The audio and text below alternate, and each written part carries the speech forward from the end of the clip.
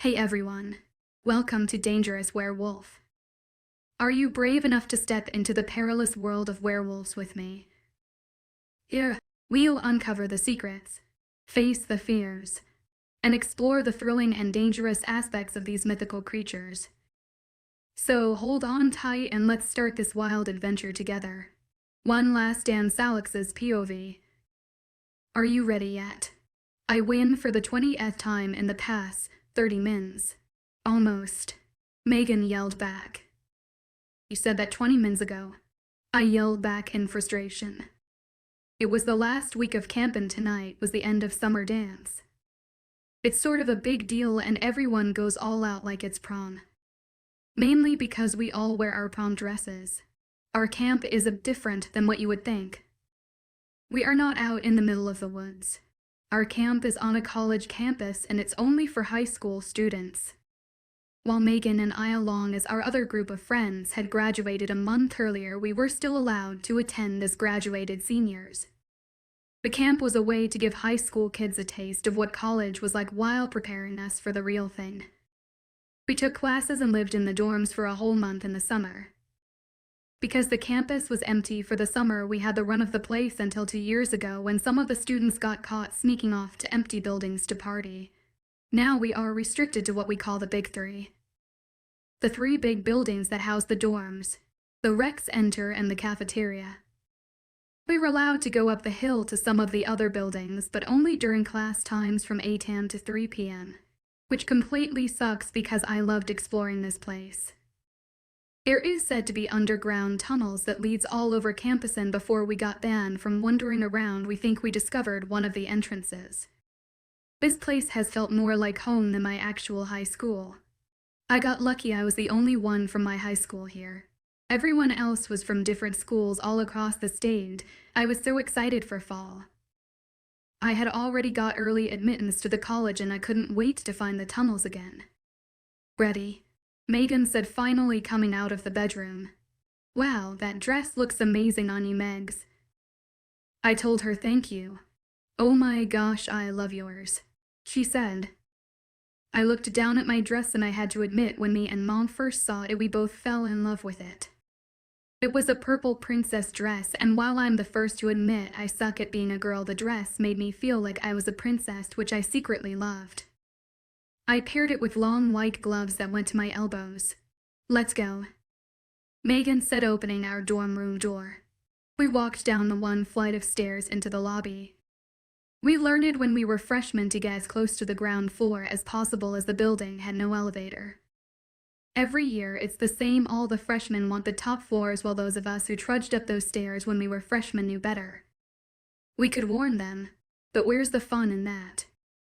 They had to learn for themselves. It was the only way for them to learn. After the squeals and thousands of pictures, my friends and I danced for the next hour or so until we found ourselves outside getting fresh air. Hey, let's go to the castle, Johnny whispered to us. We all looked at each other and smiled. Sure, it was out of bounds, but we were all graduated seniors, 18, and there was 2 days left. What were they gonna do, take our birthdays away? As we snuck away from the Big Three, I couldn't help but watch my friends laughing and joking around. We were an odd group, that was for sure. But I loved it. It felt like it was the way it was supposed to be. The way every kind in high school craves for there to be no cliques and to get to be themselves. There was 10 of us for guys and 6 girls. And if you broke us into those stupid groups, we had to goths. 3 county kids. For preppy athletic kids. And 2, as they called themselves, normal kids. Yes, I know that's 11 people, but they all swear I'm both in the country and preppy athletic kid group. I never saw myself as preppy, but I was a cheerleader and also a country girl. I've lived and worked on our family farm my whole life. I loved playing in the mud and I wasn't afraid of hard work. We all considered ourselves nerds because you had to have great grades to get into the camp. I kind of became sad as we walked. After the next 2 days, most of us would never see each other again. I'd like to think we would keep in touch, but being the youngest of 5 kids with siblings a whole lot older than me, I knew over time as our lives took off we would drift apart just as my older siblings and their friends did. We walked up to what was the only remaining piece of the estate that used to be here. It was a simple round brick column. The stairs were long taken out and there was no roof, but the university kept it as a reminder of the past. We posed for pictures around the outside, then went inside for a few more. As everyone began to leave, I stood in the middle and looked up at the sky and wished I could pause time so we wouldn't be separated. I wondered what we all would be doing in 5 years' time. I guess I took too long thinking, because the next thing I realized, it was quiet. Too quiet. I couldn't even hear the katydids making any noise.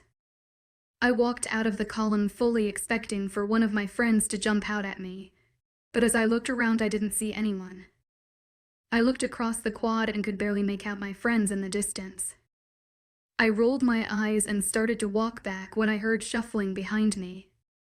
Smiling, as I thought it was one of my idiot friends, I turned around fast to scare them, and my breath left my body at the stranger standing before me.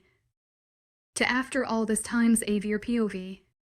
After finishing the endless 2 months of mind-numbing meetings with the alphas in America and solving stupid disputes and meditating grievances, we were finally headed home.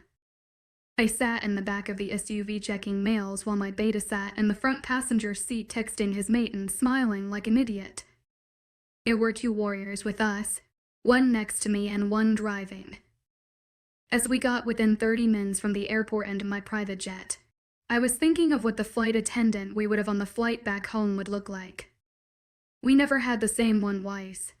I couldn't let them get any ideas other than what it was.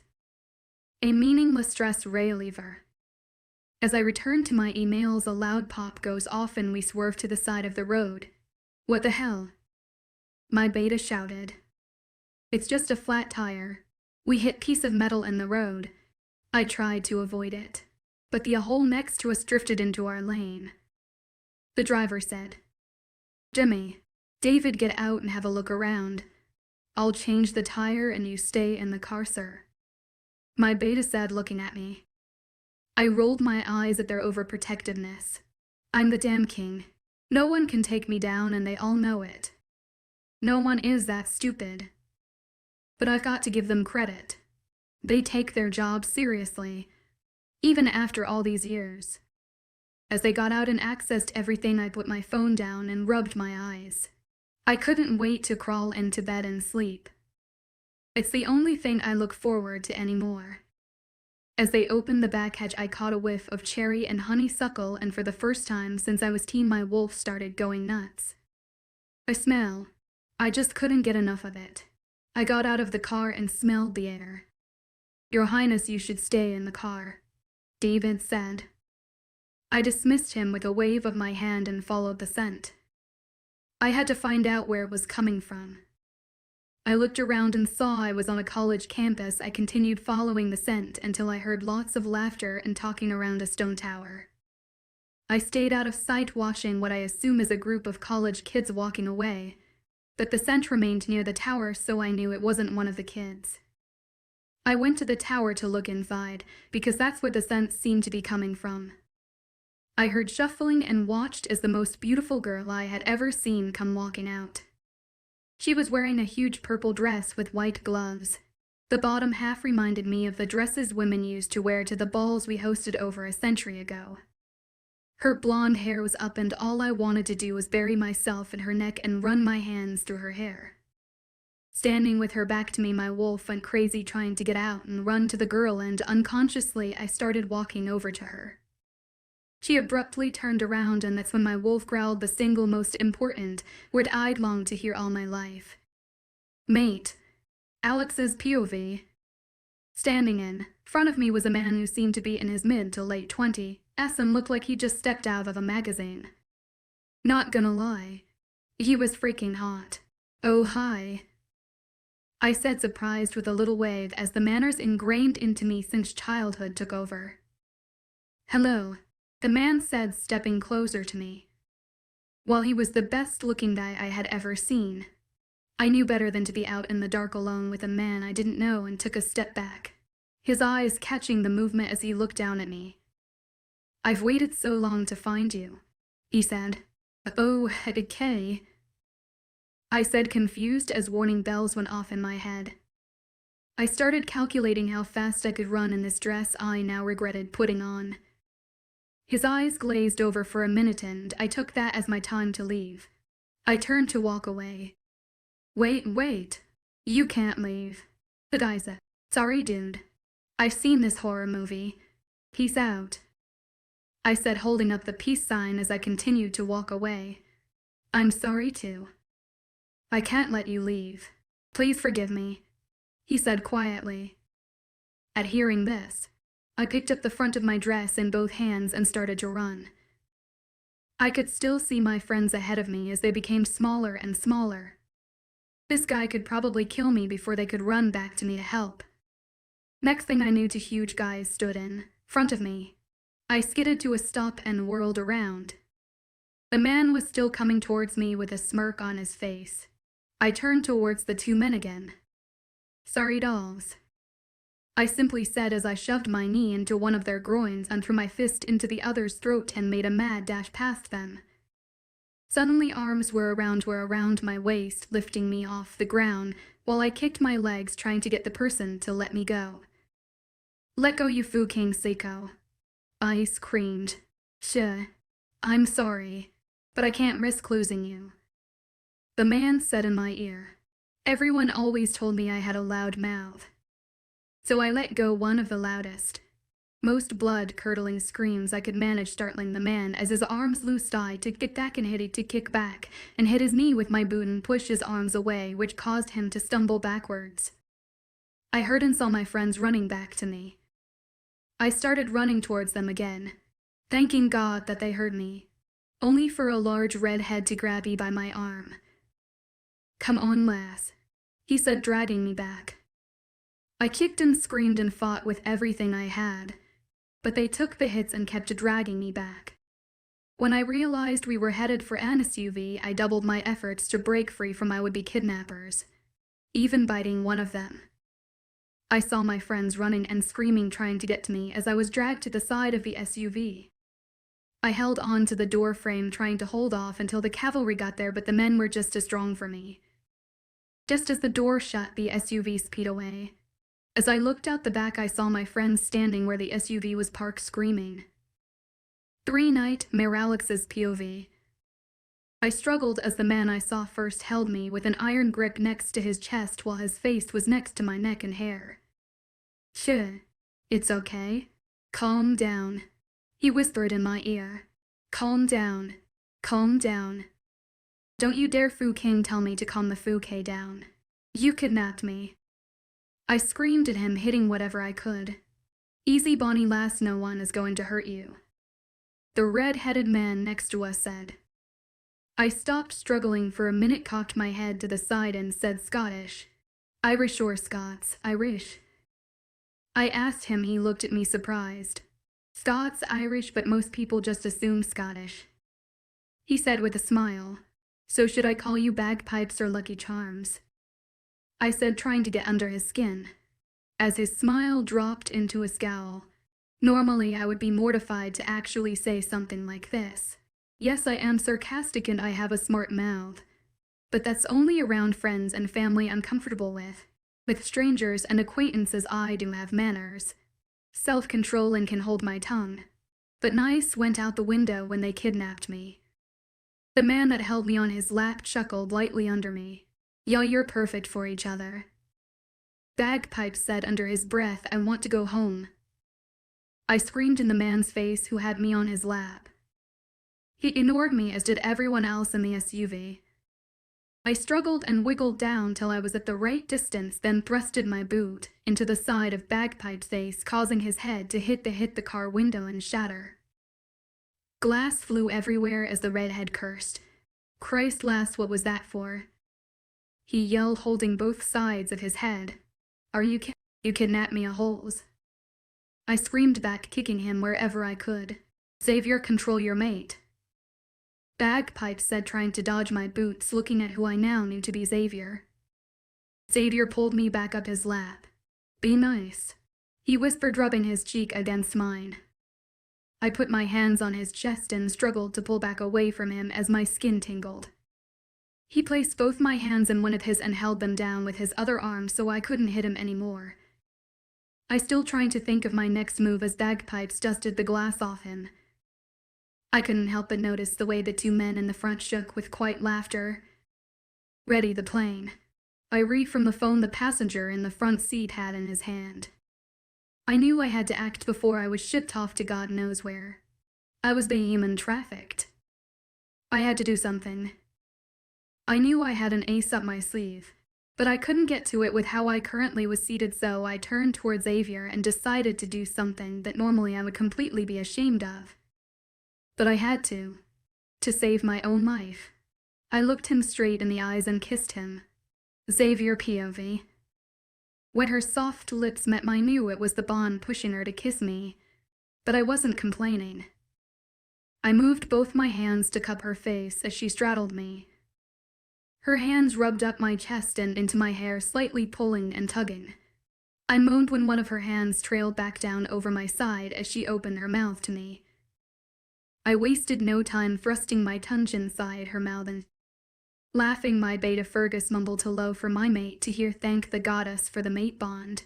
Maybe she'll calm down now. My beautiful mate bit my bottom lip as she pulled back, and I felt the unmistakable cold steel of a blade against my throat. Pull over, I will slit your boss's throat, my mate said with a cold glare. Shit. Easy there. Come on, lassie, this doesn't have to be this way. Put the knife down. Fergus said. Fuck you. You damn leprechaun. You kidnapped me. She said, never taking her eyes off my throat.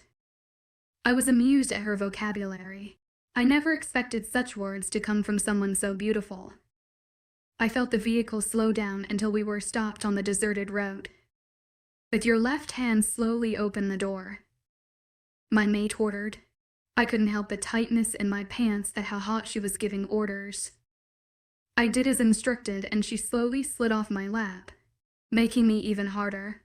Into the pavement, never moving the knife. Sorry about this, but you brought it on yourself, sweetheart, she said as she suddenly thrust the knife into my leg, jerked it out, and ran. Alex's POV. I heard Xavier grunt in pain as I took off running down the road, praying for a car to come along.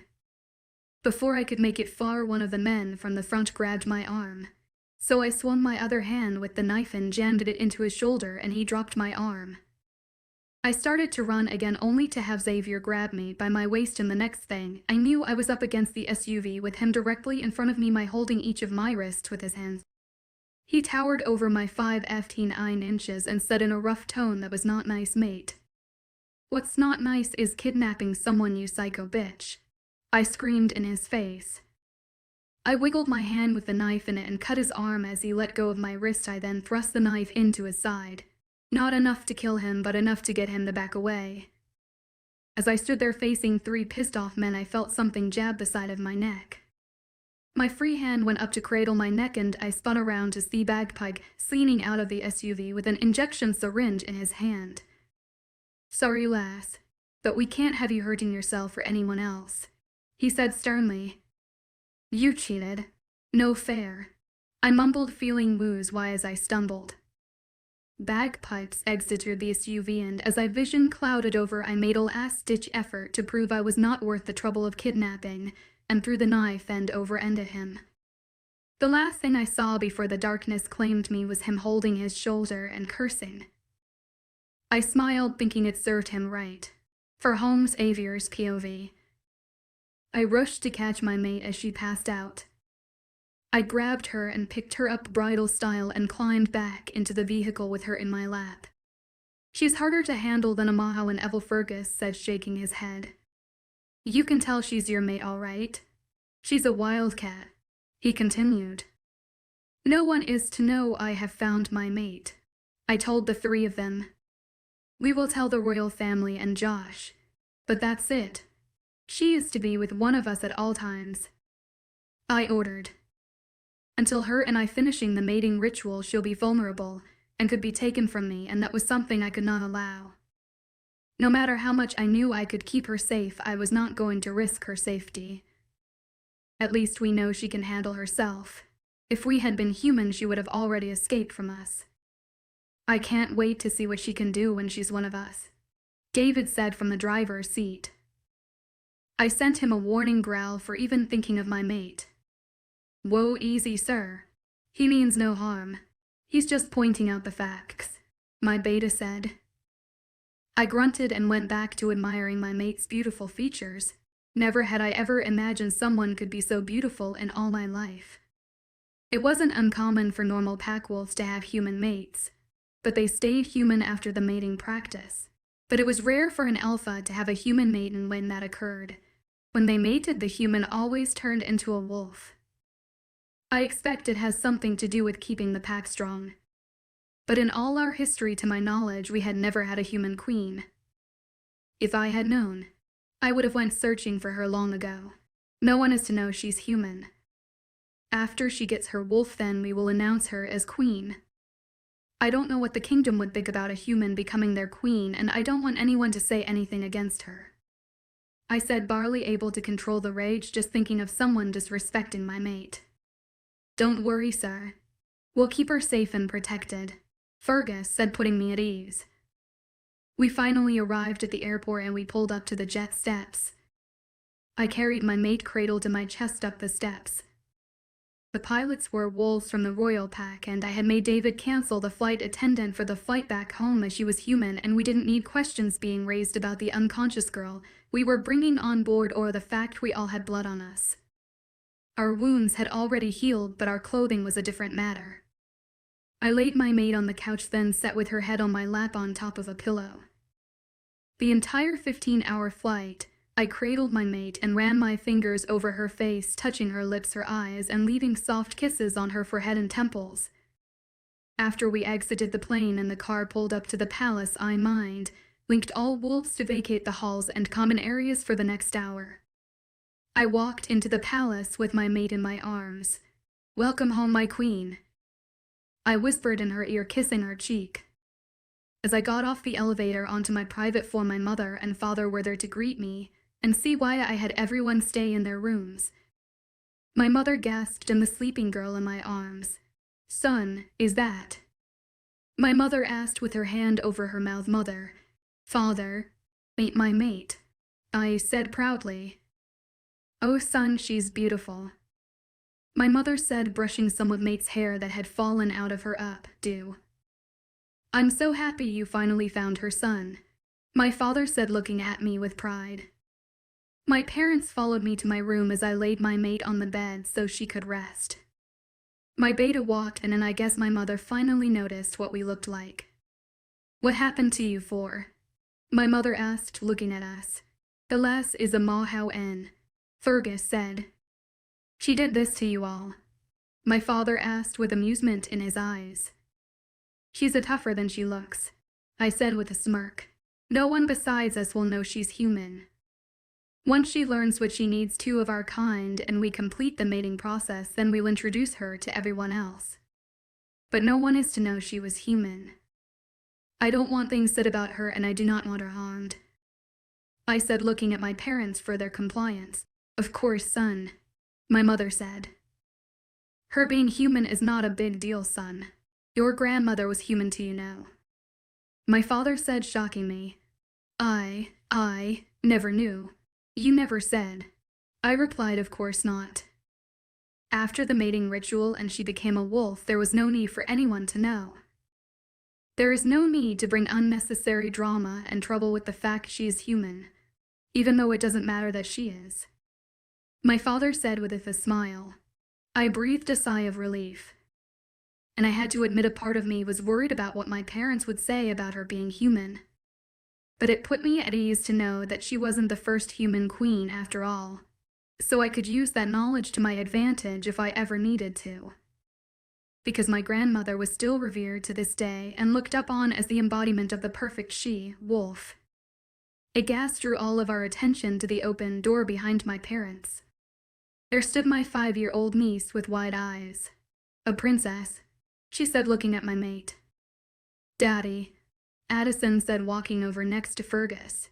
You brought me home a princess. Can we have a tea party? She asked, looking at me. Maybe at a later date, Addison. She needs her rest right now, I told her softly. Addison, I told you to stay in your room, my sister said, walking in after her daughter. Is she? My sister asked as her knees locked like a startled horse looking towards the angel sleeping in my bed. She is, I said, and she walked over to her mate, my beta, and kissed him. I can't believe it. Finally, she said, looking towards me and my.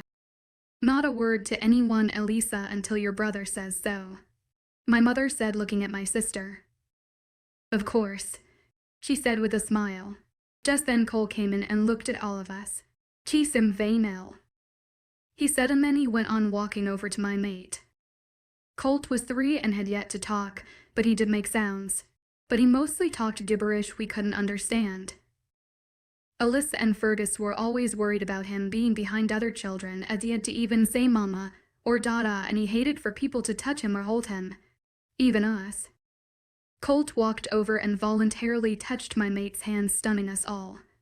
I smiled at the gesture. Even he knew what she was. My queen. 5 rude awaking Xavier's POV as everyone filed out of my room. I locked the door behind them and laid down next to my mate and drew her into my arms. Looking down at my attire, I decided to take a quick shower. As I got up, I saw some of my blood on her dress. I filled up the tub, adding bubbles and body wash, then jumped in the shower to quickly wash off. I wrapped a towel around my waist and went back into the room. I walked over to my beautiful mate and took off her cowboy boots, noticing a sheath build into one side of her boots, I'm assuming was for her hidden knife she hadn't dyed, and zipped her dress. As I pulled her dress off of her, I placed a towel over her to preserve her modesty.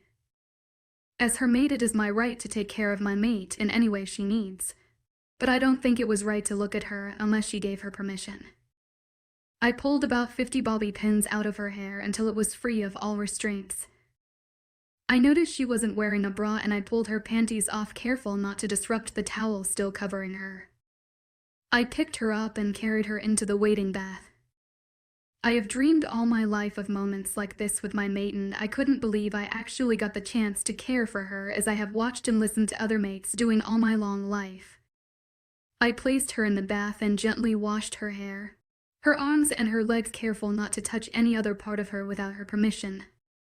I closed my eyes as I picked her up and blindly placed a clean towel over her and carried her over to the couch. I used a second towel to dry her off. I slipped on a pair of my boxers and one of my shirts onto her. Then I propped her up and towel dried her hair, then brushed it, marveling at the length of it. I slipped on a pair of boxers and sweatpants on myself and carried her back over to the bed and placed her under the covers and sat next to her, pulling out my laptop to finish my reports and work for the day instead of going to my office, so that I could stay by her side as she slept. About an hour later, my little mate started moving and running around. It was so cute. She tossed and turned, eventually rooting me to the very edge of the bed. Alpha, I have some new reports for you. May I enter? My beta said through the mind, link enter. I told him. When he came in, he chuckled with a grin at the sight before him. My little mate was sideways in the bed, sprawled out on her back with her head on my chest and her arms over her head, lightly snoring. I was left with a sliver of space and was trying to balance my laptop with one hand while typing with the other. How can a lass so we take up so much space? He mused, laughing. The drugs are wearing off, it seems, I said. My mate turned and nuzzled my neck, causing my wolf to purr.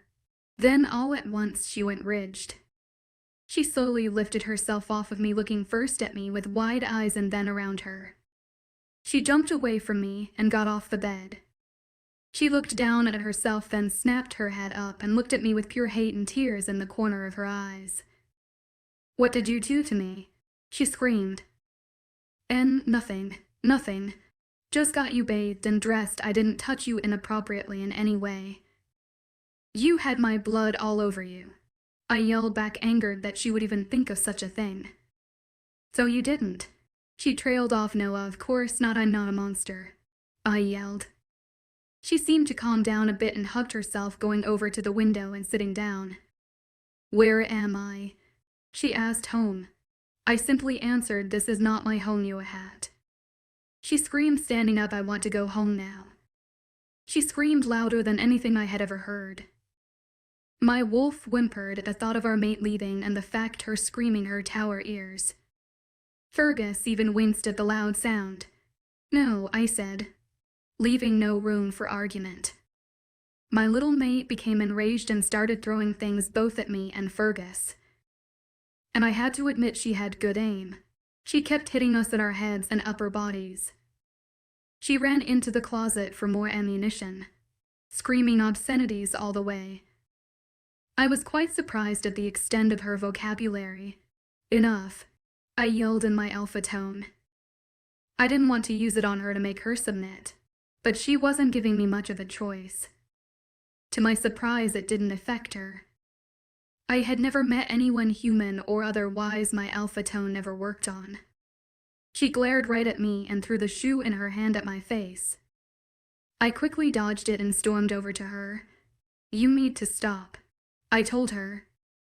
"You need to learn not to kidnap people, you backwoods. Buck, teeth-ed, stupid son of a bye." I placed my hand over her mouth to stop her slew of insults. "Stop. You're here now, and the sooner you come to terms with that, the sooner we can be happy." I told her. She bit my hand, covering her mouth. "Happy, happy, happy. The only thing that would make me even remotely happy is you taking me home." She screamed in my face. My wolf, not liking the disrespect, even from our mate, growled lowly at her tone. "You need to stop before you get hurt," I told her sternly. "Fuck-you." She screamed, then went back over to the window and sat down looking out the window. "Will you at least tell me your name?" I asked her, hoping not to incite another riot out of her. "You kidnapped me and you want my name. Screw you," she said, never looking my way. I ran my hand down my face, sighing. This was going to be a lot harder than I thought. 6. Not your Barbie XA Ivers POV. After the storm that is my mate was over, I went for a run to cool down, leaving her with my gamma Josh, swatching over her. As I went back in the palace, I saw the cloths I ordered for her being brought, and I quickly linked Josh to make sure my mate stayed in our room while some Royal Pack members took them outside the door. For her safety, they couldn't see her or unpack them, so I decided I would. Half of my closet has been empty for far too long, and I was more than ready to fill it. After everyone left my floor, I opened the door and had Josh help me bring them in. I saw a bundle of blankets in the middle of the bed with blonde hair coming out of one end.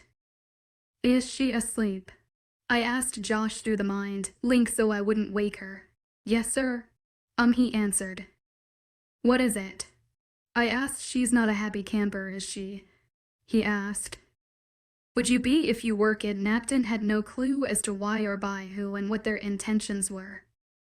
I asked him. "Not one bit."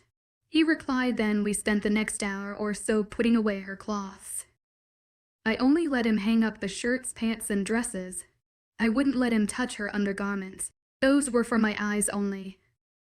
Alex's POV. I woke up to Xavier petting my head and whispering time to wake up sleepyhead in my ear. At first his voice sounded so soothing, like any girl. "When you play with my hair it feels so good." I even smiled at him as I opened my eyes. God, he's so freaking hot.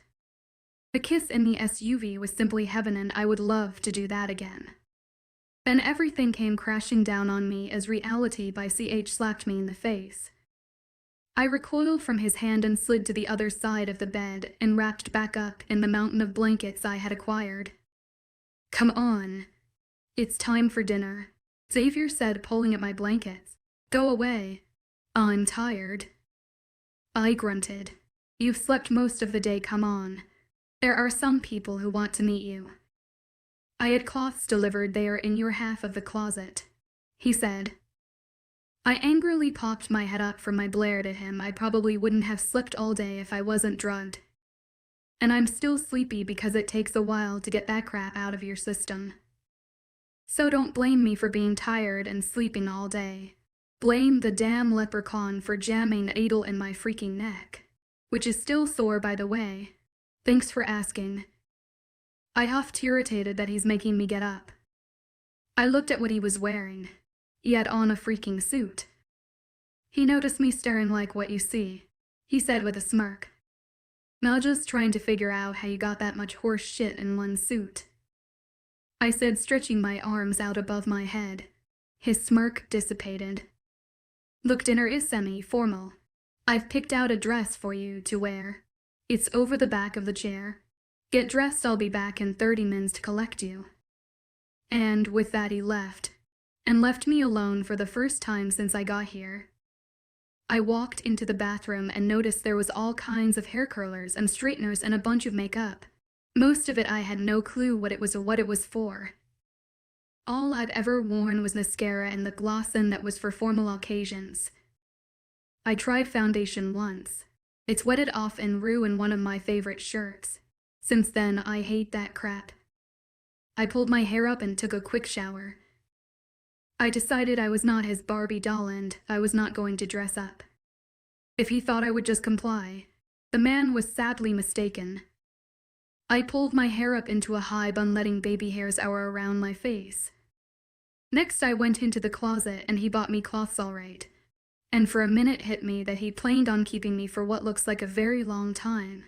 Brushing traitor tears away when thoughts of my mom popped into my head and what she must have been going through. I continued looking for the perfect outfit. Soon enough I found what I was looking for.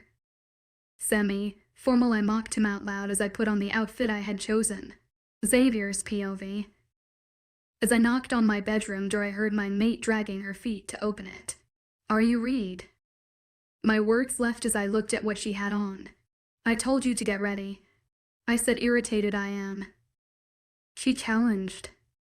She was wearing Powerpuff Girl pajama bottoms, brown fuzzy house boots, and a long white sleeved shirt. She looked like what you'd see in a movie of Christmas morning. I told you it's formal, get a dress on.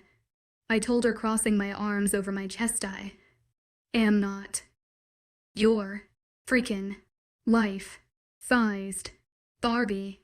I will not wear what you command me to. I am not freaking dog, she said through clenched teeth, clapping after each word to get her point across. If you're not dressed properly, then you can't go to dinner. If you don't go to dinner, you can't eat. You haven't eaten since goddess knows when you need to eat. I said, and whose fault is that? She challenged with an eyebrow raised. I will wear what I want to, not what you want me to. If you don't want me to eat, fine. I'll just go back to bed. I'm still tired anyway. She said and turned towards the bed. Fine, you know what? If that's what you want to wear, so be it. You need to eat. Follow me. I said with a tight jaw. Could you at least behave during dinner? I mumbled to her. As we walked towards the dining room, I noticed a smirk and a rebellious glint in her eyes. I realized no matter what I wanted, she would most likely do the opposite out of spite. 7. Surprise, Alex's POV. As he opened the doors to the dining room, it reminded me of a medieval castle dining hall in a monster movie. While the bedroom I was in looked modernish, this place looked like it hasn't changed since the place was built. Everyone's heads turned to look at me. Bagpipe smile, I guess, at what I was wearing. Xavier stopped at the head of the table. Everyone, this is my mate. Mate, this is my family. My mother, Elizabeth. My father, Edmund. My sister, Elisa. Her husband, Fergus. Their 2 kids, Addison and Colt. He said, pointing them each out while introducing them. He held a chair out for me and I sat in his instead at the head of the table. Yes, I'm being a total brat, but come on, these people ripped me from my life. Xavier sighed, running a hand down his face, but sat down in the chair he pulled out for me and didn't say anything. There were shocked looks on the men's faces, but the women smiled and chuckled at my stunt. So, dear, what's your name? His mother asked. Kidnapped victim, I said with a straight face. She turned her head to Xavier. You kidnapped her. You know why, mother. I couldn't just leave her there. He replied. They both got glazed looks in their eyes for a few moments. Oh no, couldn't leave someone to their own life. I mumbled. Dear, I'm so sorry he did that. But you're here now. Might as well try to make the best out of it. She said with a smile. Excuse me, I said, dangerously calm. Your demon spawn kidnapped me. And what? You're just fine with that. What kind of mother are you? I said through clenched teeth. I will overlook the disrespect, young lady, because of your situation. But being rude will not help anything. She said. My situation, I air quoted, is that your son kidnapped me. That is not a situation, that is a crime. In fact, it's a felony to kidnap a minor across state lines, and I can guarantee we ain't in Kansas anymore. Freaking wicked witch of the West. I mumbled the last part under my breath. Though I wasn't a minor, but they didn't need to know that. But apparently the old bat had good hearing as she gave me a death stare. I just glared back. How can these people think that kidnapping someone was normal? Then it hit me. I had seen a bunch of people outside the window in the bedroom. Oh sweet baby Jesus. This is a freaking cult, isn't it? I said, looking around at everyone. What kind of Jim Jones, man's unfamily bull crap is this? I said, looking at Xavier. I want to go home. I said no. He said, not bothering to look at me. Everyone sat in silence as we ate. I had to admit at least the food pretty good. Xavier's POV. She's so disrespectful, my mother said through the mind link. I told you I wanted to eat in our room, that she wasn't ready for a family dinner, but you wouldn't take no for an answer. I shot back at her. Mom, think of it from her view. She was kidnapped and she doesn't know us or what we are or what she means to Xavier. All she knows is strangers took her from her life. I don't think even you would be respectful if someone did that to you. My sister said, defending my mate. It made me smile. At least she was trying to see it from my mate's point of view. I guess. Mom relented. She's got fire in her, that's for sure. My father added.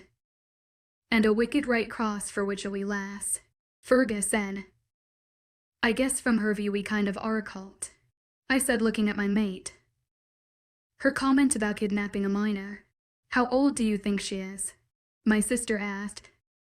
I don't know. She refuses to even tell me her name. I said, so what's your name? Alyssa asked her, suddenly breaking the silence. My mate just stared at her with a blank expression. We could call you something else, I suppose. My sister continued, Princess. My niece added and added, yay, Princess. I like it. I said, looking at my mate. Alex, my mate suddenly said. My wolf purred at her name. Alex. Is that short for something? My sister asked. Yes. Alex said, not giving anything else up. Moo or SEI to Anoma SOU. My nephew Colt babbled. Alex's head snapped up and she looked at Colt.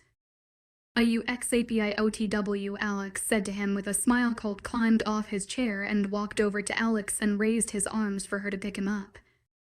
She placed him on her lap and he threw his little arms around her neck. Iter MOUS pause to set TSAG IOT imper SME evdoem dog I duas EPE to canna. Dent and EKO. But to us PEET den Maumiji, Cole said. He wants you to know he did not break Addison's tea set. She didn't and just blamed it on him. Alex said, looking at Addison.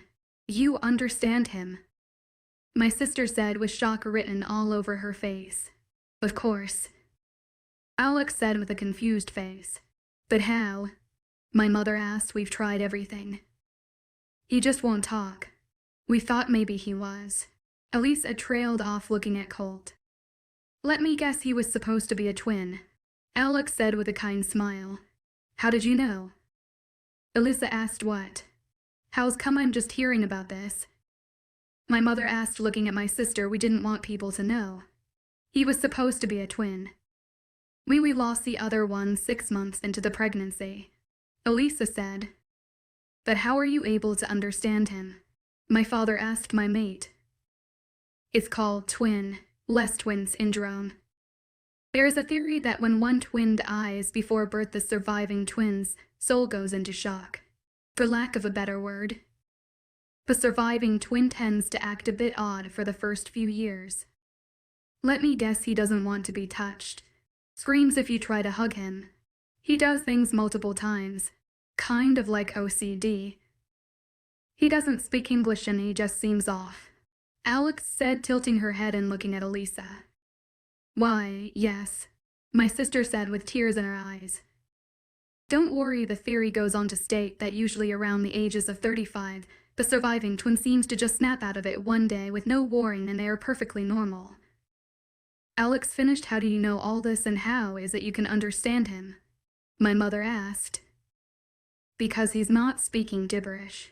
Twins develop their own language. As they grow, their twin language morphs as they make up their own words for things, and it tends to be unique to each set of twins. But most experts say that the base of twin languages is a form of the Greek language. His twin language is not the same but similar to mine.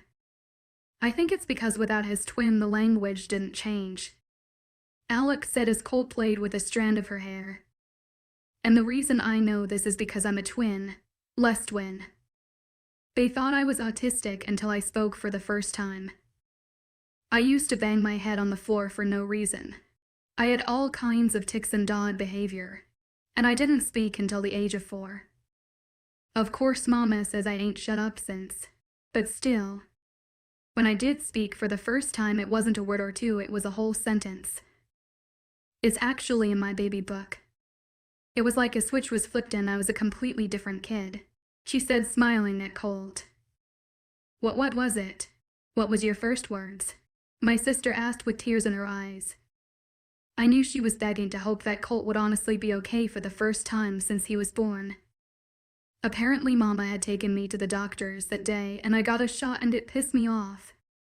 When we got home, she said I wanted over to my play phone and picked it up saying, Dr. Barry, you don't give me no shot no more. Then I apparently slammed the phone back down and asked Mom what was for lunch. She was shocked to say the least, because she had never heard my voice before. Alex said, laughing. He'll talk when he's ready. Most of the time it's between the ages of 3 to 5. Alex said, and Colt offered her a chip from his hand. No thanks, kid, I made that mistake once with one of my nephews. She shuddered. I still have nightmares about that soggy Cheeto he shoved in my mouth, she said, closing her eyes and shaking her head at the bad memory. I couldn't help but laugh and smile when she did. Her and Elisa spent the rest of dinner talking and laughing. I'm so glad she found someone here she could talk to and get along with. 8 Law and Porter. Alex's POV. After dinner, Colt gave me a hug before heading off with his mom to get ready for bed. As Xavier and I went to leave to go back to the bedroom that I've been locked up in, Bagpipes stopped us. Thank you, lass. You may not think anything of it, but thank you. This is the first time since my wee babe was born that I have hope that he will be okay, Fergus said. I was kind of stunned that it meant that much to him, but I remembered my own mama breaking down when I first started talking. It's fine. I understand where you're coming from. I remember how my mama acted when I first started talking, and she's told me of how she used to worry. So I get it. I've got 6 nieces and nephew, and I love them like my own. I couldn't imagine not having answers and how scary that would be, I said. He touched my shoulder, nodded his head and went on his way. After Xavier and I got back to the bedroom, I headed off to the closet to change. I loved pajama pants, but I can't sleep in them. My legs get too hot, but my arms it gets cold at night. I took off the pants, shirt and my bra and put on black booty shorts, fuzzy socks, and I grabbed a hoodie from Xavier's side of the closet as I didn't have any on my side. Someone must have came in after we left for dinner as the room was cleaned and the bed was made. I was kind of irked as I'd spent time making my blanket mountain and was looking forward to getting in the warm spot that I had made. I crawled into the bed and got right in the middle, leaning up against the pillows. It was only 8 p.m. so I wasn't really tired. Xavier came out of the bathroom and went into the closet and came out in sweatpants and no shirt. "You like checking me out, don't you?" He chuckled. Damn it, though I was being subtle about it. I didn't respond, just watched him move around the room. He came over to the bed and pulled the covers back and started getting in. "What are you doing?" I asked him why I died. "Getting in bed. I've got some work to look over," he said, settling in and grabbing a laptop. "Since I'm forced to be here, I am claiming this bed. Go somewhere else. Sleep on the couch," I said, pointing to the couch across the room. "This has been my bed for a long time and I'm not giving it up. If you don't want to sleep in the same bed as me, you move," he said, typing. I childishly grabbed the covers and rolled over, disrupting this work and leaving him with no blankets. Next thing I knew, I'm being jerked back over as he had grabbed the blankets and pulled them back. Damn, he was strong. I tried pulling them back, but he had an iron grip on them. Giving up, I huffed and turned to him. "I'm bored," I said, annoyed. He reached over and grabbed a remote and wordlessly handed it to me. I looked around but couldn't see a TV. "Where is the TV?" I asked. "Hit the TV button and find out." He said. I hit the button and a massive TV rose out of the mantle of the fireplace. "Okay, that's kinda cool," I relented. Flipping through to find something to watch, I decided to hit the Netflix button and it popped up. I decided on the Ted Bundy tapes. 20 mins and I wasn't hungry, but I wanted a snack. "Got any snacks?" I asked. He stopped typing and looked at me for a min. "Sure." He got up out of bed and turned to me. "What do you want? Can't I come see what you have?" I asked, mainly so I could see more of the outlay for when I found a way to get out of here. The other reason is I really wanted to see what they had to snack on. "Come on," he said, walking to the door. As I got up and went to the door, and he looked at me with a weird look on his face. "I like you in my cloths," he said, opening the door. "Yay, well, I didn't have any hoodies," I simply said. I followed him to a kitchen area and started raiding the cabinets and fridge. He just stood by and watched. When I bent down to see what was in the bottom drawers, I heard a growl from an animal. "Do you have a dog?" I asked, turning around. "No, why?" he said. I could have sworn I heard something growl, I said, confused. "Nope," he said, running the back of his neck. "Shame. I love animals," I said, going back to raid the fridge. After getting a few Stark Crunch cookies, a brownie, a couple bottles of water, and popping some popcorn, we headed back to the room. I climbed back in bed with my haul spread around me and pressed play on my show. "Why are you watching that?" Xavier asked. "Serial killers is dinner talk at my house," I said, with a mouth full of popcorn. "Why?" he said, looking at me like I was the crazy one. I was set to ignore him, but something in me wanted to explain to him so he didn't get the wrong idea. "It's not what you think. My mama and I love watching crime and police shows, especially Criminal Minds. She even had us watch unsolved mysteries. And let me tell you, some creepy man standing there telling you all about the horrific crimes that no one has solved will make you think twice before trying to sneak out of your house at night." Well, one day we watched a documentary of the Zodiac Killer. Mom basically wanted us to watch it as a lesson to be aware of our surrounding and not being caught in lover's lane type situations. She's always having us watch something as a life lesson of what not to do. But I ended up starting a debate as to the evidence and who done it. It became like our version of Clue. I ended up finding something the FBI had missed. Or if they didn't miss, they never noted it anywhere. The letters he sent to the police to mock them. He made up his own language. It was cracked by a teacher back in the day, but I noticed there were spelling errors and that bugged me. Why go through all the trouble of making up your own language just to misspell simple words? So I wrote the missing letters down. It still didn't make much sense. Then I remembered Spiegel's shrift. It's mirror writing. Think Redrum from The Shining. When I held the paper up to a mirror, spelled out, "I am Albert." Ever since then, we watch stuff like this. I guess trying to see why anyone would or could do stuff to another human being. He looked at me with a smile and went back to typing on his laptop. But by episode 2 he had put his laptop away and was sitting next to me eating my popcorn and watching with me. 9 biscuit Samp gravy. Xavier's POV. Alex fell asleep not long into the show she was watching. I honestly wasn't paying attention to the TV, I was just excited that she was voluntarily letting me sit with her. After she fell asleep, I moved her snacks to the bedside table and tucked her in, ready to get a good night's sleep for the first time since I could remember.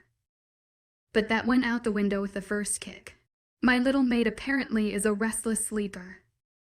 I dodged arms to my face and kicks to my lower half as she tossed, turned and rooted around the whole bed. At one point she was even upside down. I was pushed to the very edge of the king-size bed that can comfortably fit 5 full-grown werewolves. Around to M she finally settled down in I guess what was the most comfortable position for her. Her arms were wrapped around my neck. Her breath was blowing on my temple. One leg was straight while the other was hiked up on my upper torso. My wolf purred, our mate clinging to us, and I'll admit it wasn't that bad. I rather enjoyed having her in my arms. I just would have liked to have a bit more space in the bed as one of my legs was on the floor, keeping both of us from falling. I'm not sure when, but I did manage to fall asleep a little uncomfortable, but it was peaceful to have her in my arms.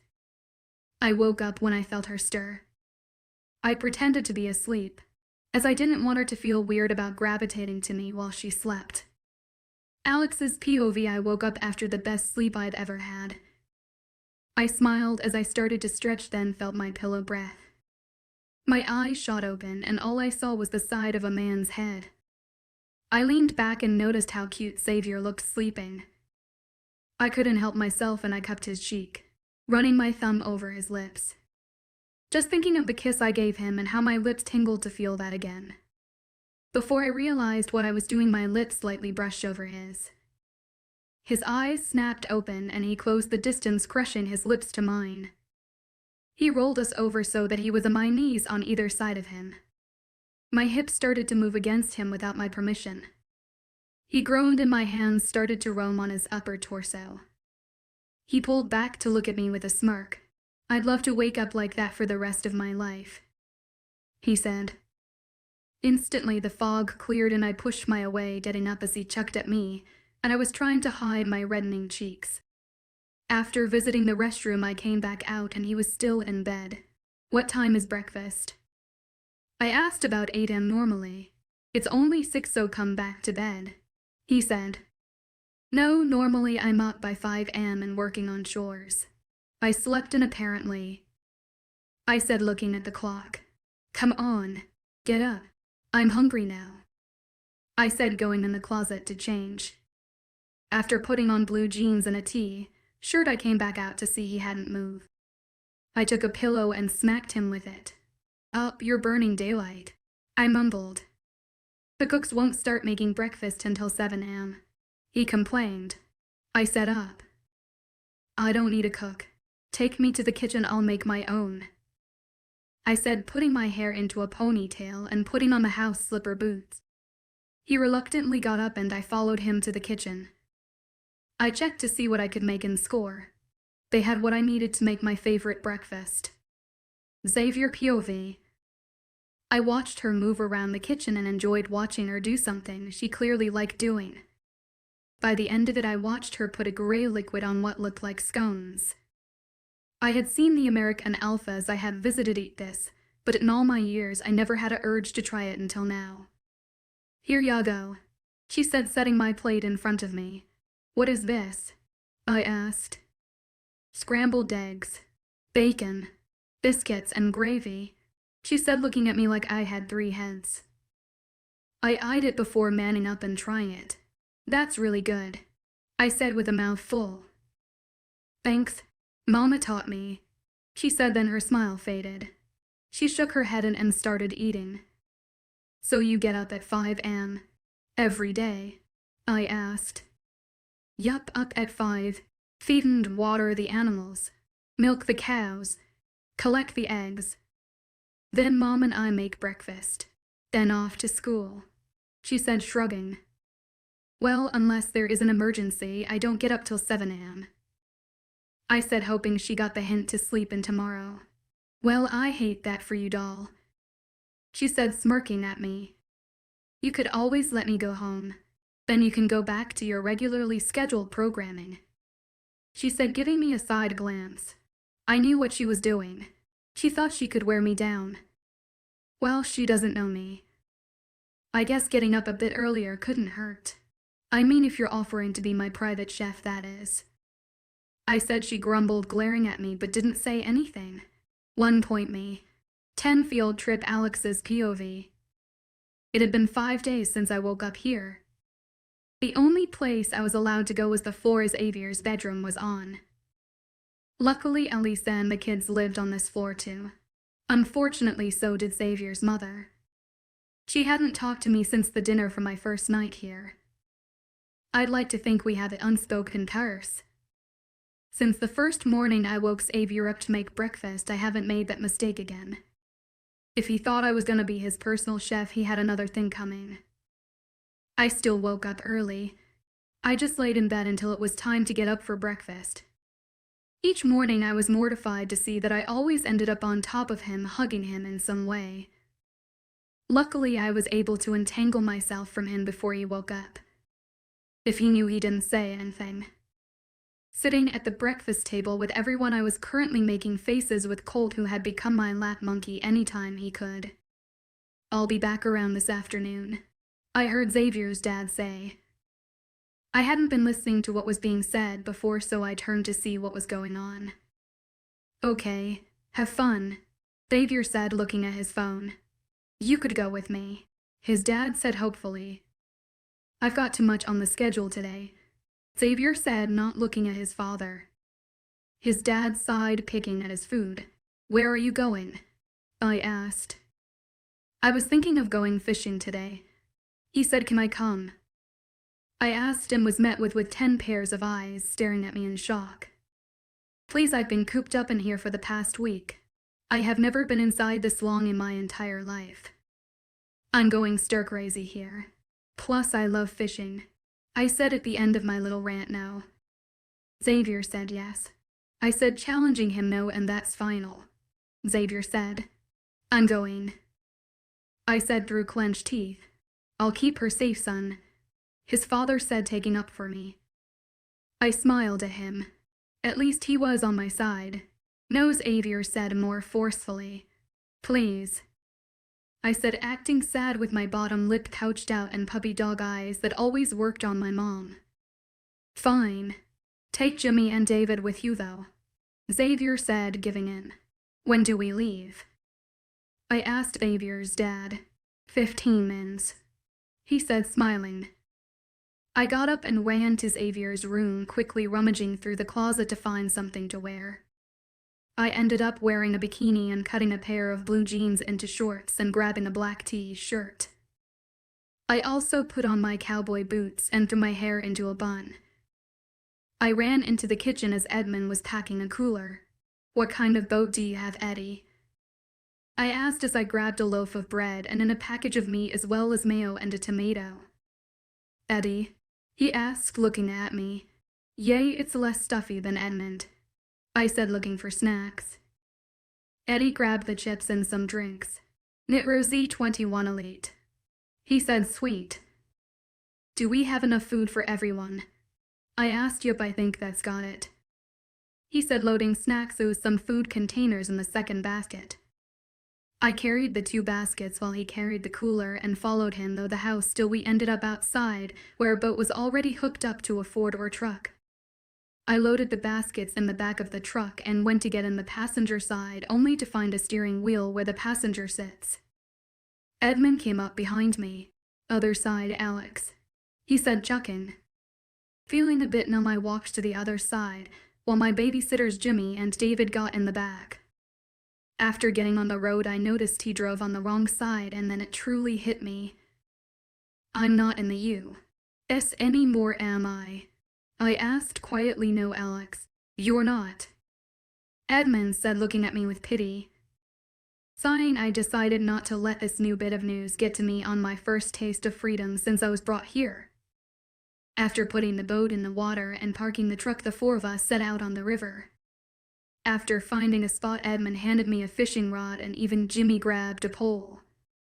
David, however, sat in the driver's seat of the boat and read a magazine.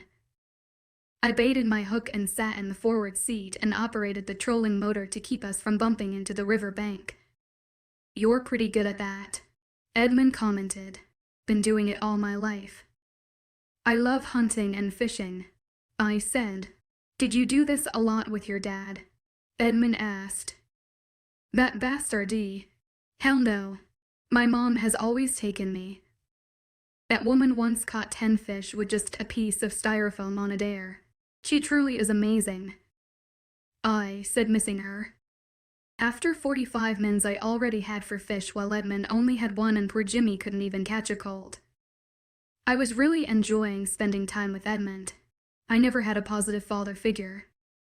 After 2 more hours and some small talk back and forth, Edmund said, "Maybe one day soon I'll teach you how to work on a car." He said, smiling at me. "Already know how. I rebuilt a '67 Chevy with my brother when I was 12. I love working on older cars though. The newer ones and the computers in them are harder than a bear to work on." I said, shaking my head. "I think you may end up being the son I never had." Don't get me wrong, Xavier is an amazing son, but he never was interested in cars, fishing, or hunting. We've never really had anything other than the family business we could do together," he said, looking out at the river as I pulled up another fish. "Have you ever tried mudding?" I asked him, "What's that?" He asked. "It's where you go riding four-wheelers after it rains and you sling mud, dirt and gravel everywhere. Then before you spray off yourself and your four-wheeler, you have a mud ball fight. It's fun," I said, thinking back on all the times my mom, siblings, and I had done it. "We will have to try that one day soon," Edmund said, smiling. Taking the small catfish off the hook, I turned to look at him. "There are catfish here?" I asked. "Yay, some really big, but I can't seem to catch them," he replied. "Bring your reels in," I said, and started trolling us towards the shallow side. Once I got us where I wanted, I slipped off my boots and shirt and slid into the water. It came up to my upper thighs. All 3 men looked at me funny. "Hand me some gloves," I said. After getting them from Jimmy, I slowly and carefully slid over to the edge and put my hands in the murky water, feeling around until I had what I was looking for. I suddenly lunged and brought up a huge catfish and hauled it up to the boat, smiling. "Hand fishing is the best way to catch the bigger catfish," I explained. Even David looked up from his magazine, impressed with my haul. "Can you show me?" Edmund asked. "Sure, just don't disturb the water too much getting in," I said. After we got for more huge catfish, we decided we had enough fish for the day and packed everything back up and headed back to the truck. After loading up the boat and getting in, I had a question that had been bugging me since this morning. "Where are we exactly?" I asked. "Scotland," Edmund simply answered. I swiped away a traitor tear and turned the radio on as I didn't feel like talking anymore. As we pulled up to what can only be described as a castle, Xavier and Fergus met us out front. "Well, how did you all do?" Xavier asked. "We got 18 fish and 5 huge catfish." "You've got to see the size of them, son," Edmund said. As we were unloading and Edmund was telling them that I had caught all but 5 of the fish we had, I heard soft crying coming from a little garden area to the side of where we were. Worried, I walked over to see if whoever it was okay, and saw a small girl who looked to be 7 on the ground crying, and 2 boys who looked to be 10 standing over her laughing. "Crybaby," one of the boys taunted. My blood boiled. I marched over to the 3 of them and grabbed both boys by their ears. "What the hell do you think you're doing?" I asked them. "Nothing, lady, let us go," one of the boys shouted. "Answer the question and show some respect to your Luna," Xavier said, coming up to the side of me. Both boys' eyes went wide and showed real fear. We were just playing with Erica, sir," one of the boys said. "Playing doesn't involve making someone cry," I said, squeezing their ears a little harder. They said I would never be strong enough to be third in C command. The little girl said, "We're sorry." The boys said in unison, "Nothing gives you the right to bully someone else, especially someone smaller and younger than you." I said in the scary voice my mom used when me and my siblings would get in trouble. I handed the boys over to David. "Take them to their mamas and let them know what they were doing." I bent down to the boys' level, and if I ever see or hear of you bullying anyone ever again, I will not hesitate to get a switch and bust your asses. If your parents won't make you mind, by God I will. Do you understand? I asked them why. "Yes, Luna," they boys said before being taken away by David. Turning to the little girl, I bent down to her level and sat next to her. "Are you okay, sweetheart?" I asked her. "Why, yes, Luna," she answered. "My name is Alex. What's your name?" I asked her. "Erica," she said. "Well, Erica, do not listen to those boys. You are strong enough to be anything you want to be. Don't let anyone tell you any different. I'm gonna let you in on something that's a secret, but shouldn't be. Girls are way stronger than boys. They couldn't handle half the things we do on a daily basis," I said, smiling at her. "Thank you," she said, hugging me, then running off back to the castle. I turned to Xavier, Edmund, Fergus, and Jimmy and asked, "What's a Luna?" Thank you all so much for joining me on this dangerous werewolf journey. I hope you had your hearts pumping and your minds racing. Don't forget to subscribe, share your thoughts in the comments, and come back for more exciting and dangerous tales. Until next time, stay safe and keep that adventurous spirit alive.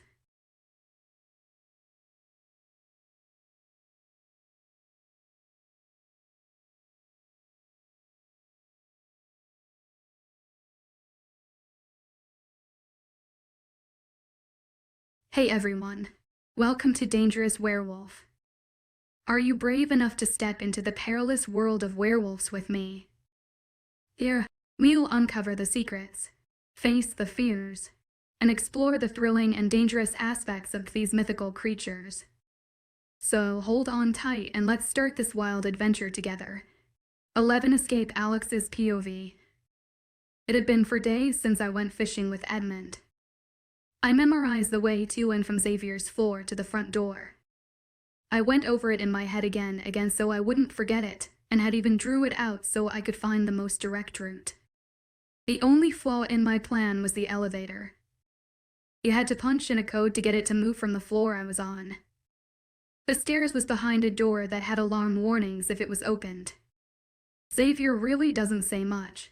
He just stares at me most of the time. No one would answer me when I asked what Luna meant. They flat out ignored me on the matter whenever I brought it up. Edmund has become my game partner. When he found out I loved playing any kind of games, we started with chess and moved on from there. We even played Monopoly once. Last night I couldn't sleep and walked the halls and heard laughter.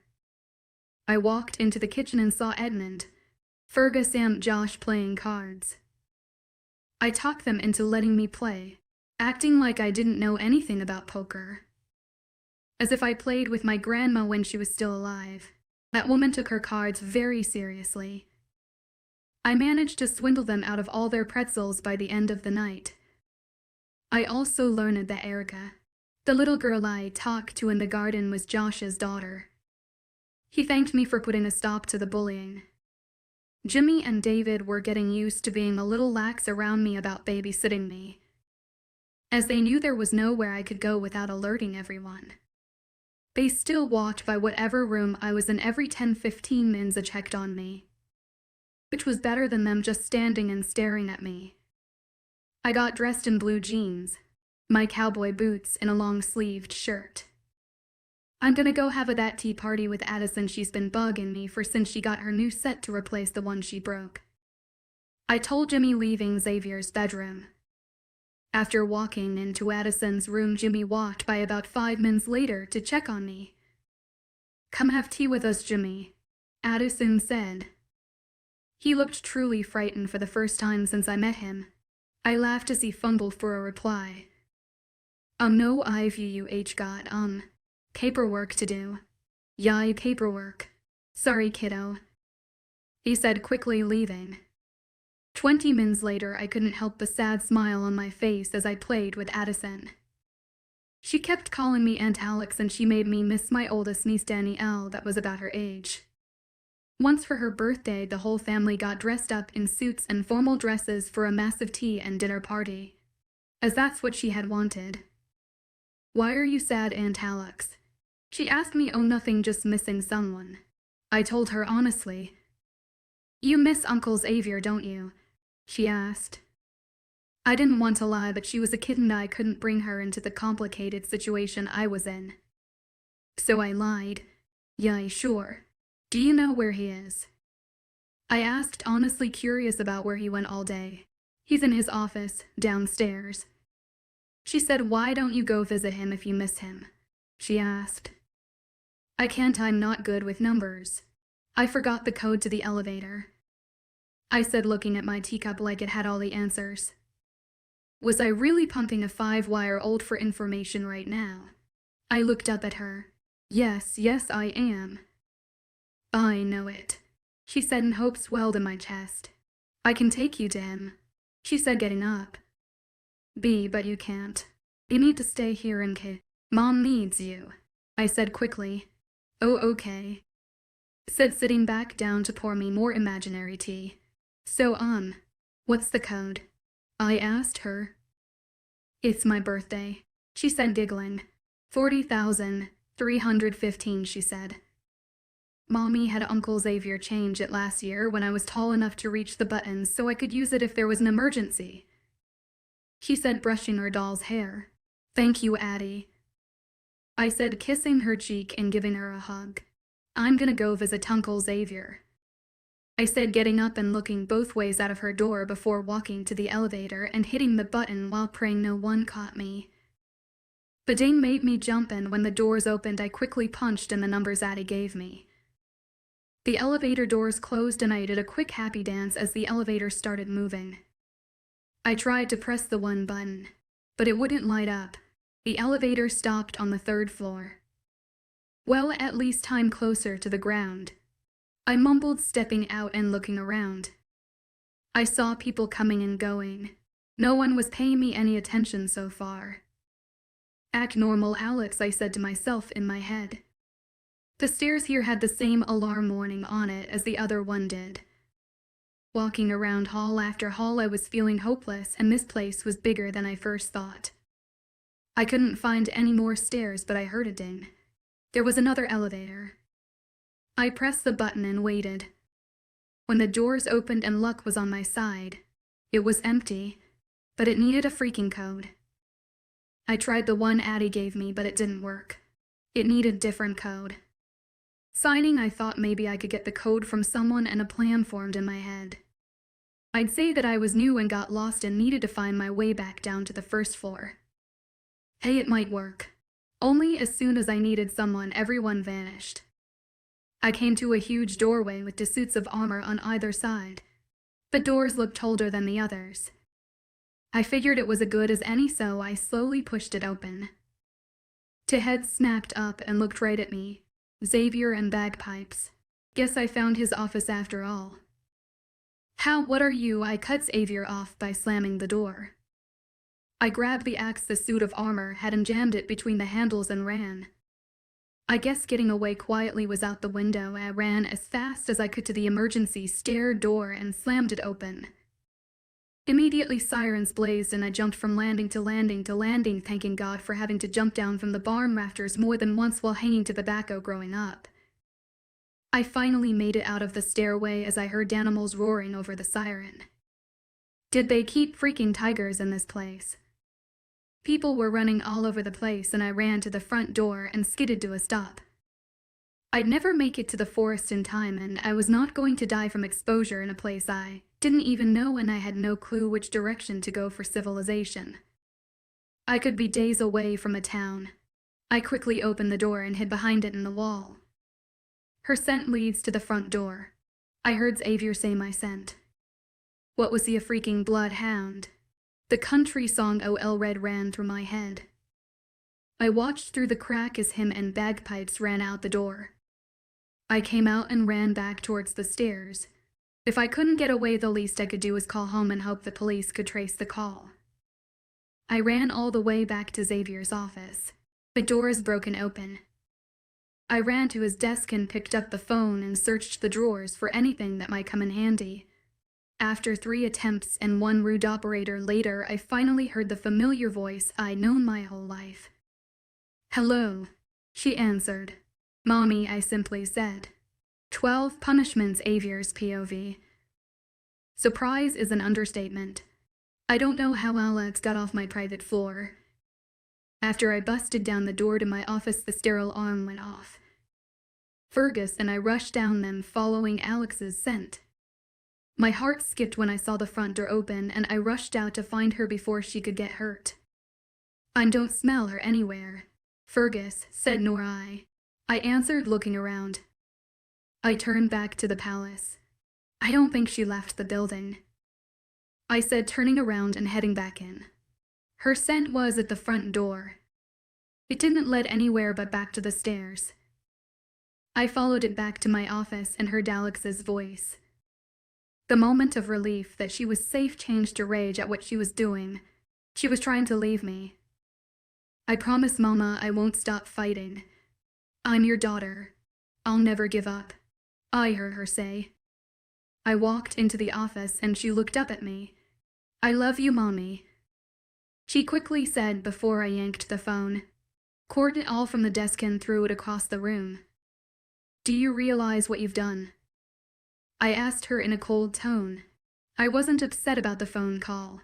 All the phones in the palace were set to bounce the signal so no one would track it. No, I was upset she was trying to leave me.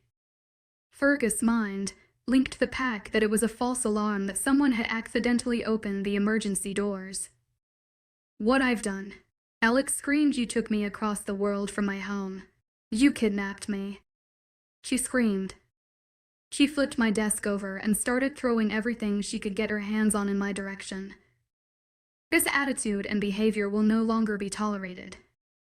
You will submit to me and behave yourself," I said, grabbing her arm roughly. "Like hell I will." She spat in my face. My wolf and I didn't take her disrespect well.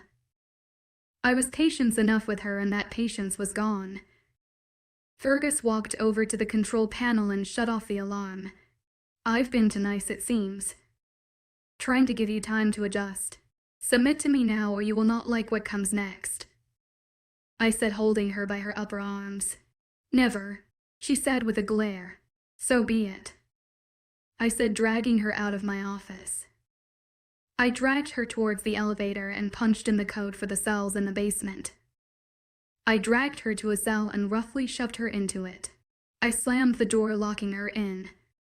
"This will be your new home until you submit to me," I said, and turned and walked away while she screamed curse words at me. On the elevator ride back up, Fergus made his opinion known. "I don't think that will help anything. It's just going to cause the last to be even more mad at you," he said. I turned to him and let my alpha power seep out of me, causing him to bare his neck to me in submission, almost bringing him to his knees. "You may be my oldest friend and my sister's mate, but do not forget your place," I warned. I spent the rest of the night in my room until my office could be fixed and cleaned. She just has to be showed who is in charge here. For days have passed, and each day Jimmy goes down to the cells and asks her if she's ready to submit. I think I'm closer to submitting than she is. I can't sleep without her.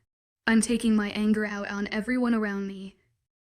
My father refuses to speak to me until I release Alex from the cells. I won't go down to the cells because I know if I did, I get her out. Even my wolf was ready to just have her back in our bed. Submitting be damned. But I was the king and she had to learn her place. The place was abuzz with talk about the fiery human girl locked in the cells. A knock on my office door brought me out of my thoughts. "Enter," I said harshly. In came one of the cell guards. "Sir, I think the girl," I interrupted him. "Did she send you here to tell me she submits?" I asked, hopeful that I could have her back in my arms by tonight. And, no sir, I cut him off again. Is she alive and unharmed? I asked him. Yes, sir, but... No, if she's healthy and isn't ready to submit, I do not want to hear what she have for. I told him, frustrated at how headstrong my little mate was. No, it's not, Wha. I said I didn't want to hear it. Leave while you can, I said in my alpha tone. The guard scurried out of my office, shutting the door behind him. You might as well have let him speak. Whatever it was important enough for him to come all the way up here for. Fergus said from his chair across from my desk. I just glared at him and went back to my paperwork. I didn't want him to know how close I was already to just letting her out. I knew I couldn't resist if she had sent the guard in here to beg for her.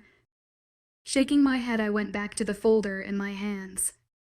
Packs from around our area had missing teenage she-wolves. There were too many for them all to be runaways. Sitting at the dining table 2 nights later, no one spoke a word. All you could hear was the scraping of cutlery on the china plates. I squirmed in my chair. My back had been bothering me for the past half hour, which was odd as it had never happened before. About the 3rd time I adjusted to get the aching to quit, my mother noticed. What's wrong, son? She asked, looking at me. Nothing, just stressed. My back is bothering me a little. I replied, not really interested in eating. My father's head snapped up. Does it feel like it's burning? He asked me. Yeah, a little. I responded as his eyes went wide and he looked at my mother in shock as she did the same. Then he said one word that made my heart stop. Alex. My father. Fergus and I raced to Alex's cell to find her gone and the guard who came into my office 2 days ago laying on the cell floor unconscious. Hearing what sounded like slaps coming from further up, we went towards it only to have my heart break into a million pieces at the sight. My mate. My beautiful mate was chained up, hanging from her wrists while a guard whipped her back. There was blood everywhere and I could see what looked like her bones peeking out from the flesh that was torn away. The guard whipping her saw us and ran away as my father and Beta chased after him. I walked in front of Alex and looked up at her. Her eyes were screwed shut, her face contorted in pain, and her hands were fisted. This was not supposed to happen. I'm so sorry, I said, unhooking her and holding her in my arms, careful not to touch her back. She looked at me and all I saw was fear and pain in her eyes. I hate you, she whispered before passing out, making my heart break even more. I rushed her through the palace to the infirmary as fast as I could. I handed her off to the doctors before warning them that if she died they would too. I sat in a chair with my head in my hands. I glanced down and saw blood all over me. Her blood. My father and Beta brought the guard who had been knocked out in Alex's cell to the infirmary. Where is the guard who hurt her? I asked, deadly calm. He got out. I don't know how, but we will find him, my father assured me. I don't get it. No guard is allowed to give any punishment without written consent from you. Fergus said. Which guard was it? I asked, Trandle. My father answered, I told you he needed to be thrown out of the pack years ago when he killed that female rogue without authorization. He said, I know this is already my fault, father, but Randall will die for hurting my mate. I said, leaning my head against the wall and staring at nothing, knowing if I lost her I wouldn't be able to 5. 13 Payne's Avier's POV. It had been 3 weeks. 3 weeks since her beautiful eyes were opened. All because of my stupid pride and fear. I should have told her the first week she was here what I was, what she means to me and my world. I was afraid of her rejection. I didn't want her to see me as a monster. Yet she still doesn't know, but sees me as a monster anyway. I saw it in her eyes that night. She thought I was behind what he did to her. I was too prideful, wanting her to submit to me instead of being my equal and being honest with her. I was worried about others treating her differently for being human when all the time I was the one guilty of it. I refused to leave her side. Mates heal faster when they have skin contact. I wouldn't let go of her hand for very long. They had to put her in a coma because the pain would have been too much for her. After the first week, I had her moved to our bedroom. Everyone was going by her room trying to get a glimpse of their new queen, but I couldn't let them see her like that. She wouldn't want them to. The doctor came in 6 times a day to change her position on the bed, change her bandages, empty the catheter, change her IV fluids, and add stuff to her feeding tube that runs down through her nose. She can't be on her back, so she lays mostly on her stomach. They move her head to the other side and prop her up on her sides throughout the day. It's always something different so that she won't be in one position too long. The doctor showed me how to do everything just in case she needed anything throughout the night. I know he would come if I called, but it made me feel useful. I've become her nurse and I'm damn proud to be able to care for her. At night before bedtime, I take off her bandages and clean her wounds, then I turn into my wolf and lick them. Since she's my mate, my saliva helps her heal faster. She'll have scars, but not as many. She's healed quite nicely and the doctor will be waking her from her coma in the morning. I don't care if she's mad or what she destroys as long as she's okay. Randall was still out there somewhere and the warriors had yet to find him. I vowed to track him down myself once she wakes up and I know she's okay. The other guard who came into my office that day, Michael, he had come to ask to have Randall transferred from the cells. He said Randall had tried to rape Alex and she fought back, breaking some of his fingers before he could. Enraging him, the other guards all made a schedule to make sure he was never alone with her. If I had only listened to him that day, she wouldn't have gotten hurt. Randall caught him off guard and bashed him over the head. Without his healing abilities, he would have died from the impact. For half an hour he whipped her. For half an hour I did nothing. She never made a sound. She never screamed, not giving him the satisfaction. She was so strong. I hadn't felt the mate bond before. I didn't know. I should have. It's all my fault. I got up at 7 a.m. and took a quick shower. The doctor was due any minute and hopefully my princess will wake up soon. All her wounds were closed and healed up nicely. Sitting by the bedside holding her hand, I smelt the doctor before I heard him knock. "Come in," I said, never taking my eyes off of her. "Are you ready, sir?" Dr. Thompson asked. "Yes." I answered, nervous. He got to work removing her catheter, feeding tube, then IV. With the drugs no longer going in through the IV drip to make her sleep, it may take about an hour before she wakes up. She can get up, move around, and take a shower or bath if she wants. She just doesn't want to move too fast for a few days. I'll be having breakfast up here this morning just in case. Alert me if there is an issue," he said, leaving. 30 minutes later, as I'm brushing her hair behind her ear for the 100th time, her eyes fluttered open. She looked at me with something I had never seen in her eyes before. True fear. She flinched away from me, then winced in pain, casting her eyes down. "Eshe. Take it easy, you're going to be sore. But you're fine. I'm so sorry that happened to you. We are looking for that guard now. He will be brought to justice for what he's done to you. I'm so sorry. I should have never put you there in the first place. I wasn't thinking straight. Nothing like this will ever happen again. I know it will take time, but please forgive me," I said. She didn't say a word. Her eyes never met mine. She just stared at her hand in front of her. "Can. Am I allowed to take a shower?" She asked so quietly that if I wasn't a wolf I wouldn't have heard her. "Yes, the doctor said it was fine." "Here, drink this water. Your throat is going to be sore for a few days," I said. As she drank, I asked her, "Do you want a shower or do you want me to draw you a bath?" "Can I have a bee bath?" she asked, still not looking at me. "Of course," I said, confused as to why she said it like a question. I thought I said she could have either one she wanted.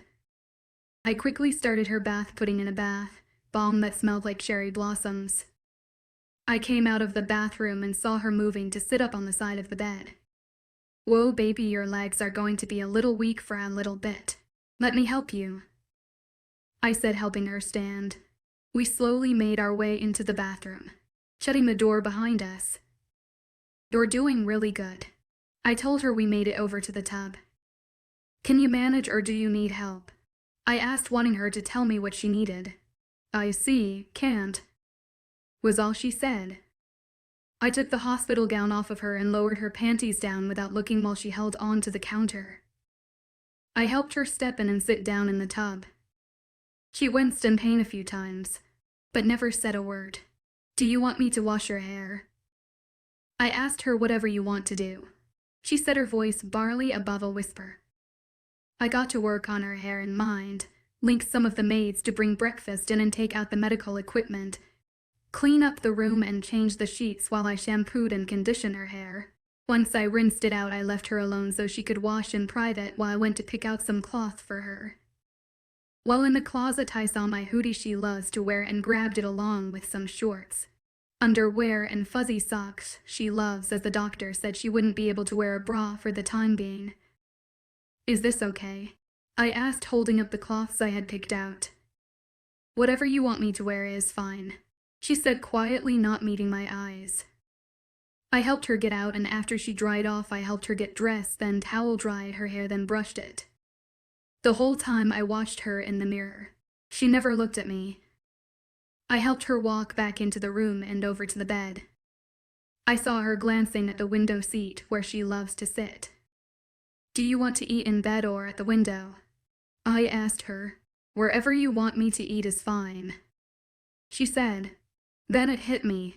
She had completely submitted out of fear. My wolf howled in pain. Her submission is not something I wanted anymore. I had broken her, and the realization shattered my heart even further than it always was. 14. Never give up. Alex's POV. I hated this. I hated acting meek, and I hated that he thought he had won. But I needed to heal and find a way out of here, and I needed to be one if I was going to survive. If that means making him think I have submitted to him, so be it. I am my mother's daughter, and I will not break. The past 2 days we haven't left the room. Someone leaves meals on a cart outside the door, and he brings it in and takes out. He does work on his laptop and phone while I stare out the window or read. I'll give Xavier credit. When he helped me bathe, he didn't look or try to take advantage. He's been treating me like glass, and I'm starting to think I have Stockholm Syndrome. I catch my thinking about him. How cute he looks when he's sleeping. How his right eyebrow raises when he's reading anime that's annoying him. How he runs his hand down his face when he's stressed, and it's starting to scare me.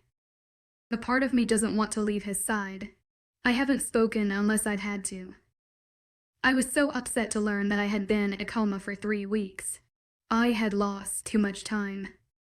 It was August now. I should be moving into my dorm and aiding my new roommate. Instead, I'm locked in a castle. I've never related to a Disney princess as much as I do now.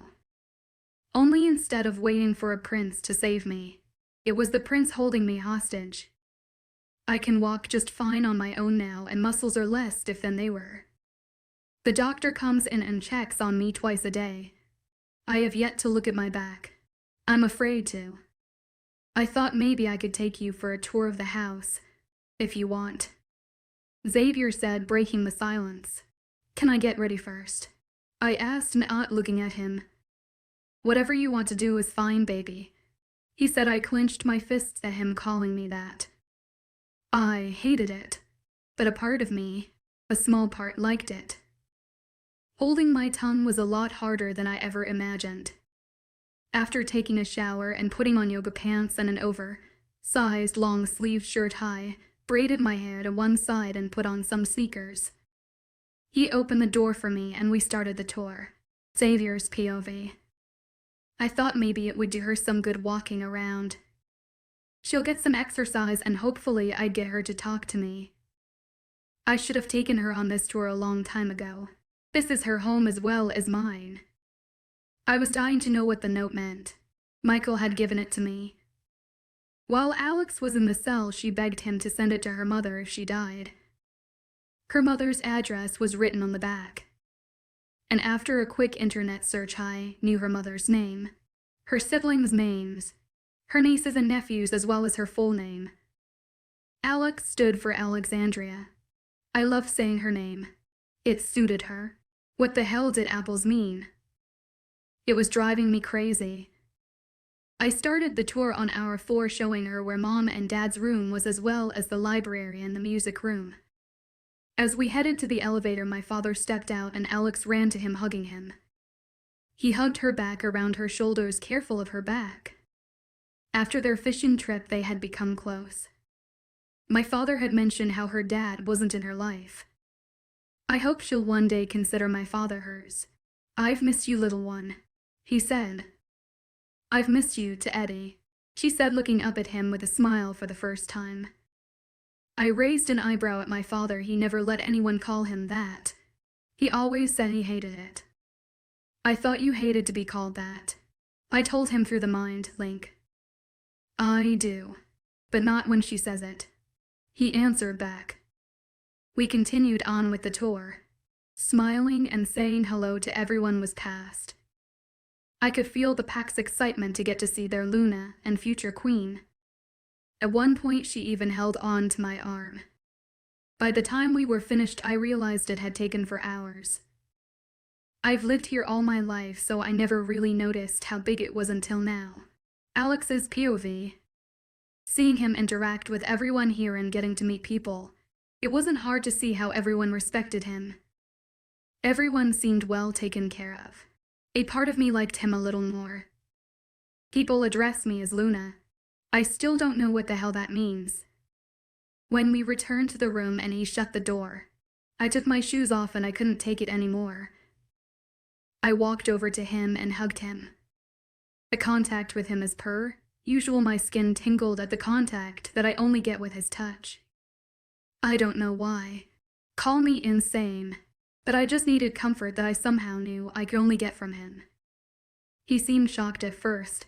Other than wrapping around him like a vine in my sleep, this is the first time I was awake involuntarily touching him. He wrapped his arms around me and guided us to the couch. He sat down and positioned me on his lap. He didn't say a word, for which I was thankful for. He just let me nuzzle my face into his neck.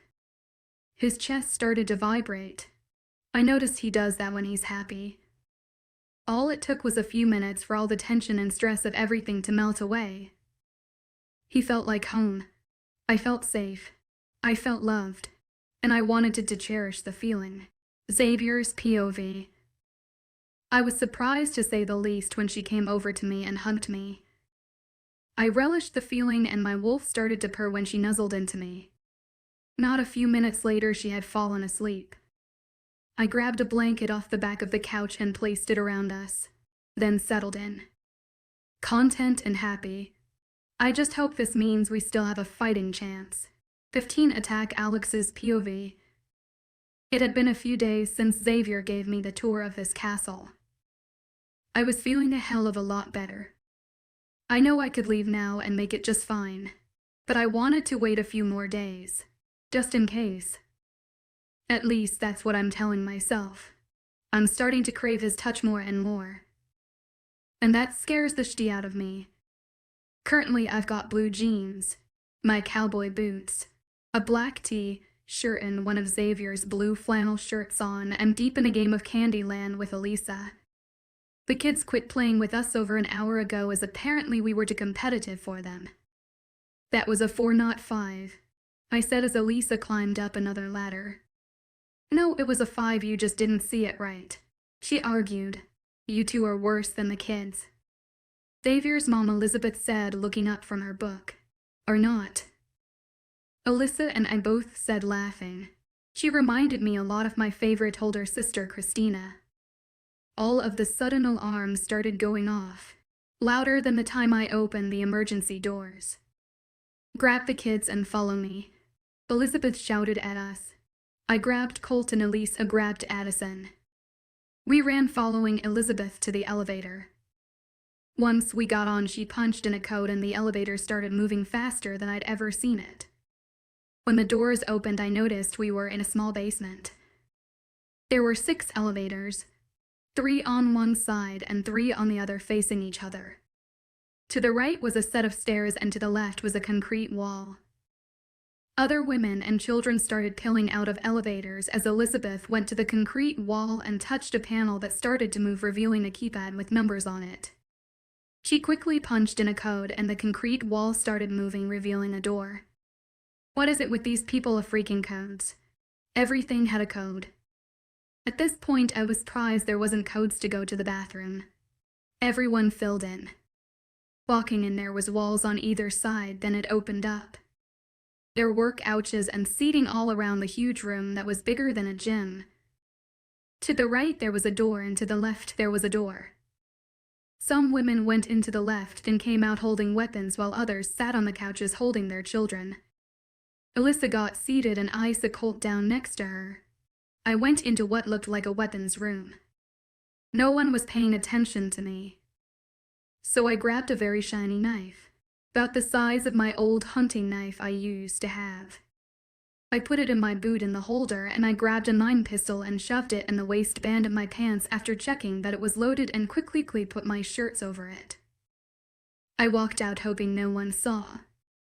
I walked over to the right of the door to see what was behind the other door and it went to a kitchen and some bathrooms. I went back to sit next to Elisa and looked around. There seemed to be about 3 women and children in the room. There was about 20 women standing in front of the door we came in with weapons. They looked like they were ready for war. They honestly looked badass. An older lady sat on my other side. She smiled at me, so I smiled back high. I said, not wanting to be rude, "Hey Luna, don't worry, the men folk will take care of everything. The female warriors are just a precaution." This piqued my interest. Female warriors. Who's coming? I asked. Rogues was what I heard, Luna. They always think they can overthrow Alpha Xavier. They never do though. You'd think after 2 centuries they'd learn by now. He's the king for a reason, she said with a twinkle in her eye. I looked at her like she was insane. What the hell was a rogue? Alpha. Centuries.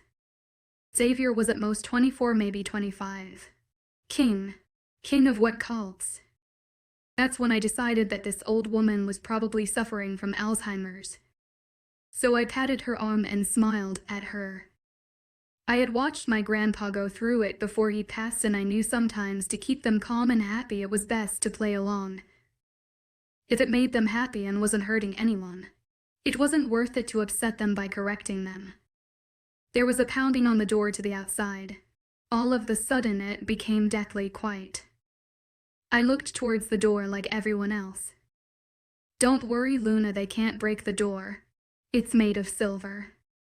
They can't get in without the code. The old woman whispered to me, patting my arm like I had done hers. Part of me started to hope the police had traced my call and this was them coming for me. A small part of me hoped it wasn't and didn't want to leave Xavier. I felt like that half of my mind was a traitor. Suddenly the door opened. The female warriors raised their weapons when we heard a man speak. "Aha, you ladies. Wouldn't hurt the little pup, would you?" He man said. He was holding a little girl about 4 years old around her waist next to his body. She was struggling to get away from him. 2 more men stood behind him just outside the door. "Quit moving, you brat," he said, grabbing her hair and pulling her head back, causing her to cry. That kissed me off and I got to my feet and stood behind the female warriors. "Nikki." A woman screamed, running towards them, only to be held back by some of the women. "Mommy." The little girl cried, reaching for her mom. I pulled the knife from my boot and slid it up my sleeve, gripping it by the handle. "Tell ya what, since I'm such a nice guy, I'm willing to trade. Give me the Luna and I'll let the girl go. If not, I may just have some fun with this young one." He said. I gagged at the implication of what he meant he would do to the child, and realized he was talking about me. "We will never hand over the Luna," one woman said, followed by a lot of yays. Weirdly, I felt pride as they were standing up for me. But there was no way I was going to let a child take my place. I would give my life for hers in a heartbeat. There was no question of that. His hand started sliding down the little girl's body and I snapped. "Stop." I screamed, getting everyone's attention. "If you want the Luna, I'm right here, I think." "That's what they've been calling me anyway," I said, walking in front of the group of well-armed women. "I heard a rumor you were human and I just couldn't believe it," he said, laughing. I was honestly confused. Weren't we all human? "Put the girl down," I said. "Sure, as soon as you walk over here. I'll exchange her for you," he said with a nasty smile. I walked over to them and stood within arm's reach. He suddenly dropped the little girl and grabbed my arm as the little girl scurried over her mom. "So the human Luna," he sneered in my face. My nose crinkled. He smelled like roadkill. "I don't even know what that means," I said, just done with everything at this point. "Let me help you. See, we are not human. No one in this room is human, except you. Bobby, why don't you show the Luna what we are?" he said, motioning to the man on his right. I looked at Bobby, then he started to shake and fall on his hands and knees. All at once, the man named Bobby disappeared and a large dog stood in his place. He looked like he had mange. "Well, you don't see that every day," I said, rolling my eyes and acting unaffected.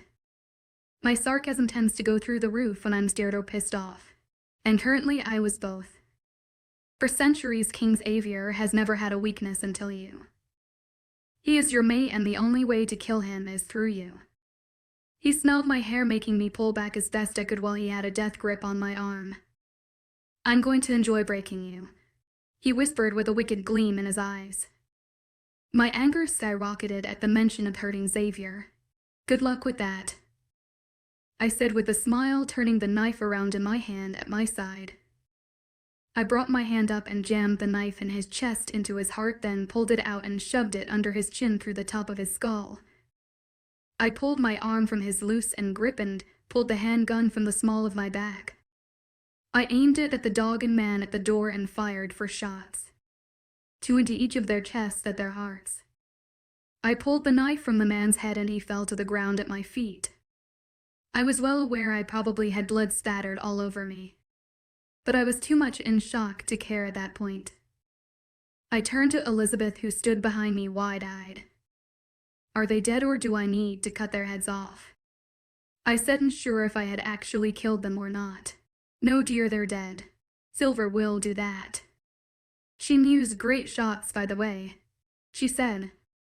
I looked around us and put the knife back in my boot, and put the safety back on the handgun and shoved it back in the waist of my pants in the back.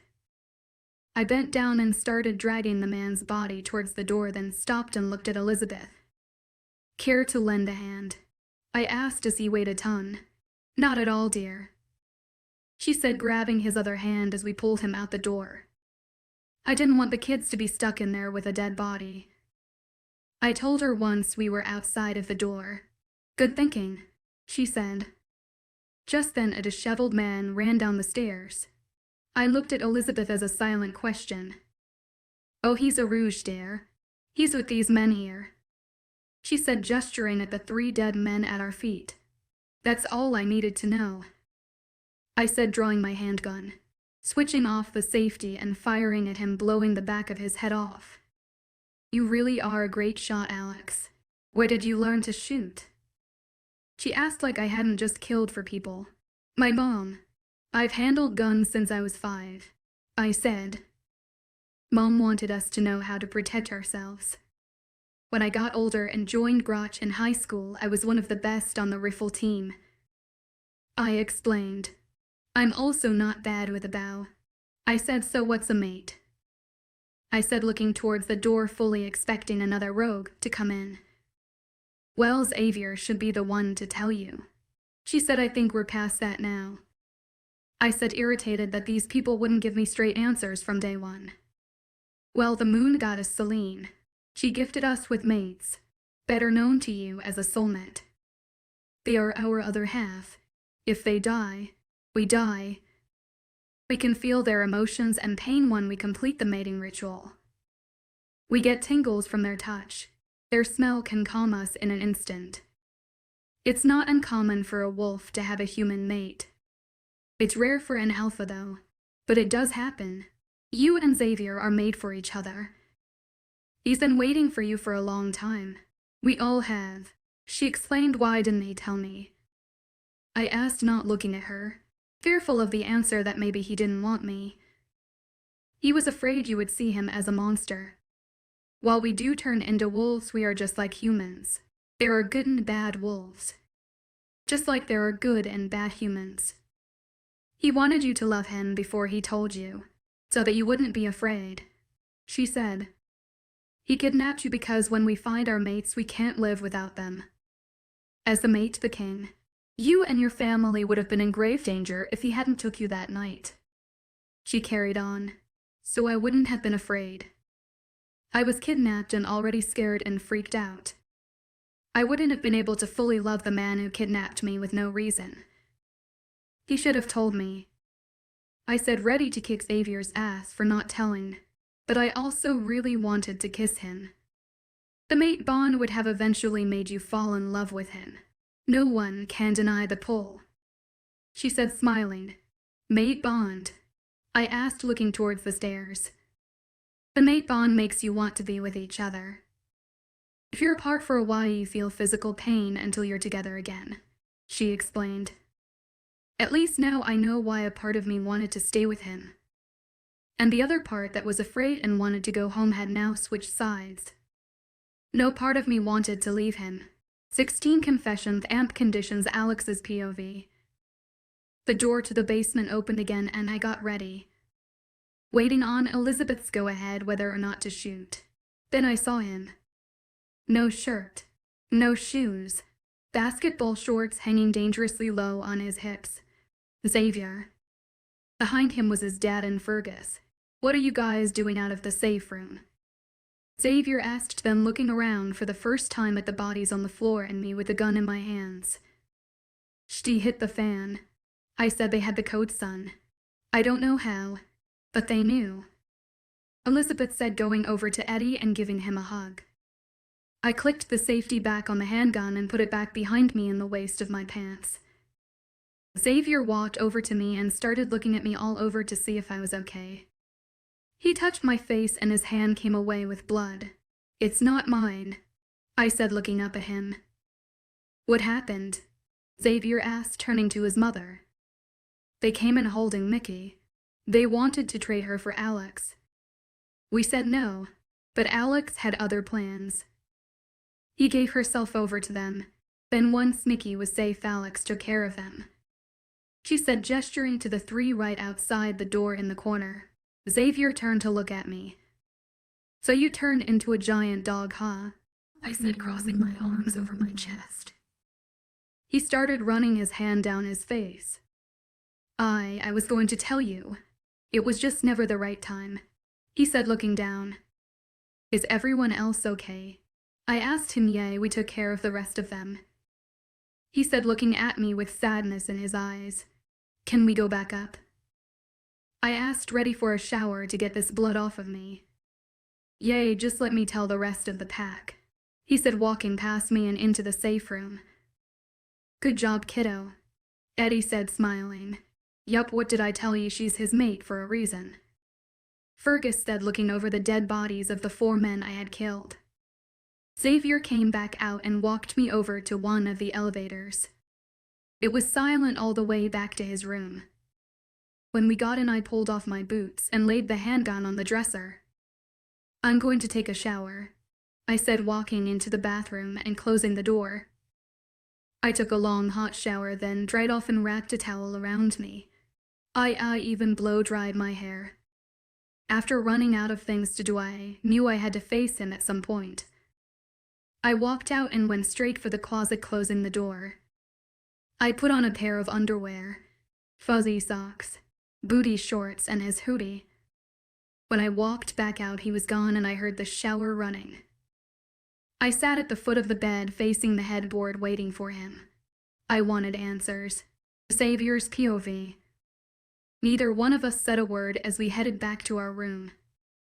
I was link various pack members, getting updates, and then I mined linked my mother for a play of what went down and what was said.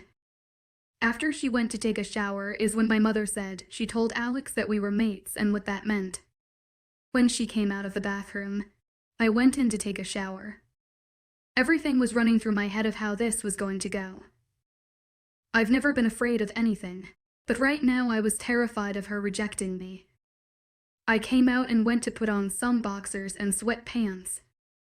I came out of the closet and saw her sitting at the foot of the bed waiting for me. I sat down at the head of the bed facing her. "So mates, huh?" she said, breaking the silence. "Yes." I said quietly, "Why didn't you just tell me?" she asked. I just shrugged my shoulders, unable to answer her. "So what all is this? What am I supposed to be to you?" she asked. "You're my mate, my other half, my soul," I said honestly. "You mom said something about mating ritual. What's that?" she asked. Well, I mark you, then we mate," I said, looking at my hands. "You are not pissing on me," she said, mortified. My head snapped up to her and I started laughing. "No, nothing like that. I mark you by biting you right here," I said, gesturing to my collarbone. "Does it hurt?" she asked. "I've been told it does at first, but then it turns into pleasure. But if you do it while mating, it doesn't hurt at all," I said, maddening that would be. She trailed off looking for answers. "Sex," I said. She just nodded her head, taking it all in. "So you're the king," she said, turning her head to the side. "Yes. We have alphas who take care of a pack. Then you have the betas, then gammas, then the rest of the pack from regular members to warriors. But this pack is called the Royal Pack. I am the king. I took over the title from my father. You are the queen, my queen. We help the other alphas and make sure everyone is taken care of and prevent rogues from harming people. Rogues are wolves who had been banished from their pack for crimes, cursed to live life alone. We are very social creatures, so it's the worst punishment besides death you could give to a wolf. Rogues will hurt anyone, even humans, if left unchecked. We also help preserve the secret of our existence to the world," I explained. "When a wolf has a human mate, the human will stay human. But when an alpha has a human mate, after the mating ritual, they get their own wolf. So you would become like me. The human always sleeps for a few days afterwards while their body joins with their wolf." I told her, wanting her to know everything. "That's a lot to take in," she said. "I know this overwhelming, but please just give me a chance. That's all I'm asking for. If you still don't want to be with me, I'll let you go home." I said, my heart breaking with every word. I was so stupid. I thought I wanted you to submit to me, but after you got hurt, I was so scared I was going to lose you. When you woke up, you were submissive to me. I am so sorry. I never want you to submit to me again. I didn't like it. I promise you Randall will pay for what he did to you," I said, looking at her, trying to memorize her face, as this was the last time I'd get to see her. "Oh, I was never submitting to you. I was only pretending until I could escape. I'm not that easy to break," she said, smirking at me. I was dumbstruck and in awe. She was stronger than I ever believed. "How old are you?" she asked me. "I wonder what you're going to think. We age differently. While we do get older, it's at a slower pace. I'm 205, I said, looking at her for her reaction. Her eyes went wide and her mouth hung open. "I've been waiting for you for a long time," I told her. "How old are you?" I asked, curious as to her comment about kidnapping minors across state lines. She simply answered, still shell-shocked at my age. She stood up suddenly and started pacing at the foot of the bed. "I'll give you a chance. Give us a chance. But I have conditions," she said, looking back at me. "Which are?" I asked, with hope swelling in my chest. "One, do not lie to me again. Lying is my biggest pet peeve and I will not stand for it. That includes lying for my own good or keeping things from me for my safety. That never works, and people always end up because they didn't know who or what to avoid because someone didn't tell them for their own good. Nothing good ever comes from that. So I want to see my mom and explain. I will not let my mama go through her life thinking I'm being her or dead in a ditch somewhere for the rest of her life. It'll kill her. 3. When I go to sleep after the marking thingy. You will not leave me alone. I don't care if you have to pack me around like a rag doll. Do not leave me alone. I don't like the thought of being passed out and at the mercy of anyone. For there are some things about me you should know. She said, stopping her pacing and looking at me. I promise I will do them all. I won't lie or keep anything from you again. You have my word. We will go together and explain everything to your mom. She can come visit anytime she wants to. I wouldn't leave you alone anyway, and I always love getting to know things about you, I said. Once I tell you about what's happened to me, what I've done, you may not want me. She said, walking over to the window seat. Nothing can make me not want you, I said.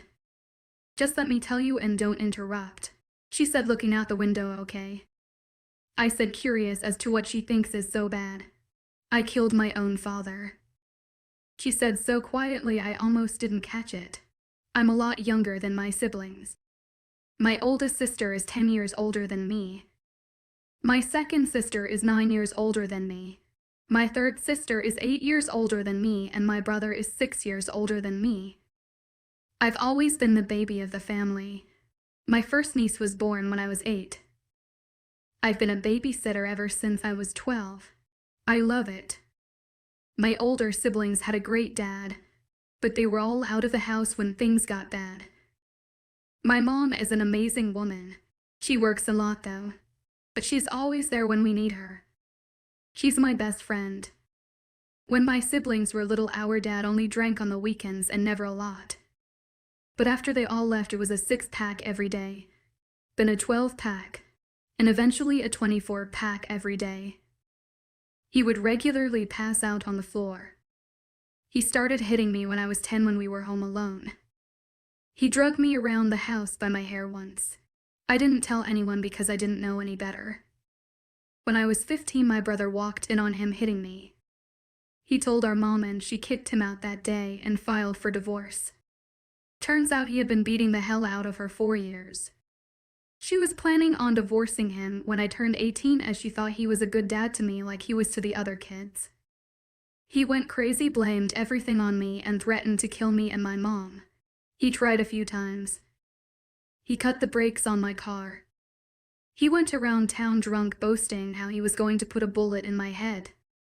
Mom was able to get a restraining order, but it did nothing. He still broke in while we were gone and trashed the house and continued with his threats for almost a year. One day, I guess he was tired of threatening and was waiting for us when we got home from a ball game. He beat my mom in front of me and put a gun in my mouth. Somehow I got away from him and ran to my room. Since Mom kicked him out, I kept a shotgun behind my door for protection. He came at me and busted my door down. I didn't hesitate. I killed him. I was 16. After the investigation and police interviews, it was classified as a justified shooting. At first, when Mom filed for divorce, my sisters had a hard time coming to terms with it. At first, they couldn't believe what I said about the beatings. But I guess over the course of the year from hell, they realized I wasn't lying. When all of this was going on before I killed him, a new guy, Brad, started working with Mom at her job. He was a year older than me. I've always gotten along better with guys than girls. I think it's because my sisters are a lot older, so I hung out with my brother and his friends for as long as I can remember, fixing cars, playing tackle football. I was the definition of tomboy. Still am, but I only saw Brad as a friend, nothing more. When he tried to kiss me one time, I made it crystal clear that I did not like him like that. He asked me out a few times, but after a while he backed off and I thought we were good. I was wrong. After I killed my beatard of a father, I stayed home from school for almost 2 weeks. I needed a break from everyone staring at me, One of my sisters had went and got my work. 6 days after I killed him, Brad showed up at my door. I was home alone as Mom was at work. I was still upset and trying to process everything. Instead of being a friend, he demanded I go out with him on a date. Didn't ask, demanded. I was over everything and I had so much pent-up rage. I let him have it. I called him every name in the book and then some. I told him he was an idiot who couldn't take a hint. That I had already spelled it out for him. Did he want me to write it in crayon? I was beyond mean. I shouldn't have said those things. I was just so angry. I turned around and slammed the door in his face, but I made the biggest mistake of my life. I didn't lock the F-King door. I was walking down the hallway when I heard the door slam open. I turned around to give him a piece of my mind, but he was already behind me. He wrapped his hands around my throat. I couldn't breathe, but he didn't stop. I passed out. When I woke up, he was gone and my cloths were off and I was hurt. I felt like it was my fault. If I had locked the door, if I hadn't taken my anger out on him. I got up. I took a shower. I cleaned up the blood off the floor and I went to my best friend's house.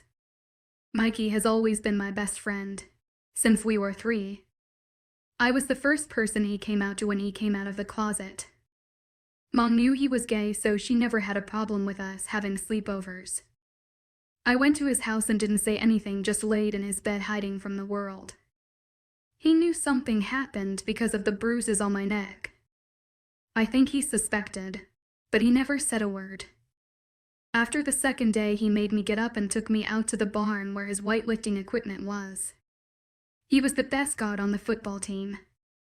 I was strong from living and working on a farm my whole life, but he said I didn't know how to use it.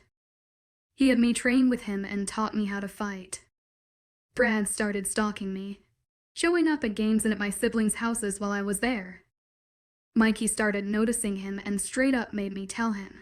He never let me be alone after that. The next time we saw Brad at a football game, Mikey beat the brakes off of him after the game. He even broke one of his legs. After that, I never saw Brad again. I didn't know what to say to her. I wanted to resurrect and kill her father again for what he put her through. I wanted to kill the guy who raped her.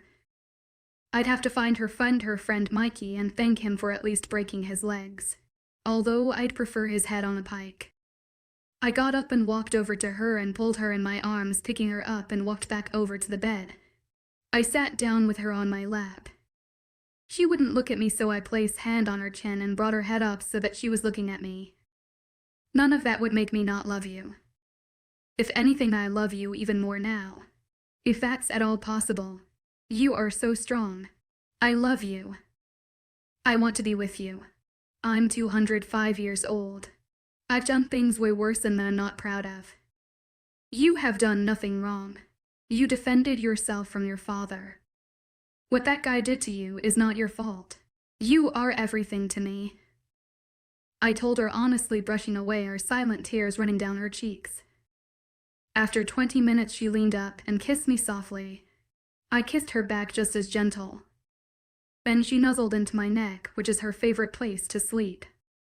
I got comfortable in the middle of the bed with her still laying on me and pulled the comforter around us.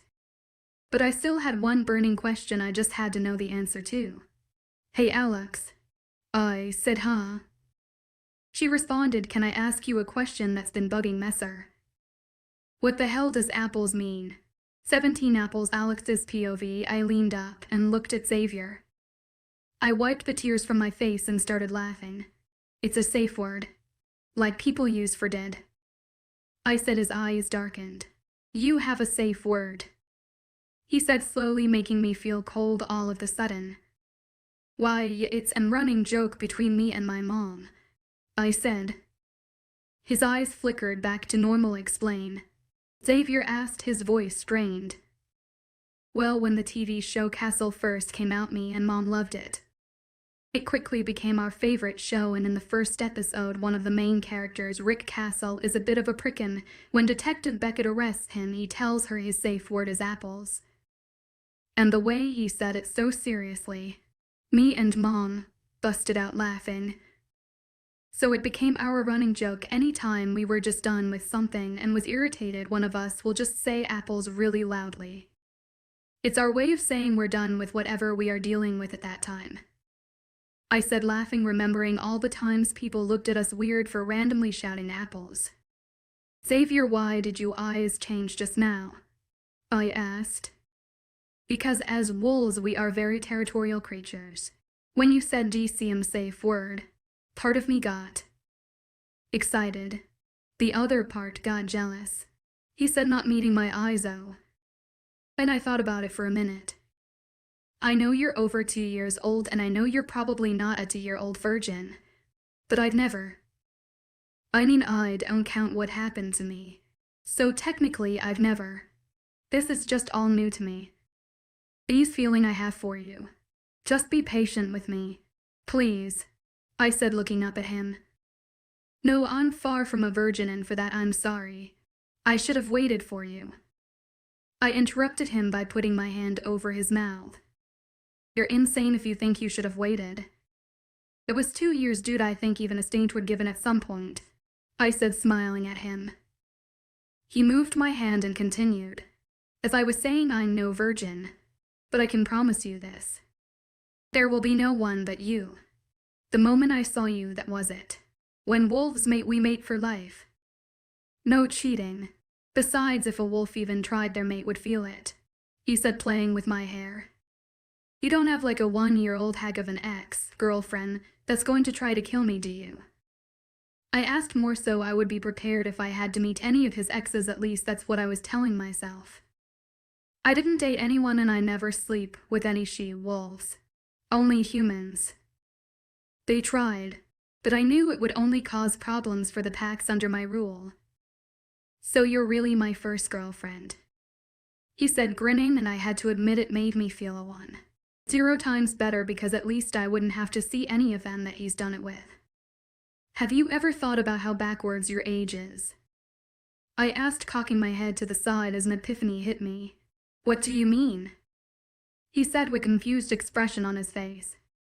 Well, normally for a regular dog, they say for the first human year the dog ages like 15 years, then 20 for the second year, and so on. But you're backwards. Yours is like 105 human years for 25 wolf years. It's freaky. I said, touching his face like I could somehow see all the years on his face. I couldn't, though, just smooth skin. He laughed out loud and kissed my fingers. So what else is there to know about your kind? I asked, getting distracted by his lips on my fingers for a moment. He stroked his chin and thought. We can link each other. Like read each other's minds, they are in our pack. But being king has its advantages, as I can link any wolf no matter which pack. But we only share what we want to in the link. He said, my eyes wide, and that is so cool. So you could be like in your office and bam, I can bug you. I asked, bouncing because I was excited. He laughed, then his eyes darkened again and he grasped my hips to still my movements. You better stop doing that, little one, or I won't be able to control what happens. He said with his eyes closed and his jaw clenched. I'm sorry. I said, looking down at my hands for a minute. No, it's okay. It's just my wolf and I want you. That, he said, opening his eyes as they returned to their natural color. Was that your wolf just now, when your eyes darkened? I asked. Yes. His name is Shadow. He loves you, as do I, and wants to mark you. Sometimes he's hard to control, he said, chuckling. He won't hurt me, will he? I asked, afraid of Xavier just a little bit.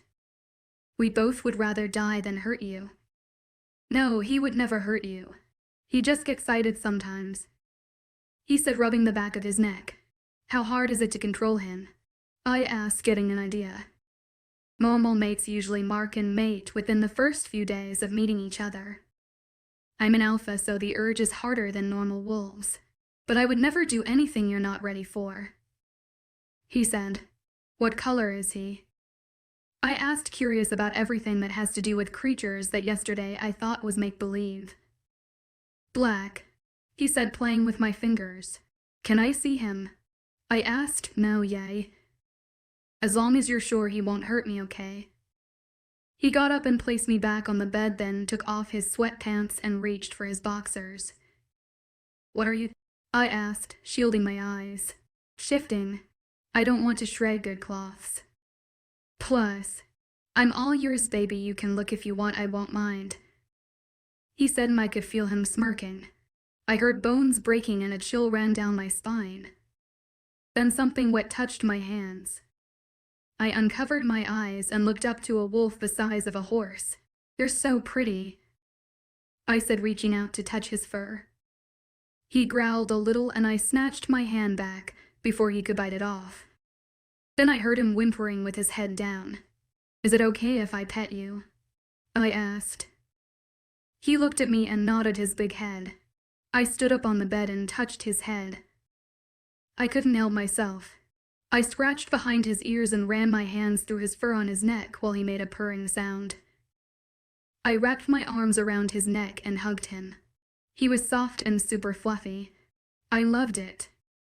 I sat back down on the bed and next to me for him to get on. Come on, I said, patting the bed again. He got on the bed and laid down with my head on my lap. Who's a good boy? That's right, Shadow's a good boy, I said, scratching behind his ears again. He lifted his head and gave me a low growl. I laughed, sorry, couldn't resist, I said as I continued petting him. I always wanted an inside dog, but Mom made me keep mine outside. I might have to have you turn into him from time to time so I can play with him. I love this, I said, moving to rub his side and stomach. He rolled fully on his back and purring again. I laid down next to him and put my arms around his neck, running my hands through the fur on the back of his neck. For 30 minutes I ran my hands through his fur. For a few minutes though he had fallen asleep. He suddenly leaned his big head down and licked the side of my face, making me giggle.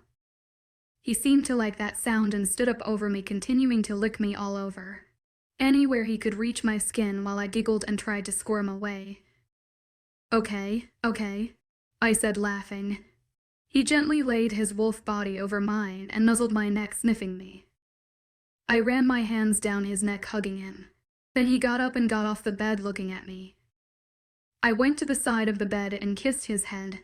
Then he stood back and I heard bones breaking again, and the next thing I knew, Xavier with a huge smile on his face. A very naked Xavier. I quickly covered my eyes while he laughed. You can look now, he said, and I peeked through my fingers to see him with his sweatpants back on. He crawled over to me and got on top of me and kissed me. Thank you. Shadow needed that, he said with his forehead against mine. Anytime. I love petting him. He's so cute and soft and fluffy. Xavier growled. Say, I'm not cute, he said as he started ticking my sides. I'm not fluffy. He continued, not letting up. Okay, I take it back, I said, trying to catch my breath. He stopped, but laid on top of me, laughing. I love the sound of your laugh, he said, smoothing my hair out of my face. Can I roam around the castle now? I asked, tired of being cooped up on one floor. Sure, as long as you take Jimmy or David with you. Until you get your own wolf, you're still vulnerable. I'll give you the codes to the elevator after breakfast, but I want you to come with me to my office tomorrow. I don't want to be away from you, and I've got some work to do. He said okay, I said, playing with the hair at the nape of his neck. Go out on a date with me tomorrow night. Okay, but I don't want to leave the property. I don't like restaurants. They're too stuffy, I said, scrunching up my nose. Done, he said. I pulled him down to me and kissed him. It quickly turned into panting as we pulled away for air.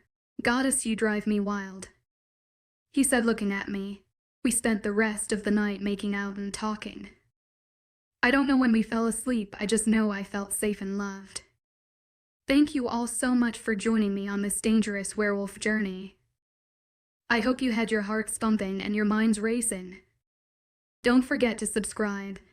Share your thoughts in the comments. and come back for more exciting and dangerous tales. Until next time, stay safe and keep that adventurous spirit alive. Hey everyone, welcome to Dangerous Werewolf. Are you brave enough to step into the perilous world of werewolves with me?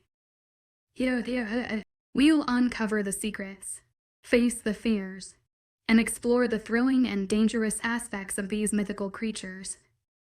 So hold on tight and let's start this wild adventure together. 18 Missing Alex's POV. The past week has been amazing. We had a pack cook out and I got to talk to a lot more people. At first they called it a BBQ, but the night of, when they only served hot dogs and hamburgers, I let them know real quick as a country girl from the south, that was not a BBQ, it was a cookout. Because they now know about me, Xavier let the maids come back to the floor to do their work like they used to during the day and not while I was asleep. I personally think it's silly to have maids because what grown adult can't simply pick up after themselves. But apparently everyone in the pack has a job that they get pick what it is, and that was one of them. The only times they can pick, but it not be accepted right away is if it's a warrior position guard or something else that would require them to be physically superior to do their jobs. In those cases, they have to train to meet the requirements. At first, I think the maids were afraid to talk to me, but eventually they warmed up to me. Alyssa said it's because I'm their Luna, and no matter what there will be a divide between us and them as they look up to us. I think it's plain bullshit. If we're meant to be a family, then they shouldn't be afraid to talk to me. But Elizabeth explained while we can blend from time to time, sometimes the divide is needed in case of a battle. In any case, I finally found someone to talk to that's not directly related to Xavier. A maid, Lily. She is just the sweetest girl. She seems to be around 19, but she's very small, maybe 5 for if I'm being generous. Even though she's a year older than me, I see her as the little sister I always wanted. She is hilarious and I generally spend my free time following her around while she does her work and talk to her. I also try to help her with some of her work. At first she flat out refused to let me, but when I explained I was there anyway so she might as well accept the help, she caved. Elizabeth, Elisa and even Edmund started teaching me about werewolf history and filling my head with a shit ton of do's and don'ts for royals. Lily helps quiz me while I follow her around. I've settled into a routine that I really like. Xavier goes over what my role is and tells me werewolf stories and such while we cuddle at night, which I love. His voice is so thin. One thing I've noticed is he tends to get caught up with work and forgets about lunch. I've started making a point to grab lunch for him and Fergus and make them stop working long enough to eat. Which is where I'm currently headed to now. I knocked on the door and waited. I didn't want to interrupt and be rude by just walking in if he was on a call or meeting with other people. Even though he keeps telling me I can. Come in. Xavier said. I opened the door and walked in. Hey, brought you some lunch, I said, walking over to his desk. He looked so serious behind the desk, and freaking hot. How many times do I have to tell you? You don't have to knock, he said, looking at me while shaking his head with a small smile. Good, I'm starving, lass. Fergus said, eyeing the platter and 2 plates of food and rubbing his hands together. Sorry, this is for me and Xavier. Alyssa said for you to go up to the kitchen on our floor for your lunch. Something about you had promised to spend at least 2 lunches with her a week since you've been working a lot. I reminded him of his promise he made at dinner when she wasn't talking to him because she missed him. It made no sense to me to ignore someone just because you missed them, but it wasn't my bull and it wasn't my pasture. Fergus shot up out of his chair and ran out the door, closing it behind him. I laughed at him and set the platter of food on the coffee table. Xavier joined me on the couch, kissing the side of my head. This looks good, love, he said, digging in. That's real good, he said. Remind me to give the cook a raise. I made it, I said. Really? He asked. Why are you so surprised? You know I can cook. Besides, what am I not good at? I said with a grin. He leaned over and gave me a peck on the lips. You are great at everything, he said before turning to eat again. After we finished eating, my belly was full and it made me sleepy. So I climbed on Xavier's lap, which is my favorite place to be, when he went to sit back behind his desk. Chacho working on, I asked, looking at pictures of girls all over his desk. 10 teenage she-wolves have went missing from our pack and packs around our area. Someone has taken them, he said. I sat up straight, wide awake at his words. Do you have any leads? No, nothing, and that's what's bothering me. As king, I can feel all the wolves connected to me. When they die, feel the connection break. I still feel their connection, but it's faint. Where they were last seen, something happens and the scent washes away before we can investigate. He said, running his hand through his hair. What do you mean something happens to the scent? I asked. It either rains or the sprinklers have been on, washing away any scent. We can't seem to catch a break. He explained. Maybe that's not a coincidence, I said. He looked at me confused. Think about it. If I was going to kidnap a wolf with other wolves around who could just follow my scent, when would the best time to be to strike? I asked him, seeing if he saw where I was going. It's planned, he realized. It's not a crime of opportunity, it's planned out, and I bet the girls taken are watched beforehand, and when it rains, bam, the girl is gone. You need to tighten up security the next time it rains and shut the sprinklers off for the time being and instruct the other pack alphas of what we're looking for, I said, looking over the files of the girls in front of me. The 4 packs was ours: the Royal Pack, then Edinburgh Pack with Alpha Cameron, Sterling Pack with Alpha Logan, and Mordoon Pack with Alpha Angus. You really are good at this, he said, looking at me in awe. I watch crime documentaries like a religion. I might have picked up a thing or two, I said, still reading over the files. Xavier reached over me and put his phone on speaker and called a number. While he was setting up a conference call with the 3 alphas with the missing girls, I arranged the girls' finds in order from first taken to last. I noticed a pattern. I turned to Xavier as the last alpha got on the line. Can you all hear me? Xavier asked. There was a round of yeses from the line.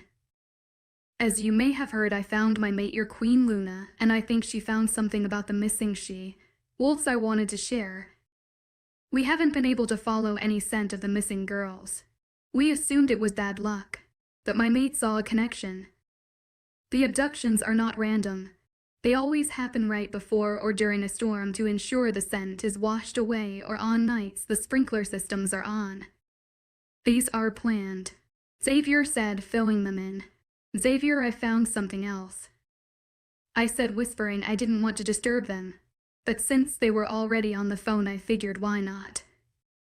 I can hear you, Vim, when you whisper, he said, whispering to me. And I heard chuckles on the phone. Then why are you whispering? I asked. He shrugged his shoulders and motioned for me to talk. Hi, I'm sorry to interrupt. I'm sitting here looking at the files and I couldn't help but notice a pattern. They don't take 2 girls back to back from the same pack. They take one at random from one of you, then he moves on a random pattern until he's hit all 4 packs. The first 4 taken were all brunettes, 1 from each pack, then 4 blondes. But now he's moved on to redheads.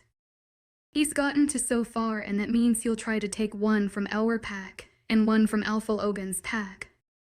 Part of me wants to put all the redheads in both packs in a safe room with guards, but that won't help the girls who have been taken. Is there a way we can put a tracker on all the redheads? Explain to them what's going on and give them a choice to be safety guarded in a room or used as bait. If they grab one of the girls with a tracker, then it won't matter about the rain or sprinkler systems. We can follow him to where he has the other girls. We've got time to plan CUC according to the weather forecast on Xavier's computer. For our areas, it's not due to rain for another week. And I was thinking about something else. In all the reports, there was not one witness, and it got me thinking. The castle we are in is old. In a lot of older castles, there are secret passages. While blueprints over time have gone missing, I wonder if this guy hasn't someone found some tunnels or blueprints from somewhere. Y'all's packs are y'all in old castles too? I asked. They all are. Xavier answered for them deep in thought. Then it could be a possibility. It has to be someone familiar with all for packs to have that much access to even look for them.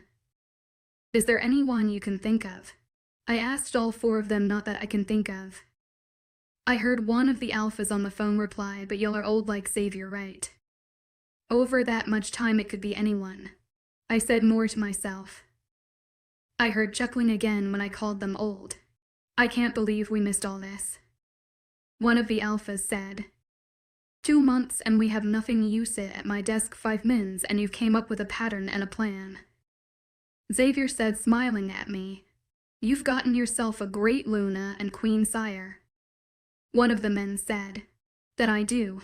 Xavier answered, and I have a way to find the passages. If we can't find the blueprints, get a bunch of baby powder and bellow hand dusters. If there is a secret passage, the powder will be sucked into the cracks of a passage. I said, still deep in thought. While Xavier and the alphas continue to discuss over the things I've come up with, a thought hit me. Hey Xavier, you said you can feel your connection to the wolves, right? I asked, not looking at him. Yes, he said. Well, can you feel if a wolf in your pack leaves your territory? I asked, looking something up on his laptop. Yes, he said, not seeing where I was headed. Did you feel the girls from your pack leave? Did any of you? I asked. I did. Came 3 replies from the alphas on the phone. No, I didn't. Xavier replied. Then maybe they're all here. I mumbled to myself. Who built this castle? I asked Benedict Tragi. Why? Xavier asked as I typed in his name in the search bar. Because according to the internet here, he also built the Prague Castle. It has secret passages and even an underground room for secret meetings. I said. I felt like I was missing something. I kept looking online for anything related to the architect, then Xavier started rubbing my back and something clicked.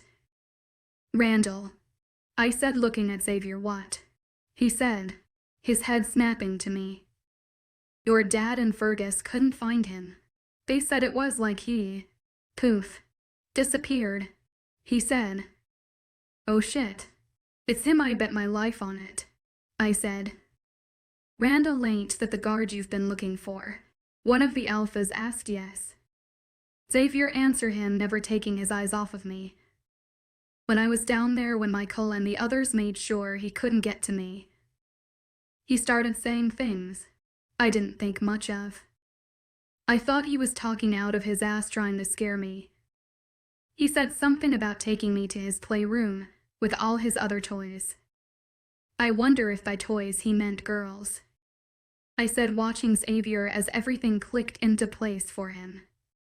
You 3 get on looking for the tunnels in you packs, and I'll do the same. And round up any redheads in your pack, Logan, and I'll do the same. Give them the option of being locked in a safe room with guards or given a tracking device, and I'll do the same here. Xavier said yes and yes, sir. The one who I'm assuming Alpha Logan was answered. All of you update your guards to be on the lookout for Randall. Don't tell them we suspect he took the girls, and don't tell anyone else we think he's still here. Underground. Just in case. I don't like the idea, but he is crossing territories way too easily. Someone may be working with him. This is too much work for just one person. I added, yes, Luna. I heard from 3 different voices. Call if you find anything, and I'll do the same. Goodbye. Xavier said, ending the conference call. So you need to let me help more often. I said, kissing him on the lips. You are an amazing queen already. He mumbled, deepening the kiss. The kiss got hot and heavy, and Xavier lifted me up and had me straddle him with my legs on either side of him.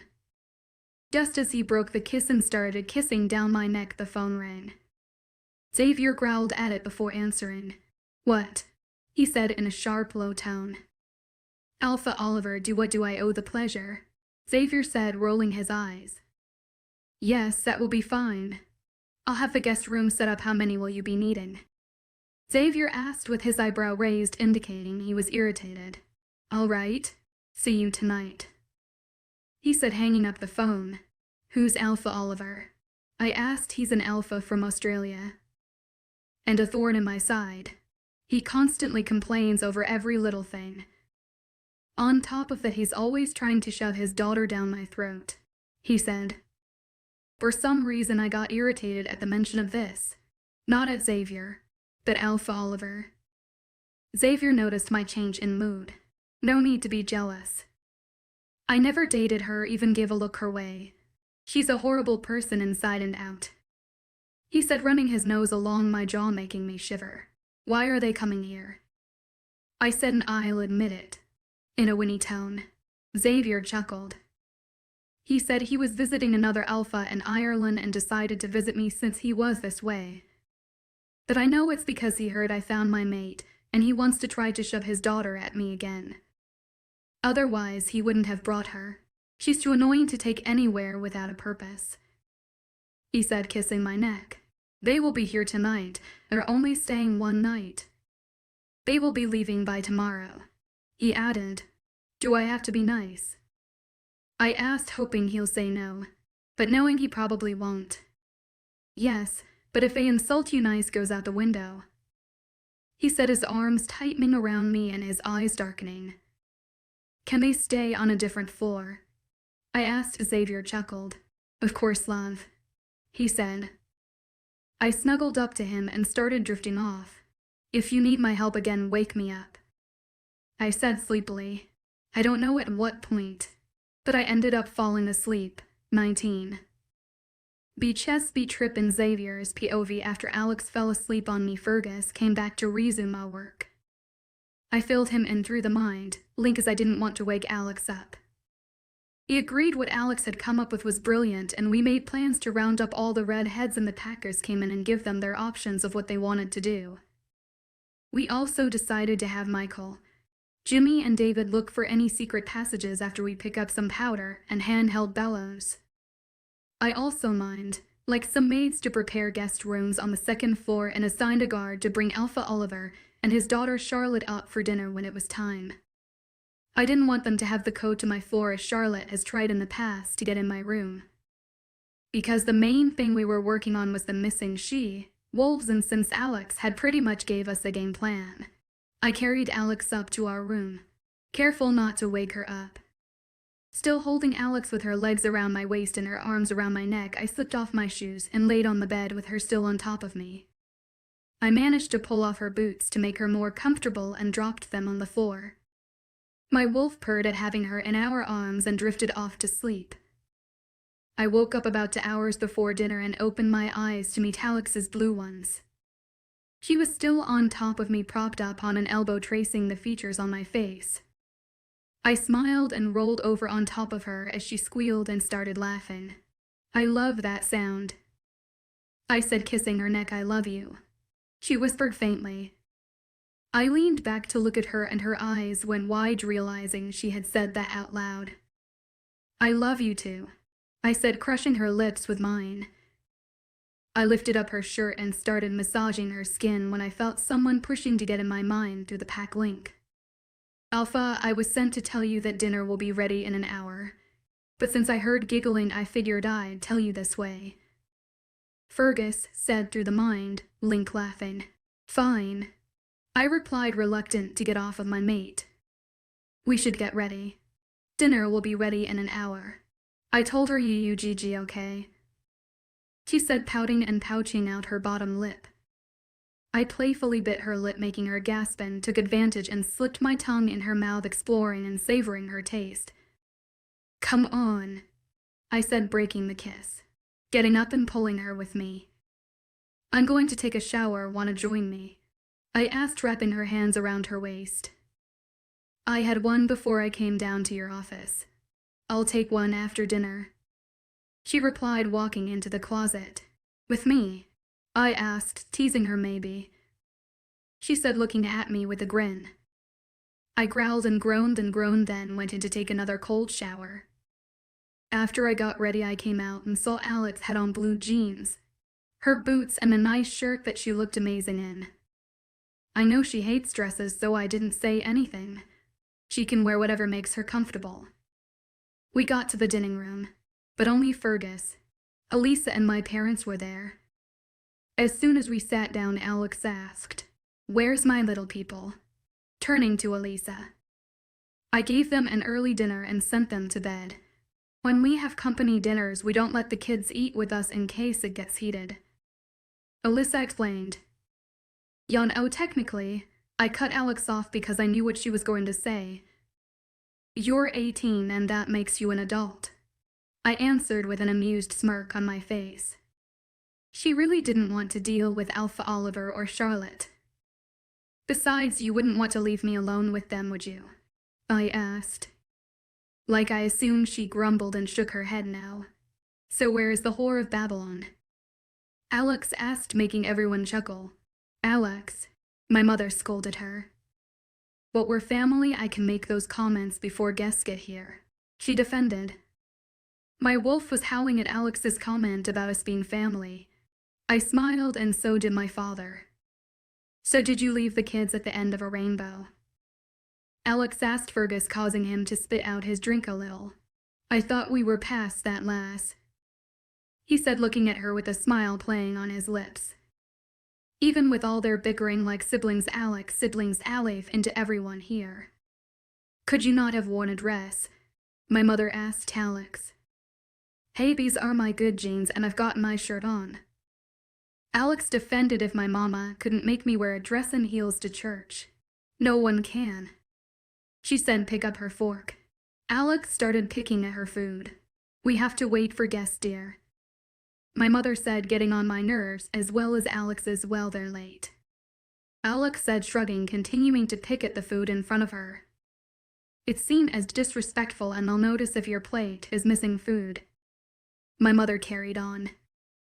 Alex stopped picking at her plate, then reached over and stole a fork full of food from my plate. I looked at her and she just shrugged her shoulders. If I'm going down, I'm taking you with me, she said, laughing. And I joined her. She was something else. I loved everything about her, even when she stole my food. The door to the dining room opened and Alpha Oliver and Charlotte came walking in. Sire, Sir Fergus, Elisa, Queen Mother, Oliver said, addressing everyone. But my mate. Alpha Oliver, I have the pleasure of introducing my mate and your future queen, Alexandria, I said, gesturing to Alex. Alexandria, this is Alpha Oliver and his daughter Charlotte. I continued, nice to meet you both, Alex said sincerely with a smile. I could see she really was trying. Charlotte made a face at Alex that made my blood boil. As they took their seats, I had the seating arranged to keep Charlotte as far away from me and Alex as I could. I sat in the end of the table like always. Alex on my right, Fergus next to her, Elisa next to him, and across from Alex sat my father, and next to him my mother. Alpha Oliver sat next to my mother with Charlotte on the other side of him. I hope you don't mind I tagged along with father. I missed you, Charlotte said, looking at me. I don't see why, I answered, irritated at her blatant attempt at flirting in front of my mate. Just then Lily came in, pushing the serving tray. Normally we don't have someone serve us dinner, but when we have guests it's expected. I knew Lily and Alex had formed a fast friendship and I thought maybe having her here will make Alex feel more at ease. Plus, if anything is said, I know she wouldn't say anything since she's a friend of Alex's. We started to eat. I was hoping we could get dinner over with quickly so they would be out of my hair. So Alexandria, where are you from? Oliver asked her. North Carolina, she answered. Never been to the States myself. Always heard good things though. Oliver said, always the suck up. Why haven't you been marked yet? Having second thoughts, Charlotte asked with a sneer and nasty tone. I'm not sure about you, but I don't just jump into a man's bed I don't know, Alex answered, causing me, Fergus, Elisa and Dad to chuckle quietly. Even Lily cracked a smile, as I'm sure she's used to the wild things Alex says by now. Is something funny to you, slave? Charlotte screamed as she jumped out of her chair and marched over to Lily. Before I could say a word, we all heard a slap and Lily fell to the floor from the impact. Alex was quick out of her chair and grabbed Charlotte by the hand before she could hit Lily again. Alex stabbed Charlotte's hand with her dinner knife, kneed her in the groin and sucker punched her. I rushed over and grabbed Alex by her waist before she could do any more damage. "Are you not going to do anything, Xavier? She hurt me." Charlotte screeched at me with blood dripping from her hand and nose. I growled at her disrespect.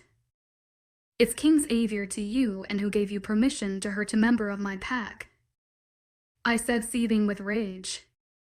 "Listen here, you stupid plastic bimbo. If you ever hurt Lily or anyone else in my pack again, I will not hesitate to skin you like a cat. I can promise you that," Alex said in a voice that had the hair on the back of my neck standing up. Charlotte scrambled to her feet and Alex lunged at her, but I held her back by her waist. Charlotte ran away, but Alex wasn't done yet. "And put some damn cloths on that actually fit you. Did your mother teach you nothing of modesty? Fucking whore." Alex screamed at her as Charlotte fled from the room, the knife still stuck in her hand. Alex turned around and I let go of her as she bent down to Lily. "Let me see Lil." "Alex," Alex said, reaching for her. Lily kept her head down. "You're gonna have to look at me so I can see." "It's okay," Alex said, soothing her. Lily lifted up her face and I saw she had a busted lip and tears in her eyes. Alex reached and picked Lily up bridal style and carried her to the kitchen and sat her on the counter. The kitchen staff stopped what they were doing and looked at the scene before them. "Do you have a first aid kit, Xavier?" she asked me. "Sure," I said, going to grab it from one of the bathrooms. "It'll be okay, Alex. It'll heal," I heard Lily say. "Yay, but you never know where her hands have been. Better play it safe and clean it," Alex answered, and I chuckled, handing her the first aid kit. While Alex cleaned up her lip, Alex had her thinking face on. She was so cute when she was trying to figure something out. She always tilts her head to the side and bit the inside of her lip, pulling her lips to one side. Looking at the kitchen staff. "Lily, this isn't the first time, is it?" Alex asked her. Lily didn't reply and looked at the ground. Lil, Alex probed. "No, every time she comes here she picks on all the staff. She's hit me before and some of the other girls too," Lily answered. Alex looked at the kitchen staff. "It's true, Luna, she's hit me before too," Candace spoke up. The other kitchen staff nodded their heads in agreement. "Why didn't you tell me?" I asked them softly. "Because she said she was going to be the queen, and if we talked she'd have us killed," Lily answered with tears in her eyes. "Lil, next time someone hits you, beat their ass. Girl, I've seen you lift and carry like 5 times your weight. You can take that plastic, but if you can't, then come get me. If I can't beat her ass, I can at least cut the silicone out of her and get a few good punches in," Alex said, making Lily laugh. All of you, promise me you'll stand up for yourselves. No one, I repeat, no one has the right to treat you like this. No one. You can always come to me or Xavier and we will take care of it," Alex continued. "Okay, I promise," Lily replied. The kitchen staff nodded their heads in agreement. My chest swelled with pride. She had called my pack her own and was already trying to take care of everyone. She is already a great queen. Lil, take the rest of the night off and Alex said. Lily looked at me for confirmation. "She's your queen, she has just as much authority as I do. Go rest," I said. We walked back into the dining room. But before we got to our seats, Oliver said, "I think an apology is in order." "It's okay. I know you can't control everything your daughter does," Alex said honestly. "No, I mean from you. So she hit a slave, so what?" Oliver said, making my blood boil. "Slave? Lily isn't a slave. There are no slaves here," Alex said. "Do you have pack members you keep as slaves?" Alex said, outraged, and I as well. "Of course. People need to know their place," Oliver said as casually as you would comment on the weather. Alex's face. Neck and ears turned red and her body started to shake. I had never seen her this mad before. I was just glad it wasn't directed at me. "Ben, you don't need to be alpha," Alex said in a calm and menacing voice. I took that as my cue and said, "Alpha Oliver, I hereby strip you of your title as alpha. I will make arrangements for your beta to take over until another alpha can be appointed, and there will be major changes to your pack. First being you shall bear the title of Omega as well as your family," I said, placing my hand on his chest to strip him of his power. A ray-red energy ran from his chest and into my arm. "When I appoint the new alpha, I will transfer the power to him. And I want you off our territory tonight." "Alex said you have 1 hour," she continued. Oliver's face went white and he scurried out of the dining room, his tail tucked in between his legs. "Well, that was quite a show," Fergus said, laughing. "Glad I could be your source of entertainment," Alex said dryly as she went back to her seat and continued eating. I joined her as she stole my half-eaten roll off my plate, grinning at me. 20 complete Alex's POV.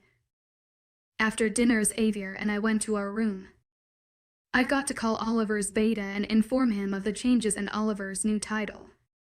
Xavier said, sitting down on the couch, taking off his jacket and shoes. "Okay, I'm going to go take a shower," I said, walking into the bathroom. After I got undressed and was standing under the hot water, I washed my body and my hair and was just letting the water cascade over my back, loosening up my muscles. After 20 minutes, that's when I saw it. The devil spawned from hell staring at me up in the corner of the shower. So I did the only logical thing. I screamed. Xavier came barreling in the room. "What's wrong?" he asked, coming over to me. "Kill it, kill it, kill it," I screamed, clinging on to him. Xavier looked at where I was pointing and he started laughing. "That is why you screamed," he said, laughing again. "Xavier, please, kill it," I said with tears in my eyes. He finally noticed how freaked out I was and walked over, fully clothed, under the water and killed the spider. "You're willing to take on a werewolf, an alpha at the end, his daughter, but a spider has you screaming," he said, looking at me. I can't help it. I'm terrified of those things," I confessed, hugging him to me for comfort. "If I get within 5 miles of one, those damn things always find me. I hate them," I said into his chest. I heard Xavier growl and looked up at him. "Alex, they umpire deception by Drake Mason, and you are ignorant as the undocumented changeling and forced to pose as a low-level witch." He trailed off, looking down at me with black eyes, and that's when I remembered I was still in the shower. Naked. 21 morning light, Xavier's POV. It had been 10 days since Alex went to sleep after I marked her. I was growing worried that something was wrong. The doctor kept reassuring me that she was fine. All of her vitals were normal and her scent was changing, indicating that she was connecting with her wolf. True to my word, I keep Alex with me at all times. I bathed her and brushed her hair, clothed her and carried her around with me everywhere. You could feel the excitement of the pack as we all wondered what her wolf would look like. I didn't care as long as she was okay. Having breakfast with my family in the dining room, I had Alex on my lap. I put her arms around my neck and had her straddled on top of me with her face in my neck, as that's her favorite place to be. I finished breakfast and was rubbing her back. I noticed earlier all the scars from what Randall did to her had faded and were almost gone. I was glad she wouldn't be left with scars as a reminder of what happened. Suddenly Alex shot up and looked right into my eyes. My heart fluttered with happiness that she was finally awake, but her eyes were not her own. They shinned bright silver, a color no wolf has ever had. Alex's wolf smiled at me. "Hello, mate," she said, rubbing her nose against mine. "Hello," I said, smiling, happy that her wolf knew who I was. 1 minute Alex is on my lap, the next she's in the chair next to me, moving faster than any wolf. We all jumped at the sudden movement. Alex's wolf saw our expressions and smiled sheepishly. "Sorry, I forgot you're a bit slower than I am," she said. Colt got off his chair and walked over to Alex's wolf. "Hello, little one," she said. "I remember when you were created. I remember when you all were created." She continued picking Colt up and letting him nuzzle her neck. We all stared at her in shock. Finally, Elisa spoke up. "What do you mean you remember when we were created?" she said, asking the question that was on all of our minds. "Forgive me, I should introduce myself. I am Celeste, first and only daughter of the moon goddess Selene. Sorry to have kept you waiting so long. I know you expected it to only be a few days, but Alex and I had to go through each other's memories, and as old as I am, it took a bit longer," she said, smiling at me. "You're the moon goddess's daughter?" asked my father, open-mouthed. "Yes, let me explain. I know you all have heard stories, but they are just that, stories. None of them have a ring of truth to them." She laughed, grabbing my hand to hold and closing her eyes for a moment. I could tell she was enjoying the sparks. You see, my mother Selene was admired for her beauty and serenity. The god Zeus, or Jupiter as he is known, fell in lust with her, not love. She, on the other hand, hated him, as she sees marriages as an unbreakable bond. She didn't like that he slept around on Hera, his wife. Instead, she fell in love with a human. He had bonded with some of her wolves, and it intrigued her, as none of her wolves had ever truly liked anyone but her. When Zeus found out, he was furious, and he struck the man with lightning, trying to kill him. In an effort to save her love, one of the wolves he befriended, an alpha, offered to share his life force with the man to save his goddess from the pain of loss. Thus my father came to be the first werewolf. As time wore on, he was able to be at one with the wolf, and they would change forms, intertwining their souls and protecting their packs and my mother. Around this time, my mother gave birth to me and my twin brother. When we were born, we could shift as well, a trait passed from our father. While my mother named me Celeste, I have other names you may know me by, such as Artemis and Diana. My brother Osiris is also known as Apollo. It's a common mistake that history keeps saying that Zeus is our father, when in fact he is not. We were the only children Selene gave birth to. While she considers all wolves her children, the rest of you were created by her, not born from her. When my mother creates a wolf, she creates them in pairs, as mates. Alex said it puts her in mind of yin and yang, two sides of the same soul.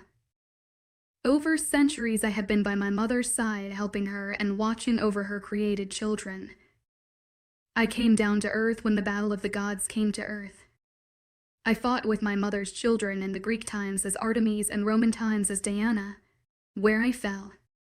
Normally, when wolves meet their mate and have an honorable life, my mother lets the human and the wolf side pass on into paradise, where they can be together for all of eternity, always together.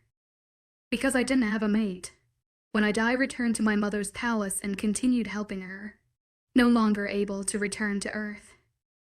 My mother has each wolf's life force in small marbles on shelves next to their mates, waiting for the perfect time to be brought to earth. You can tell the mates because there is a pink line linking them together. No matter where you put them, or how far apart, the line remains. If a wolf's mate dies before they can meet, she will pair them with a human for that lifetime so they can live a happy and fulfilling life. When a wolf doesn't meet his mate or doesn't have an honorable life, we wipe their human memories, and my mother reincarnate tests them to give them a second chance at reaching paradise. Normally, wolves only take 2 or 3 lifetimes before they complete the task. Mates fascinated me. As time grew on, I often wondered what it would be like to be loved in the way my mother's other children got to. My brother Osiris even had our mother send him to Earth, and she gave him a mate. But because she wasn't a true born to him mate, after they both passed, she moved on to be reincarnated with her true mate, while my brother returned to us and would watch over her new life in sadness.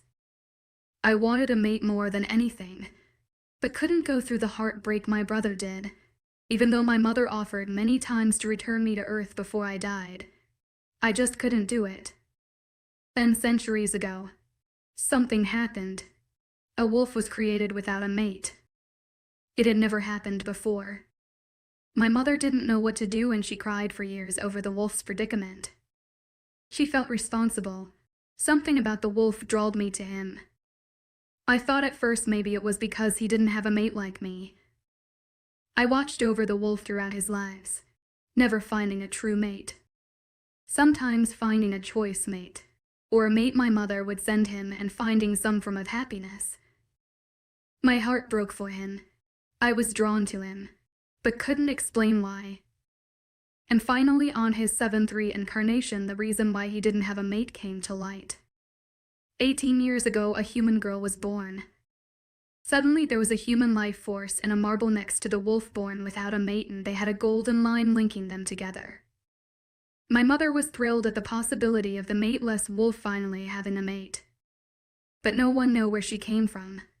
And she was human. Normally my mother has a wolf spirit prepared for the human mated to an alpha, as she has them paired before birth. But this time she didn't. She spent years visiting the little girl in her dreams, trying to find the right wolf for her. When the girl turned 15, my mother came back one day and huffed that the girl was so stubborn it reminded her of me. Then it all clicked into place. We didn't notice, but we should have. The girl looked just like my human form. Because I had already died on Earth, my mother couldn't send me down. Fate intervened and created Alex just for me, and centuries earlier had created a wolf just for me. Shadow was that wolf.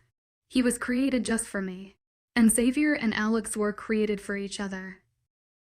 I am so sorry it took so long, my love, Celeste said, rubbing circles on my hand with her thumb. Suddenly Shadow took over. I would wait 0 lifetimes for just one with you, he said, kissing her hand. Shadow and Celeste pulled back and let Alex and I come to the front. She is so cool, and to see the things she's seen, it's amazing. I always loved Greek mythology, but to see it play out from her memories was amazing. Alex gushed excited. I miss you, Alex, Colt suddenly said, shocking us all. I miss you too, little man, Alex said, tickling him. He hopped off her lap and went to play with his sister. I have to put that in his baby book. His first words, Elisa exclaimed, running off to her room. It had to be Alex. Couldn't have been Fergus said, grumbling. Alex laughed, sticking her tongue out at him. After breakfast, Alex pulled me to our bedroom. I knew right then her wolf was a lot stronger than mine. She shoved me in the room, slamming the door behind her and locking it. She turned to face me with a growl and her eyes shining silver. My wolf wants to play, she said.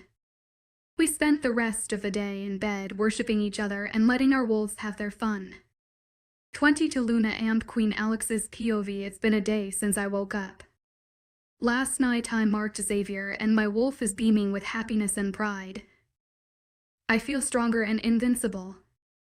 I know that has nothing to do with me and everything to do with Celeste. When Celeste and I were bonding our souls, I learned of how her and Shadow came to be and all the time they spent waiting for each other. I cried. I was terrified I'd somehow screw it up for all 4 of us, but Celeste reassured me that if that happens now, we can be reborn and try again.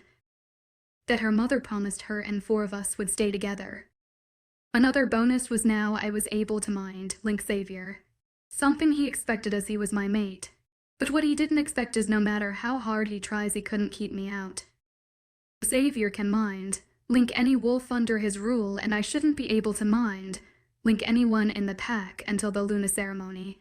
But I tried it on Elisa and it worked perfectly. She also found out that she couldn't keep me out either. I think it has to do with Celeste being the moon goddess's born daughter. I'd wager to bet I could mind Link anyone wolf on Earth I wanted, but we decided to keep that to ourselves. This morning I was informed since tonight was a full moon that the Luna ceremony for the pack was tonight, as well as my coronation as queen. Normally it's done at different times, but Xavier is so pushy. But I can see his point. If we waited for the next full moon for the coronation a month from now, something might happen with all this Randall business, especially since it's supposed to rain tomorrow. So I was told by Elizabeth that tonight at midnight, when the moon is almost at its peak, just the pack, Xavier and I will go out into a clearing in the woods and perform the Luna ceremony. Xavier cuts my hand in his, then we join them together and I repeat after him. Then I will shift for the first time, in front of everyone. I'm a little nervous about that, as I was told your first shift hurt horribly, could take a few hours, and everyone screams the whole time. Celeste keeps telling me that when the time comes not to fight it, just let go. I feel like she has something up her sleeve. And we both agreed we would not scream, no matter how much it hurt. Then, when the moon is at its highest, we will return to the castle, and in front of the other alphas from packs all around the world who could come last minute, I will be crowned. Although the Luna ceremony is the one that matters, but crowning is just a formality. Celeste let me dig through her memories of previous coronations so I would know what to do. I really like her. It feels like she's always been with me, only now I can hear her. No one besides the family knows Celeste is the moon goddess's biological daughter, and we all want to keep it that way. Xavier is worried someone may try to take me to produce strong pups. But Celeste just bristles her fur and says let them come. I have destroyed millions a lot stronger than any others on this earth. I like her attitude. Currently, I've spent most of the day being poked and prodded as the 2 dresses for tonight were fitted. After taking a much-needed nap, I got up and showered, curled my hair, and slipped on the white Luna dress just as Elisa knocked on my door. "Ready?" she asked, poking her head in. "Sure," I replied, following her out of the castle and into the woods. We walked to a clearing where everyone was dressed in white. Everyone parted, creating a path straight to the middle where Xavier stood on a platform. He helped me up and I could feel joy radiating off of him. "Beloved pack members, we are here tonight to welcome to the pack my mate and your Luna, Alex," he said, taking a knife off of a podium. He cut his hand and I held out my hand to him as he cut mine. He pressed out wounds together, holding my hand. I was told I would feel a rush of power, but I felt nothing. "That's because we are already more powerful than anything on this earth," Celeste said, rolling her eyes. "Oh, okay. Yay, that makes sense." I answered her, then turned my attention back to what Xavier was saying. "Repeat after me. I, Alex, pledge my life to my pack and swear to uphold my loyalty and duty to my pack and its members as its Luna," he said. "I, Alex, pledge my life to my pack and swear to uphold my loyalty and duty to my pack and its members as its Luna," I repeated. Everyone started to cheer and Xavier held my hand up and licked my wound, closing it. And I followed his lead and did the same to his. "Remember, don't fight it," Celeste reminded me. I closed my eyes and felt her take over then. Nothing happened. I heard gasps and I looked down and saw shiny silver paws. "You're beautiful," Xavier said, rubbing my head. "There has never been a wolf of that color before." I heard someone in the crowd say, "It was like she has shifted all her life." Someone else said, "She was born to be a wolf," said another. "She's as big as Xavier," one said. "As the first human queen, my mate is truly a gift from the moon goddess," Xavier said, trying to explain why I was different, but I already knew why. "I was told your wolf mostly takes over when you're in your wolf form, but for Celeste and I, it wasn't true.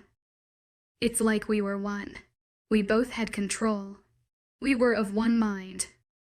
It was an odd feeling, but a good one. Let's run," I said to Xavier through the mind link. "It seems we have some extra time and my mate would like to take a run.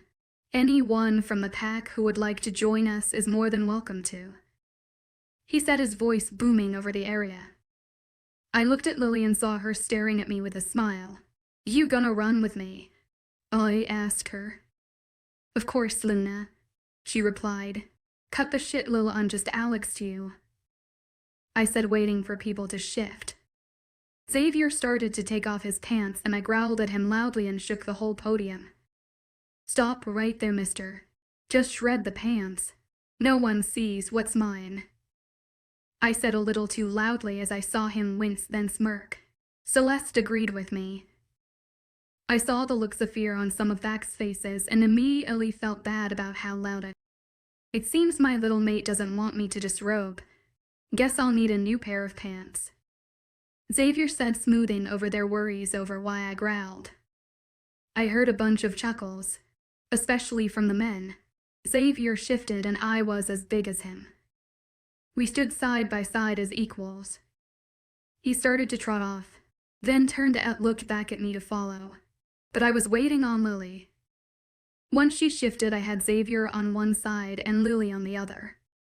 Through my memories, Celeste had become protective of her as well.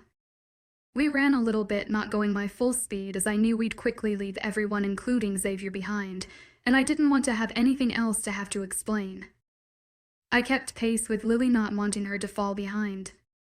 We made a semi-circle around the packed grounds and then headed to the castle to get ready for the coronation. With Xavier's go-ahead, I had offered Lily the job as my assistant this morning.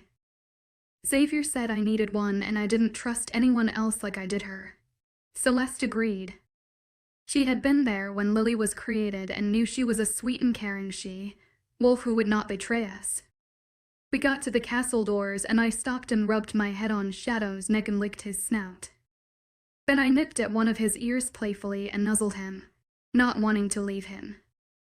Finally, I reluctantly left him and went up to our room, while Xavier went to his office to get ready. Apparently, we can't see each other before the coronation, which doubles as a wedding. When I got into my room, I shifted back, following Celeste's lead. I noticed I was still in the white dress. I was confused, to say the least. "You keep forgetting who I am, girl. I got this," Celeste said. "So I won't have to worry about ripping my cloth. However, that's a plus," I said to her, putting my hair up and running to take a shower to get the dirt off of my lower body. I got undergarments and a robe on as Elizabeth and Lily came in to get me ready. After being tortured with make up and a sore scalp, I stepped into the dress made with the royal color green. I didn't know what Xavier would be wearing yet, and I didn't care, I just wanted to be with him. It's only been 45 minutes and I missed him. I was hopeless. After walking for what felt like miles in the castle, we came to huge double doors, and standing in front was Fergus, Edmund, Jimmy, and David. I couldn't help it. I laughed so hard when I saw them. All the men were wearing kilts, bagpipes. I said to Fergus through the mind, "Linko, push up, lass." He replied, smiling. "I will never let you live this down," I said as Jimmy and David opened the doors for them and him and Elisa walked through. Lily walked off to go to another entrance. I heard someone announcing then, and the doors opened again and Elizabeth and Edmund went through. After hearing them being announced, the doors opened again, this time for me. I took a deep breath and walked forward. As I entered, I heard a man call out, "Alexandria, Luna of the royal pack and future queen." I walked down the steps and Xavier came into view. I snickered with Celeste with what he was wearing. While he looked amazing, it was still a kilt. I kneeled down in front of him, my knees on a pillow, with my head bowed. "Goddess, you're making me hard being in that position," I heard him say through the mind, Link, as the minister was talking. "You are wearing a kilt." "Easy access, my king," I replied, knowing that calling him my king would make him harder. He groaned in the link. "Behave. If we get through this in 15 minutes, and then I'm making you keep that promise." "I would love nothing more, master," I said. I felt his desire and lust radiating off of him as I projected dirty images to him. "Knock it off, you, to everyone in a 10-foot radius can feel your lust." Elizabeth snapped at both of us, effectively putting a stop to our back and forth. After the minister finished, Xavier placed a crown on my head and I stood up next to him, joining hands facing each other. The minister bound our hands with a cloth that matched his kilt, and a long piece of fabric the same color was placed over both of our shoulders. I got lost in Xavier's eyes while the minister droned on. Then Xavier turned us both towards the crowd as everyone cheered and clapped. After the cloth was removed from our shoulders and hands, Xavier led me around the room, introducing me to all of the alphas and their lunas in attendance, as well as a few betas. I saw Lily off to the side by herself. "You okay?" I asked her through the mind link. "Yay, just a lot of people I don't know," she replied, looking around. "Well, if anyone gives you trouble, mind, link me immediately." "Okay," she said. "Promise." "I promise," she replied, laughing at my overprotectiveness. 23 Rage Lily Alex's POV. As we walked back into the ballroom, we continued to greet our guests, and then Xavier pulled me by the arm and whispered, "We're going to have a meeting with the other alphas with missing wolves in about 20 minutes. I figured you'd like to be there." "Yes, of course. In your office," I clarified. He nodded his head. "Yes," he answered. "Then I'm going to slip away and change. The ball is almost over anyway, and I want out of this dress," I mumbled, scratching at my sides. "Okay," he said, chuckling. "Just lay your crown on the dresser. I had the boxes they go and put there," he instructed. "You know you could come with me and help you get out of this dress. There is a corset," I said in the mind link. I watched him shiver as his eyes turned black. He grabbed my hand and started pulling me up towards the raised platform with the thrones. He pulled me to his side, holding an arm about my waist. "If I can have your attention, everyone. I want to thank you all for coming to show your support for my mate and I. It is truly appreciated. You are all dismissed. You can stay and eat and drink as much as you like, but you are not obligated to do so. Feel free to roam about the gardens. Have a good night." "Thank you," he said, smiling. "Should the new queen speak?" I heard someone say. It was followed by a lot of yeses. I knew from Celeste's memories of past crowning ceremonies that the new queens usually didn't speak. For some reason, this felt like a trap. "We got this," Celeste said. I stood in front of Xavier and smiled at all the people in the room. "What exactly would you like to hear?" I asked politely with a soft smile. "What do you think of all of us werewolves?" one asked. "You were brought up as a human. What gives you the right to rule us?" a female voice shouted. "Isn't it true you tried to leave?" another voice asked. After that, it went deadly quiet. Leaning on Celeste to steady my nerves, I replied, "I think you all are an amazing pack of wolves. The love and care I've seen in this pack surpasses anything I'd ever witnessed or heard of. To answer the lady's question, nothing gives me the right to rule. Only the moon goddess Selene knows why she chose me. She had to have had a reason. She must have saw something in me that led her to believe I was the right one to be given the honor of being King Xavier's mate as well as your queen. As for trying to leave, please do try to see it from my point of view at the time. I had no knowledge that werewolves even existed. When I was first brought here, I wasn't told the reason why. All I knew was I was being held here against my will, by what looked to me as a cult. How would any of you fare if you were ripped from your lives and held against your will, with no answer as to why? Would you not try everything in your power to get back home to your loved ones? Now I know why I was brought here, and I would never leave. This is my home and you are my family." I finished smiling. Xavier came up behind me and placed an arm around my waist as people cheered and howled. Xavier pulled me out of the ballroom through a side door, and we made our way to our room. "That was well spoken," he said, looking at me with a smile as we got on the elevator. "I can behave from time to time, you know," I said, grinning. We walked into our room as he slammed the door, locking it. "My queen, I do believe certain promises were made," he said, his eyes turning black with lust. "And I intend to keep them," I said as my eyes darkened as well. Xavier's POV.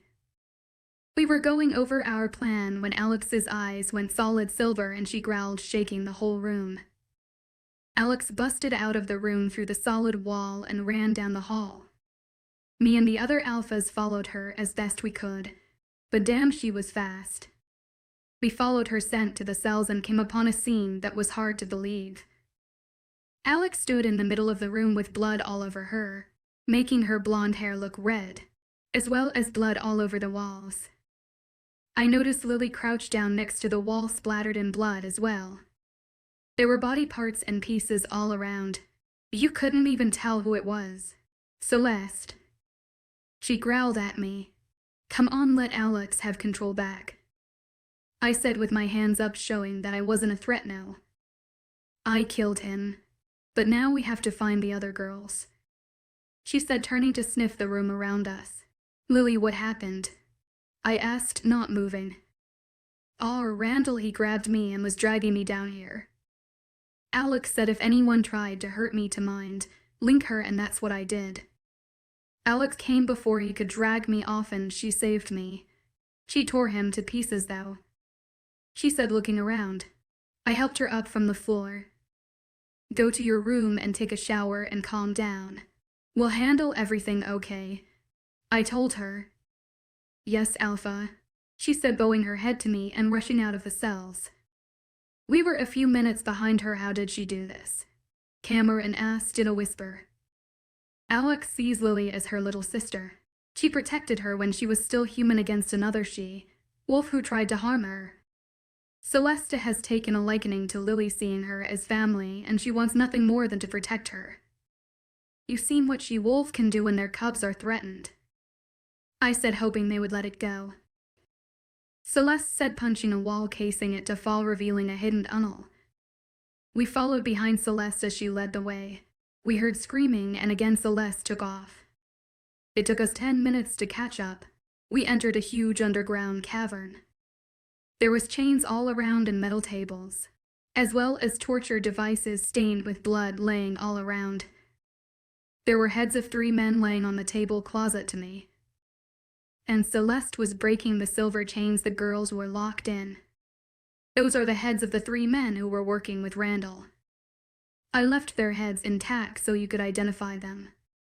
Celeste, she broke the last chain holding the girls. How are you touching silver? Logan asked. Because Alex is human. She is immune. As long as I am in her form, it will not harm me. Celeste explained, helping the girls to their feet. But I could tell she was lying. This one is a prison guard from my pack, Logan said, point at one of the heads. This one is a guard from mine, said Cameron. Oi, this one is from mine. And a guard as well. Anga said. I think now we know how they were getting into each pack undetected. There are 4 tunnels leading in different directions to each of the packs. The one we came through looks like it was built when the castle was constructed. The other 3 look newer. I think Randall found it by accident, but I don't know what would cause someone to want to do this to innocent girls. Celeste said, remind me not to piss that lass off. Fergus said next to me. Me as well. I mumbled, looking at my mate with pride. When we got back in the cells under my palace, we were met with a medical team of 20 wolves from all 4 of our packs. When did what the other alphas started to say. Luna, we're all here and ready just like you asked. The royal pack doctor said. Good, I want at least 1 female with each of the girls. They may be afraid of men for a while. Alex set her eyes back to their stunning blue. When did you call a medical team? I asked her. After I found the tunnel. I figured since the girls were from different packs, they would be the most comfortable with their own pack doctors. She explained, handing a girl off to one of the doctors. How did you get mine here, though? Logan asked. Time the queen. Now remember, I can mind, like anyone under Xavier's rule. She explained. The alphas nodded their heads. I forgot about that. Cameron said. I'm just glad to have the lasses back safe. Anga said. 24 bliss. Alex's POV. Waking up, I felt someone nuzzling in my neck, and from the sparks I knew it was Xavier. Come on, Alex. It's time to get up.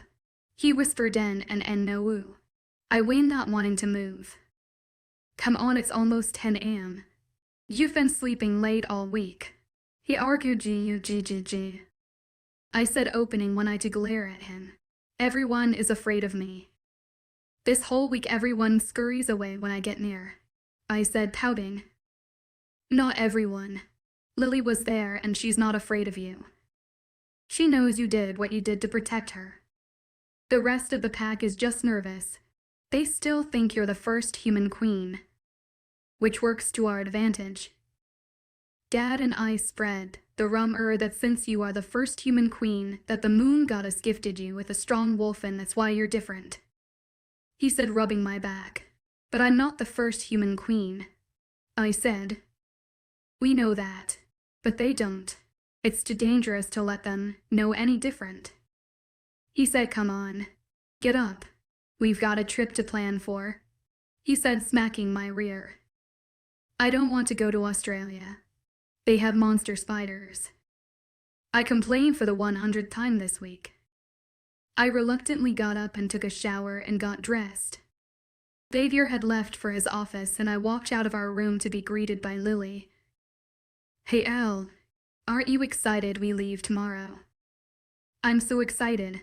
I've never left the territory before, she said, beaming. After I ate breakfast, we went outside to walk around the gardens. Lil, what are they saying in the pack? I asked quietly. They are proud that you protected the pack and that you found the missing girls. They're just a little worried your wolf could snap and rip them apart, she said honestly. But my wolf wouldn't do that. We are in control. I said, I know that. It's going to take them a little time. Once they see that that won't happen, they'll stop being skittish around you. She said. I heard a faint meow nearby and started looking for the source. I found a solid white kitten tangled up in a rose bush. I reached down and untangled her and held her to my chest. She started to purr and she was just so darn cute. Pets sawed, usually they don't like us. Lily said, looking at the kitten with a smile. Well, I think I've got a new pet. I said, petting her head. I think I'm going to call you Snowball. I said, walking back in the castle. We walked to the infirmary and the doctor immediately rushed over. Luna, are you okay? Doc asked. Yeah, I'm fine. But I found this little one outside and was wondering if you could give her a checkup to make sure she's okay. I said, gesturing to the kitten in my arms. I'll try. But cats normally are afraid of us. He said, reaching for Snowball. She hissed and took a swipe at him. He tried again and took her to the back. We heard Snowball hissing the whole time, followed by a few cuss words from the doctor. 10 minutes later, he brought her back out to me. I took her from him and noticed scratches on his arms. She's healthy. I gave her shot, so she's good to go, the doctor said, glaring at the cat. Okay, thank you, I said, stiffing a laugh. Lily left to go pack for the trip and I headed to Xavier's office to show him Snowball. I'm going to get you a harness with a bell on it and maybe some outfits for the holidays and a carrier for the trip, I said to Snowball, walking to Xavier's office. I knocked on his door and heard his gruff come in. I opened his door, walking in, and he looked at what was in my arms with an eyebrow raised. What's this? He asked a kitten. I named her Snowball, I said, walking over to his desk and sitting on his lap. How is she not scratching you? Xavier mumbled, reaching to pet her. Snowball hissed at him and curled further into my chest. I don't know, but I'm keeping her, I said, petting her head. Babe, I don't think. I cut him off with a glare. I'm keeping her, I said, gritting my teeth. Okay, Xavier said. I snuggled into Xavier's chest while Snowball snuggled into mine. What are you working on? I asked. Nothing much, just same old, he answered. Make sure you pack enough clothing. We'll be gone for 2 months. After Australia, we'll be taking trips around the world to visit all the packs. They all want to meet their queen, he said, kissing the side of my head. Come on, I've got a surprise for you. I was going to wait until we got back, but I think you need a distraction, Xavier said, standing up and taking me with him. He walked over to the wall across from the door for the conference room. He touched a panel and the wall gave way, retracting into itself, revealing a room. "This is your office. It's attached to mine through his hidden door, so I can see you anytime I want," he said suggestively. I stepped into the room and it was amazing. Its color scheme was all white with touches of green. "It's amazing," I said, looking around. "It has the doors there for entrance, but I had the door added adjoining our offices. You can change anything you don't like," he said. "I love it. I don't want to change a thing. Maybe add a cat tower for Snowball, but it's perfect. Thank you," I said, kissing him. I went and sat behind my new desk. A white laptop and a white iPhone was sitting in the middle of my desk with a post-it note. "That's your royally mail. Password and phone number," Xavier explained. "Xavier is king." "Really? A section? That's what my password is," I said, shaking my head at him. "Mine is the Queen rocks my world," he said with a smile. I sat Snowball in my chair and gave him a hug. "Thank you. I love you," I told him. "I love you too. And you're welcome," he said, kissing my forehead. Xavier went back into his office to finish his work while I went upstairs to pack. As I left my office, I noticed the plaque with my name on it. Queen Alexandria Knight. I walked back into Xavier's office. "My last name is Harris." The plaque saw he cut me off. "When you were crowned, it also served as our wedding, remember? Knight is my last name and now yours as well," he explained. "So if we're married, where's my ring?" I asked, and to my amusement he got flustered. I could see he completely forgot about that part. "It's okay. Calm down. I'm just messing with you. I don't want a ring," I said, laughing. "I love you. I love you. Thank you for my office. For everything," I said, walking over to give him a kiss. "Maybe later we can go for a run and let our wolves play again," I said, giving him a knowing look. He growled as his eyes changed. "Since my first shift, we go out every other night and let our wolves have their fun, which consists of running and screwing. A lot of screwing. I love it as much as Celeste does." Once I made it back into our room, I started to pack. I packed one suitcase with my favorite pajamas, Xavier's hoodie and shorts, as well as enough blue jeans and nice shirts to last me a week. I just do laundry at the pack houses. Not long after, there was a knock on the door. It was David delivering supplies for Snowball. I feed her and gave her a bath. Soon she was curled up on the bed asleep as I left for dinner. Thank you all so much for joining me on this dangerous werewolf journey. I hope you had your hearts pumping and your minds racing. Don't forget to subscribe, share your thoughts in the comments, and come back for more exciting and dangerous tales. Until next time, stay thin, keep that adventurous spirit alive.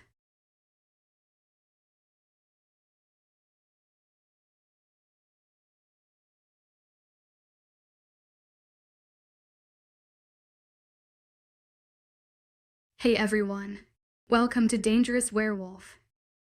Are you brave enough to step into the perilous world of werewolves with me? We'll uncover the secrets, face the fears, and explore the thrilling and dangerous aspects of these mythical creatures. So hold on tight and let's start this wild adventure together. 25. Who said traveling would be fun? Alex's POV. After breakfast, we left to go to Xavier's jet. I couldn't take Snowball, as Xavier said werewolves didn't like cats, so she might get hurt. Alyssa promised she'd make sure she was fed and taken care of.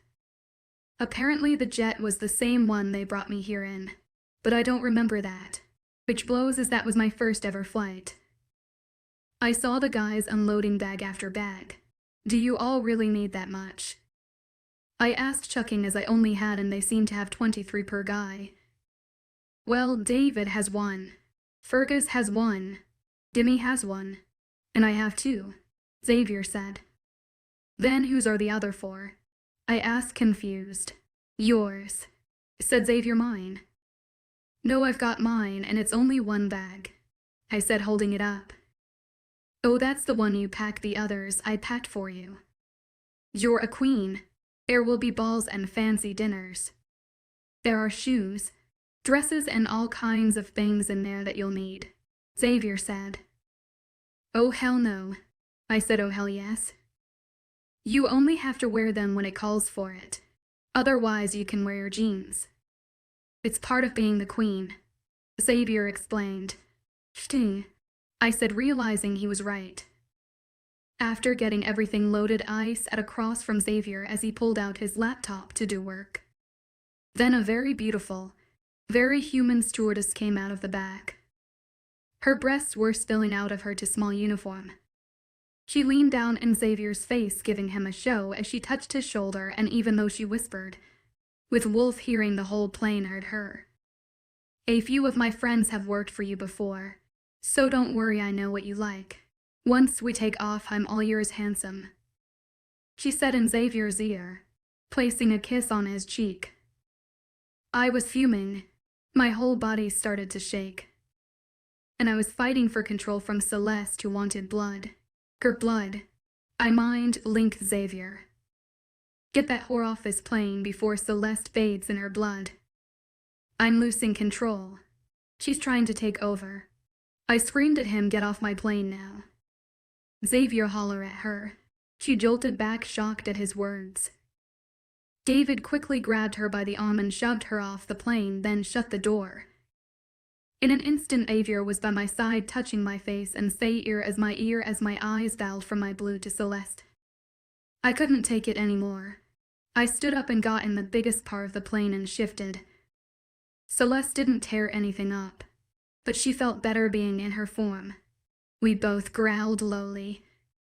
Xavier tried to walk over to us and we growled again. Just sit down. We're not going to do anything. We just feel better as our wolf right now, I said as we sat on our hind legs. We both had control. We were one. It felt weird, but good. It's okay. She's just going to stay in her wolf for a bit to cool off, Xavier explained as he switched seats to sit closest to me, and so I would be in his line of sight. After takeoff, Xavier said, Celeste, why don't you let Alex take control back now? We are both in control at the moment, so that's what you do on these flights. FCK the staff. Did you screw the one on the flight home with me on it? Did you FCK her while I was unconscious? I screamed at him through the mind, Link making him flinch. No, I told you once I found you that was it for me. I have a past, you knew that, he said through the link. Rationally, I know that. But what that woman did, it hurt Tex, I said, whimpering. I know, baby, I'm sorry. We never had the same stewardess twice. I'll make sure it never happens again, okay? I'll make sure the next one is a wolf and permanently staffed like the pilots. Okay, but it better be a male one. I warned him. Whatever you want, princess, he said, fighting a smile. I walked over to him and sat my big wolf head in his lap. Me and Celeste both needed comfort from our mates. It's okay, baby, he said, petting my fur. After about an hour, Xavier told me there was a bedroom at the end of the jet and that we could go in there so I could shift back, even though I really didn't need to. And he knew that. No one besides him needed to know that, so I followed. It took a few tries, but I made it through the doorway. After he shut the door, I shifted back, fully clothed. Are you okay? Do you want to lay down? We can cuddle, he offered. His offer was too tempting, so I nodded my head and laid down basically on top of him. I'm sorry, I said, getting sleepy. I know, baby. It's okay, he soothed me. The next thing I knew, I was drifting off. I woke up when Xavier started to get up. I growled and pulled him back down, lay my head back on his chest. Love, I've got to get up and get some work done, he said, stroking my hair. Cuddles, I said, refusing to let him go. Okay, how about you come with me? We can cuddle on the couch while I get some work done, he compromised. Fine, I relented. I grabbed a blanket, placing it around me as I shuffled my feet, following him out of the bedroom. He grabbed his laptop and sat on one end of the couch. I grabbed a pillow and placed it in his lap, then laid down with my head on it. About an hour I was beyond bored and looked towards Lily. She seemed bored as well. I sat up and had an idea. "Hayla, wanna go watch a movie?" I asked. "Sure." She said, her face lighting up. We grabbed food and snack from the galley and went to the bedroom. We plopped down with our haul and I grabbed my laptop and connected it to the TV in the bedroom, bringing up Netflix. We started watching When Calls the Heart and settled in. About 2 episodes and there was a knock on the door. "It's open." I said, not taking my eyes off the screen. "Hey, can I join?" Jimmy said, surprising me. "Yeah, sure." I said, moving over to give him room with Lily between us. Jimmy came in holding 2 bags of popcorn and plopped down. "I love this show," he whispered. 3 hours later, Fergus and Xavier had joined us. I was sitting on Xavier's lap while Fergus was laid across the bottom. "Oi, come on, you can tell the lass likes Jack in here. Why are they fighting it?" complained Fergus. "It's called suspense. Shut it, bagpipes." I mumbled, throwing popcorn at him, engrossed with the show, while making a mental note to tell Elisa about his new favorite show. I'm not sure when, but I fell asleep. But when I woke up, I looked around. Everyone had fallen asleep. I was still on top of Xavier. Lily was next to us. Jimmy was next to her, only he was upside down with his head on Fergus' back, snoring, and there seemed to be a wet spot under his head. Gus was also snoring. "It's a dog pile," Celeste said, snickering. I quietly laughed and pulled out my phone and started taking pictures. I sent one to Elisa and instantly got back a laughing emoji. I quietly got up and slipped out of the room. I saw David working a crossword puzzle. "Do you ever sleep?" I asked them through the mind, Linkus, to not wake anyone else up. "Yes, actually I haven't been up long," he said, not looking up at me. "David, do you have a mate?" I asked, honestly curious about him. He's the only one who is still stand of fish. I did. She died right as I met her. She was part of a rogue group who attacked us almost 80 years ago. He said, "I'm sorry." I said he didn't say anything else, so I went to the galley and made coffee. I brought him a cup and sat across from him. "Thank you, Luna." He said, "Please call me Alex." "Your family, David," I said, watching him as he gave me a small smile. "Is that actually a smile?" "Did I finally get a smile from the stoic David?" I asked, teasing him, trying to lighten the mood. He ignored me and pulled out a deck of cards and started to deal them out. After we landed and disembarked from the jet, to black SUVs were waiting for us. They took us to a hotel not far from the pack we were visiting. After getting settled in our rooms, we ordered room service and most of the night content in Xavier's arms. 26 the Outback. As I woke up, I felt Xavier trying me off of him. "New oh." I whined, gripping tighter to his neck. He chuckled. "Come on, baby girl, we've got to get up and get ready." I grunted, refusing to let go. "All right, you asked for it," he said, picking me up and taking me with him. We were both still naked from the night before, so when he stepped into the shower and turned the warm water on, I still didn't move. He started washing his hair as I clung to him like a koala. He washed himself as best he could, then he started washing my hair. My chest purred at the sensation. He tilted my head back and rinsed out the shampoo. "Baby, if you lean back only a little bit, I'll wash both our fronts," he coaxed. I leaned back as he massaged my body, then his. Once he rinsed us both off, he grabbed some towels and put one around his waist. He walked back into the bedroom with me still attached to him. At this point I was wide awake and could get down, but I was too curious as to what he was going to get me off with him, so I stayed put. He picked out cloth for both of us and then sat down on the bed with me straddling him.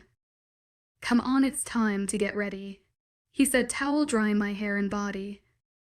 I nipped at my mark on his neck, making him shudder, but I reluctantly got off of him and finished drying off. I put on the panties and bra he picked out and went to blow-dry my hair. Apparently bending over to blow-dry my hair in just undergarments. But the door open wasn't the brightest of ideas. Xavier's POV. As we're driving to Oliver's old pack so we could choose a new alpha and check on their progress, I looked over at my beautiful mate as she stared out of the window. I loved taking care of her this morning, and I loved how she didn't want to let go of me. It made me and my wolf beam with pride knowing she loves us. I do. Alex suddenly said, pulling me from my thoughts. I asked I do love you, she said, turning to look at me.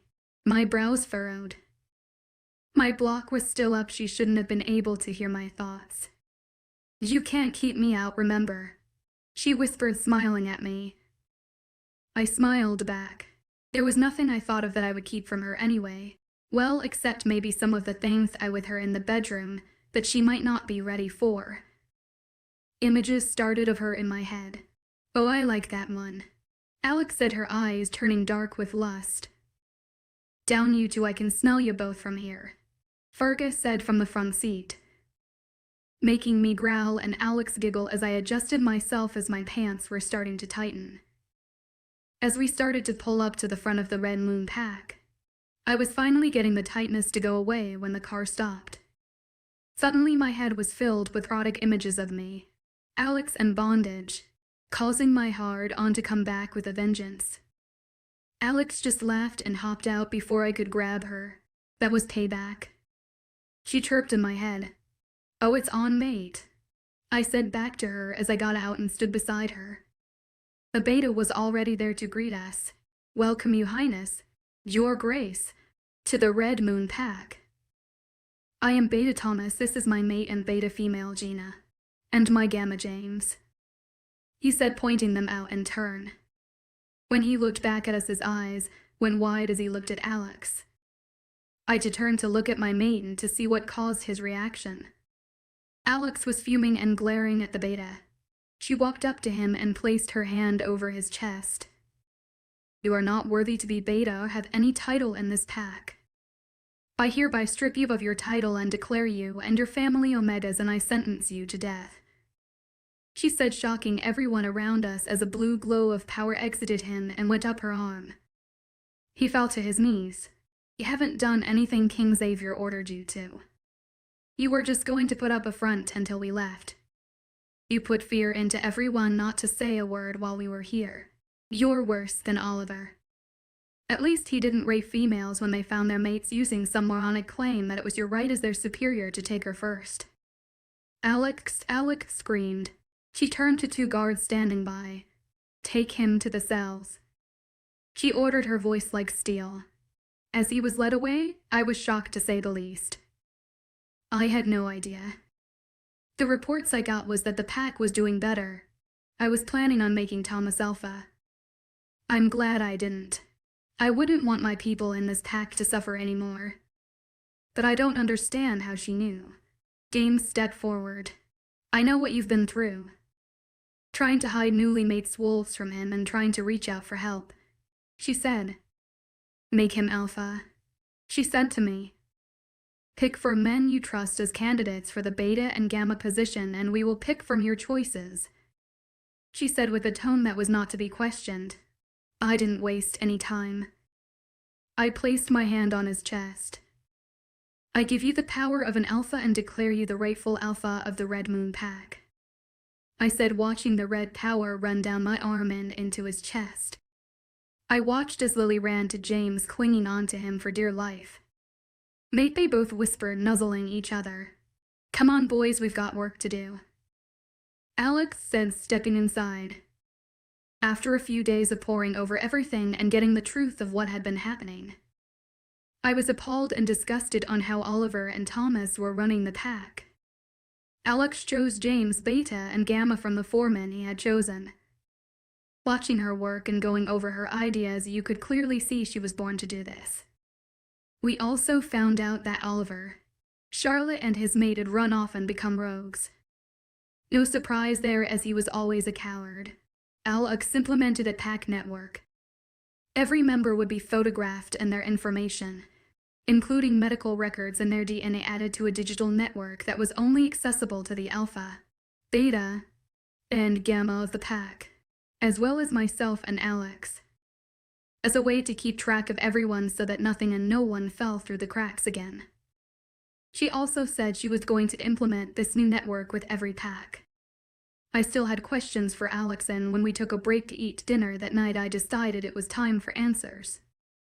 "How did you know?" I asked her through the mind link, knowing she knew what I meant.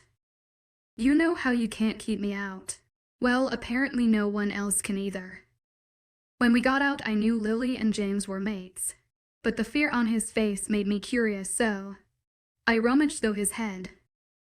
I saw what Thomas had been doing, so I looked into his mind. He saw the small change in James and was already imaging raping Lily. "Sorry I didn't give you a heads up, and I'm sorry if I overstepped. There wasn't time," she said, looking guilty. I smiled at her. "You're the queen and I trust you." "I'll always follow your lead," I said, holding her hand. I was ecstatic to have my mate and someone to share the burden of the throne with. After dinner that night, we called a pack meeting. Alex, James, Lily and Pie stood on the stage in front of the entire Red Moon pack, Lily with a James mark on her neck. The doors opened again and Thomas and Gina were led in chains. "Your king and I are so sorry for what has happened to you, but let me make a few things clear. Nothing like what you've been through will ever happen again," Alex said, handing a box to one of the guards that he started handing out small cards. "This is my personal royal mail. If you ever feel unsafe or question anything happening in this pack, please do not hesitate to contact me personally. James is officially the new alpha of the Red Moon pack," Alex said with a smile as people started cheering and applauding. After the cheering calmed down, Alex continued, "No one is a slave. No one. There wasn't supposed to be any in the first place. What the former Beta told you about it being his right to bed newly mated females is not true. No one has that right. We have a new pack structure and there will be a lot of changes. The new list of guidelines will be posted throughout the pack house for you to view. Another piece of news. Alpha James has found his mate. Your Luna, Miss Lily Cartwright," Alex said, motioning to Lily with a smile. Alex stepped back to my side as James and Lily took center stage. "Thank you. I think I can speak for both Lily and myself when I say things will be 1,0 times better. We will never go through this again. We will stand strong together and overcome anything that comes our way," James said, causing people to cheer once again. "One last thing," Alex said, stepping forward. "Thomas Burkhart, you have been sentenced to death for your crimes against the females of this pack," and Thomas tried to interrupt her. "I think they've heard enough from you," Alex said, her voice as cold as steel. "What about me?" His mate Gina piped up. "I wouldn't if I were you," said Alex, glaring at the she-wolf. "I'm also aware that you liked to watch what he did to those girls. You held them down and enjoyed their screams. That's why you never marked each other," Alex said, her voice bombing over the crowd. Realization dawned on some of the pack members' faces. If Thomas and Gina had marked each other, then any time he was with someone other than his mate, they would both feel the unbearable burn of the mate bond. She hopped off the stage and walked over to Thomas. She suddenly shoved her hand in his chest, pulling out his heart as he fell in a heap to the floor. A few seconds later, she shoved her hand into Gina's chest as she screamed and fell over, her eyes going void. Everyone in the pack looked at my mate in awe. I was proud. While I didn't like that she wanted to be the one to deliver his sentence, as I didn't want her that close to a man like him, as I wanted to keep her protected, I knew she needed to. As their queen, they needed to take her seriously and respect her. She was strong, smart, and she had a new perception that really helped in setting up the new guidelines and policies, all aimed at keeping people safe. She truly cared about people. I was so lucky to have her for a mate. 27 ambushed Alex's POV. We've stayed at the Red Moon Pack for a week and a half now, helping to get the pack up and running. Alpha James loved it. Xavier was helping him and showing him the ropes, much more than he normally would have in the past. I think he knew it was hard for me to leave Lily. She was my first friend at the palace outside of Xavier's family. I would miss her terribly.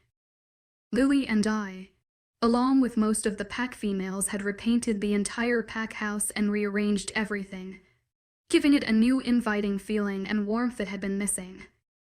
After hearing how long James had been waiting to find Lily and not having the chance to look for her, I had been mulling over the idea to have all the packs send their unmated wolves, starting at age 18, to the palace every 3 to 5 years for a mating ball, giving them a greater chance to meet their mate sooner. I would have to talk with Xavier about it though. Currently Lily and I were in her office going over her Luna ceremony plans that was due to take place tonight. Lily was going to be an amazing Luna. I had already promised Lily that I would pack up and ship the rest of her things, and she promised to keep in touch. After the ceremony, Xavier, Fergus, Jimmy, David and I would have to leave so we could visit the other packs. As we were putting the finishing on the plans, Fergus and James busted through the door. They took. Ambush. They were both panicked, panting and out of breath. Slow down, what's going on? I asked, taking in her appearance. Their clothing was ripped and James was bleeding from his side. They took him. They came out of nowhere and shot all of us with darts filled with silver and wolfsbane we couldn't shift. James said, holding his side as Lily rushed over to him. Who did they take? I roared, already fearing I knew who. A king. Fergus said. We fought back. We killed a lot of them, but they shot him twice with the silver. Before we could get to him, they knocked him out with a third shot and took him, James said.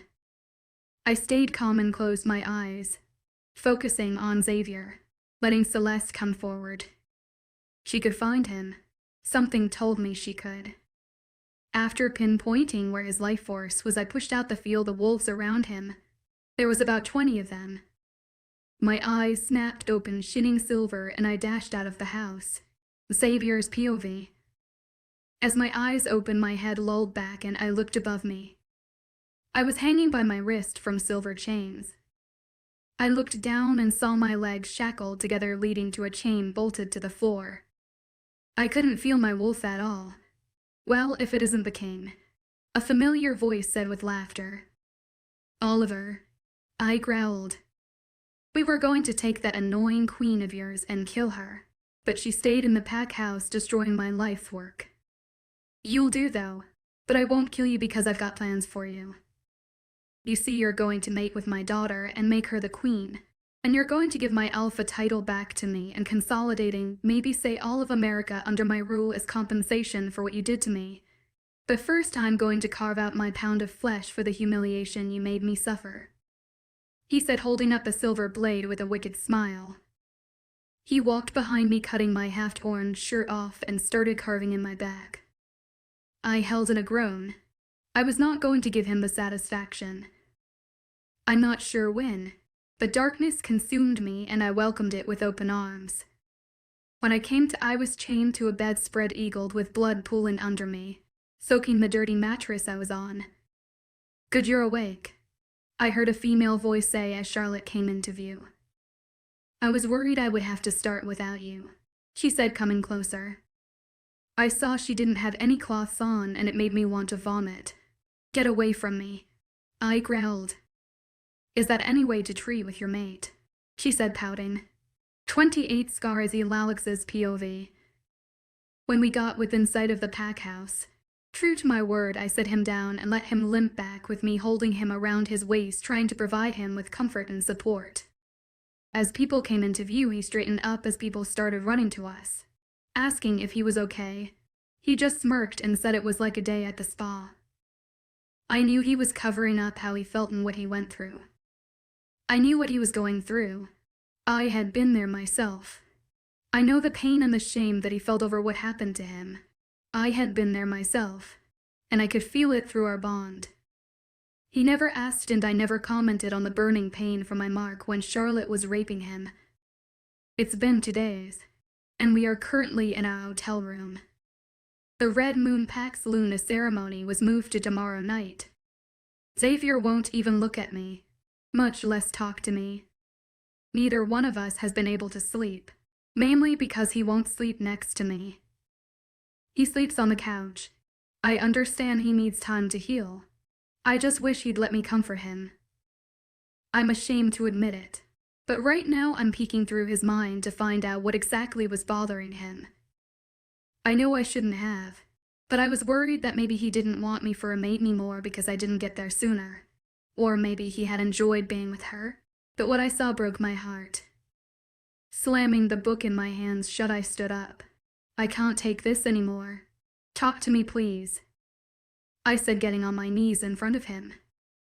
He didn't say anything. I saw his fist clench and his eyes never leaving his laptop screen. I grabbed his laptop and threw it to the other couch. No, you're not hiding. I know what happened to you. I know what was about to happen. It's not your fault. None of it. I'm sorry I didn't get there soon enough. Please, just let me be here for you, I begged. How can you look at me and not feel disgusted? I feel disgusted with myself. I couldn't even save myself. How am I supposed to protect you when I couldn't protect me? He said, closing his eyes. You do protect me. You have protected me when I've needed you to. This isn't the 17th century when women were seen as daft and able to function without a man telling her what to do. We are supposed to protect each other. You've been strong for me when I've needed you to. This was my turn to be strong for you. I argued I don't even see myself as a man right now.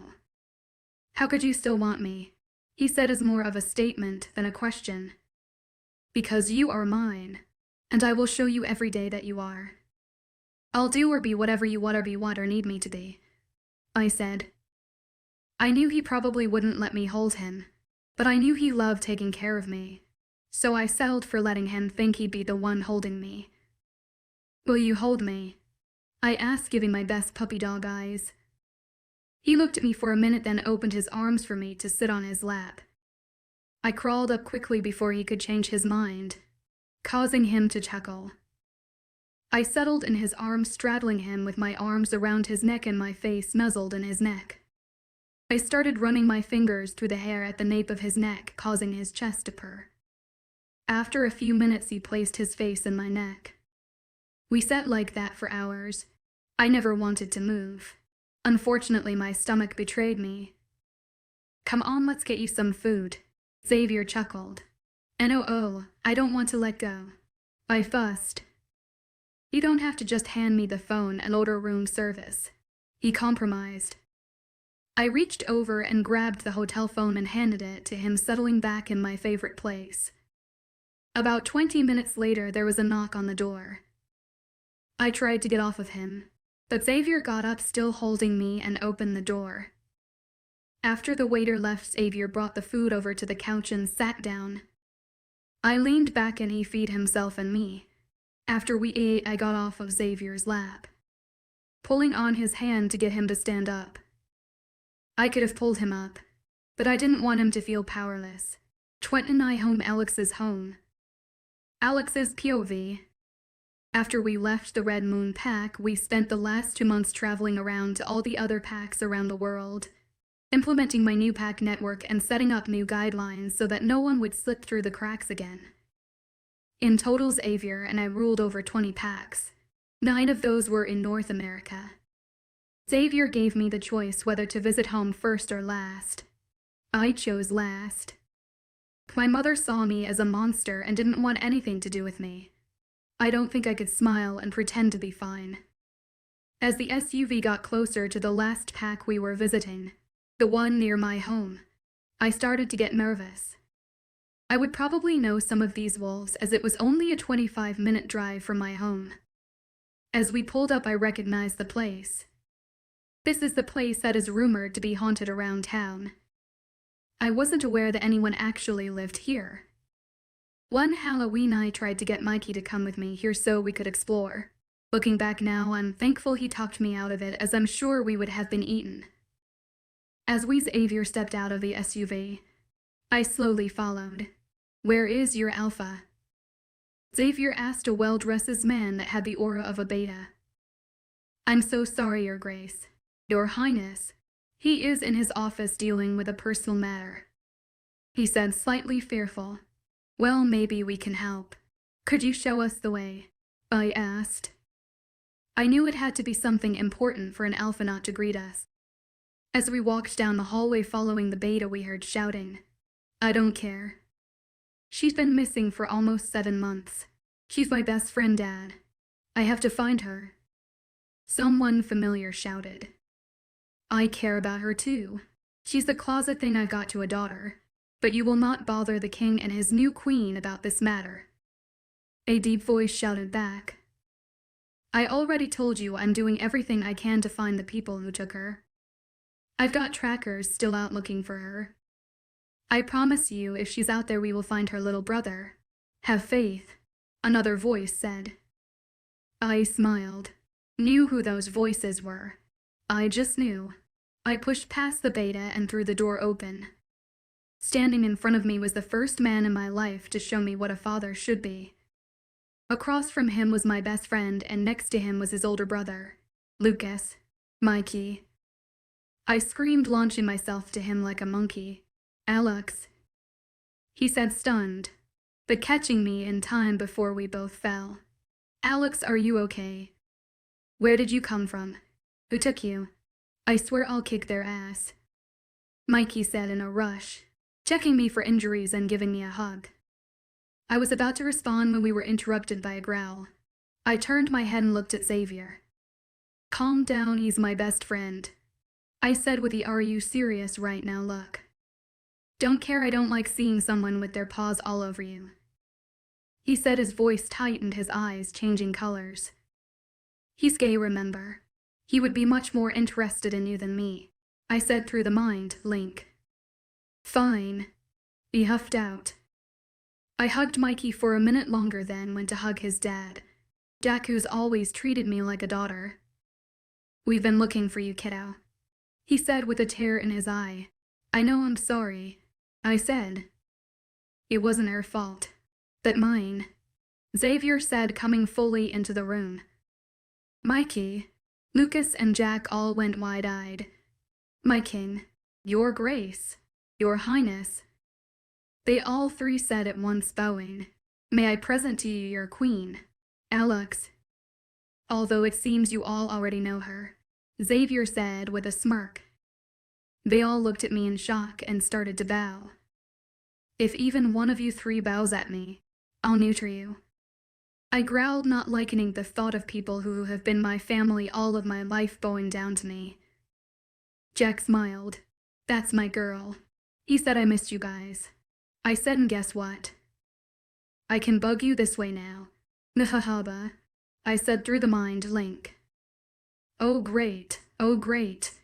Not only do I have you in my ear, now I'll have you in my head," said Mikey, rolling his eyes. David and Jimmy came into the room. Immediately Mikey's head snapped up. "Mate," he said, looking towards them. "Mate," Jimmy answered. Finally, Jack mumbled. "Does this mean Mikey becomes a part of the royal pack?" I whispered to Jack. "Yup," he said. "I get to take you home with me," I screeched, jumping up and down like a 2-year-old while Jack and Lucas laughed. Just then Cammy, Lucas and Mikey's mom, came in. "Alex," she asked, rushing towards me and engulfing me in a hug. "Oh my, I have been so worried about you." "I'm so thankful you're okay," she said, crying. "Please don't cry. You'll make me cry," I said, my eyes watering. "How's Mama?" I asked quietly. "She's been strong for those grandbabies of hers, but not knowing where you were, if you were safe."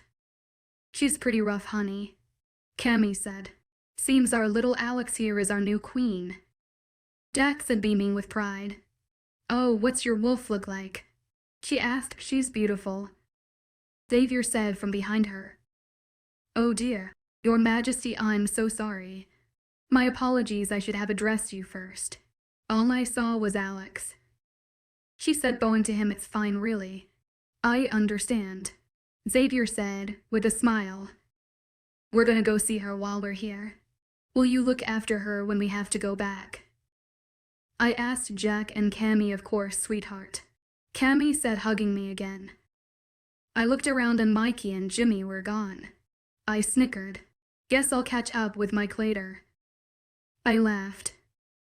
After going over the new network plan and policy changes with Jack, Cammy and Lucas, as he was the next in line to be alpha, it was time to go see Mama.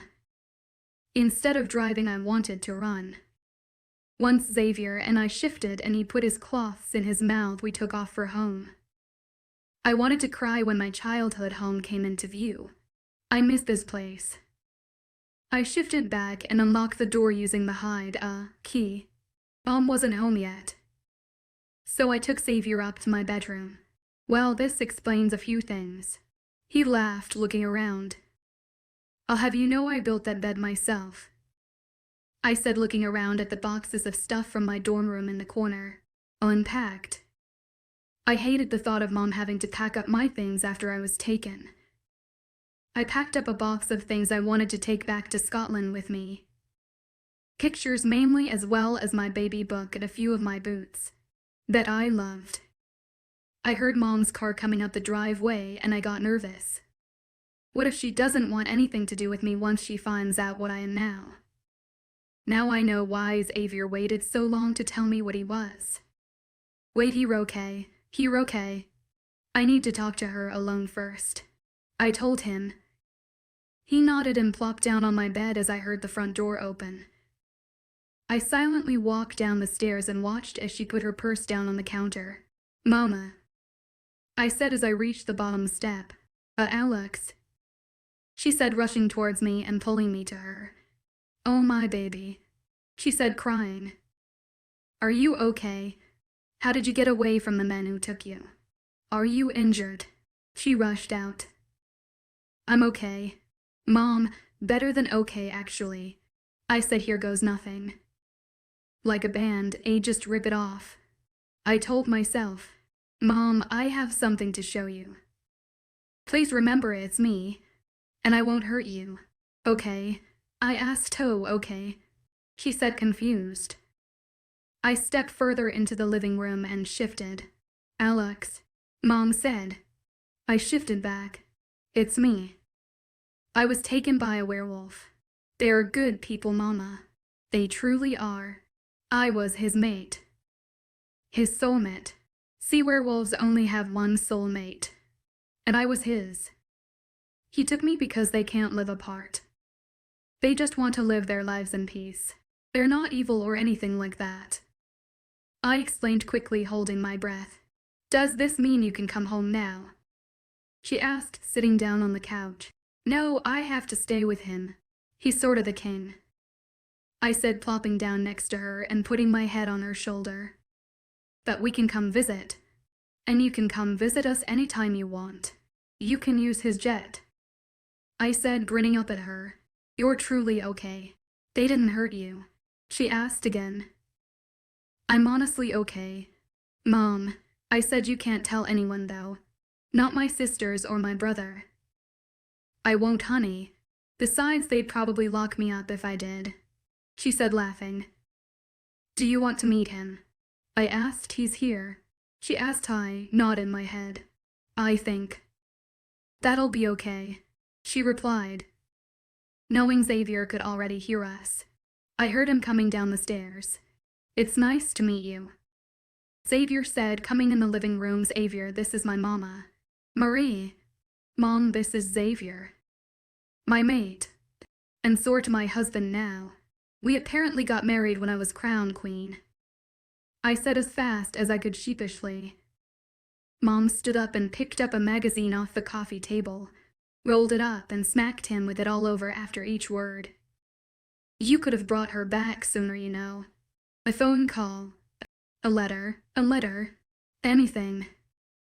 And if you hurt my little girl, wolf or not, I won't hesitate to skin you alive, boy. Mom said in her mom voice I knew all too well.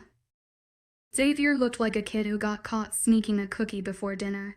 I'm sorry, he said, rubbing the back of his neck. Good, Mom said, turning back to me to hug me again. Come on, we'll make dinner and you can tell me about where you've been, she said. After she made my favorite, lasagna, we ate and talked for hours. Then Xavier announced that he had transferred money into her bank account so that she could quit her dead and job and take it easy. I think he was still feeling guilty about not thinking about how taking me would affect her. Mom tried to make him take his money back, but he refused. I told her that Jack and Cammy were wolves too, but I explained that they didn't even know until today what had happened to me. Xavier also told her that if she had any problems to go to them and the pack would take care of it. When we told her the palace was in Scotland, she got excited. She's always wanted to see Scotland. Just then we heard a car pulling up. I glanced outside and saw it was one of my sisters. Xavier and I hid in my bedroom. We heard the door open and my sister say she had picked up an extra shift at the hospital and needed Mom to babysit. After my sister left, we came back downstairs, and when my 3-year-old nephew saw me, he ran to me. All X, he said as I picked him up, spinning him around and kissing his chubby cheeks. Coda bear, I said, placing him on my hip. We stayed a while longer until Coda fell asleep and David came to collect us. Xavier loaded up the things I wanted to take with me. I stood on the porch with Mom. We'll be back tomorrow. We're staying the week before we have to go back, I said, hugging her again, taking in her familiar scent. Be safe, Mom said as I got in the SUV next to Xavier. Thank you, I said to him. Anything for you, my queen, he said, pulling me on his lap. You looked good with a kid on your hip, he said, smiling at me. Good, because you're gonna have to get used to it. And soon, I said, looking up at him. Are you? He trailed off. I'm pregnant. 30 Augie 7 years later. Alex's POV. When I first told Xavier I was pregnant, he was ecstatic. He was so excited to become a father. We wanted to be surprised, so we never found out what we were having. We only knew we were having twins. Xavier was worried that if our firstborn was a girl that she wouldn't be able to rule, as the title is handed down to the oldest male heir. So he changed that policy. Now every alpha can hand down their titles to their oldest child, regardless of gender. I also found out that same-sex twins share the same mate. So we thought it was best to make them both queens when the time comes. We named our girls Hope and Faith. When they were two, we held a mating ball. David even found his mate and I was so happy for him. For years after we had the twins, I gave birth to our son, Liam. You would think going from having two babies at once to one would be a lot easier. Not with Liam. It's like having 3 of him. While the twins were calm and easy babies, lulling us into a false sense of security, Liam is a Tasmanian Evil. Mom comes and visits 4 times a year. She's gotten used to the craziness here. Everyone loves her. We still visit her at home once a year for a week when we make our pack rounds. She invites my siblings and their kids over to her house for what's become annual BBQ so I can watch them from the tree line. I may not get to talk to them, but at least I get to see them. While my siblings don't know anything, my nieces and nephews have all grown used to seeing a silver wolf once a year. They even waved to me.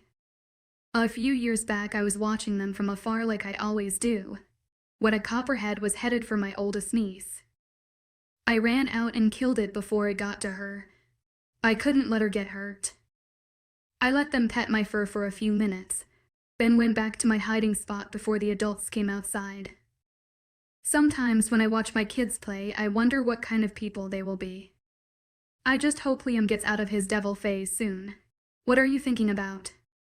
Xavier said, walking up behind me and putting his arms around me. Just what kind of people the kids will be when they grow up, I said, looking out the window of my office at them playing in the backyard of the palace with Elisa, Addison, and Colt. I think they will be fine. If not, we could always call Mama W. Marie. They mind her more than anyone. Xavier chuckled. Walking to get your own switch will do that to you, I said, laughing. She's never spanked the kids, Xavier said, confused. I know, and it's not fair. I was, so I assumed the kids would be too. But Nuo, apparently when you become a grandparent you go soft. I said, laughing.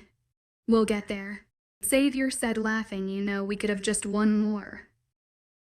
Sure, as long as you're the one that has to push it out, I said, kissing him. He chuckled. I love you. I love you to my kin, I said, causing him to growl and lust. Thank you all so much for joining me on this dangerous werewolf journey. I hope you had your hearts thumping and your minds racing. Don't forget to subscribe, share your thoughts in the comments, and come back for more exciting and dangerous tales. Until next time, stay safe and keep that adventurous spirit alive.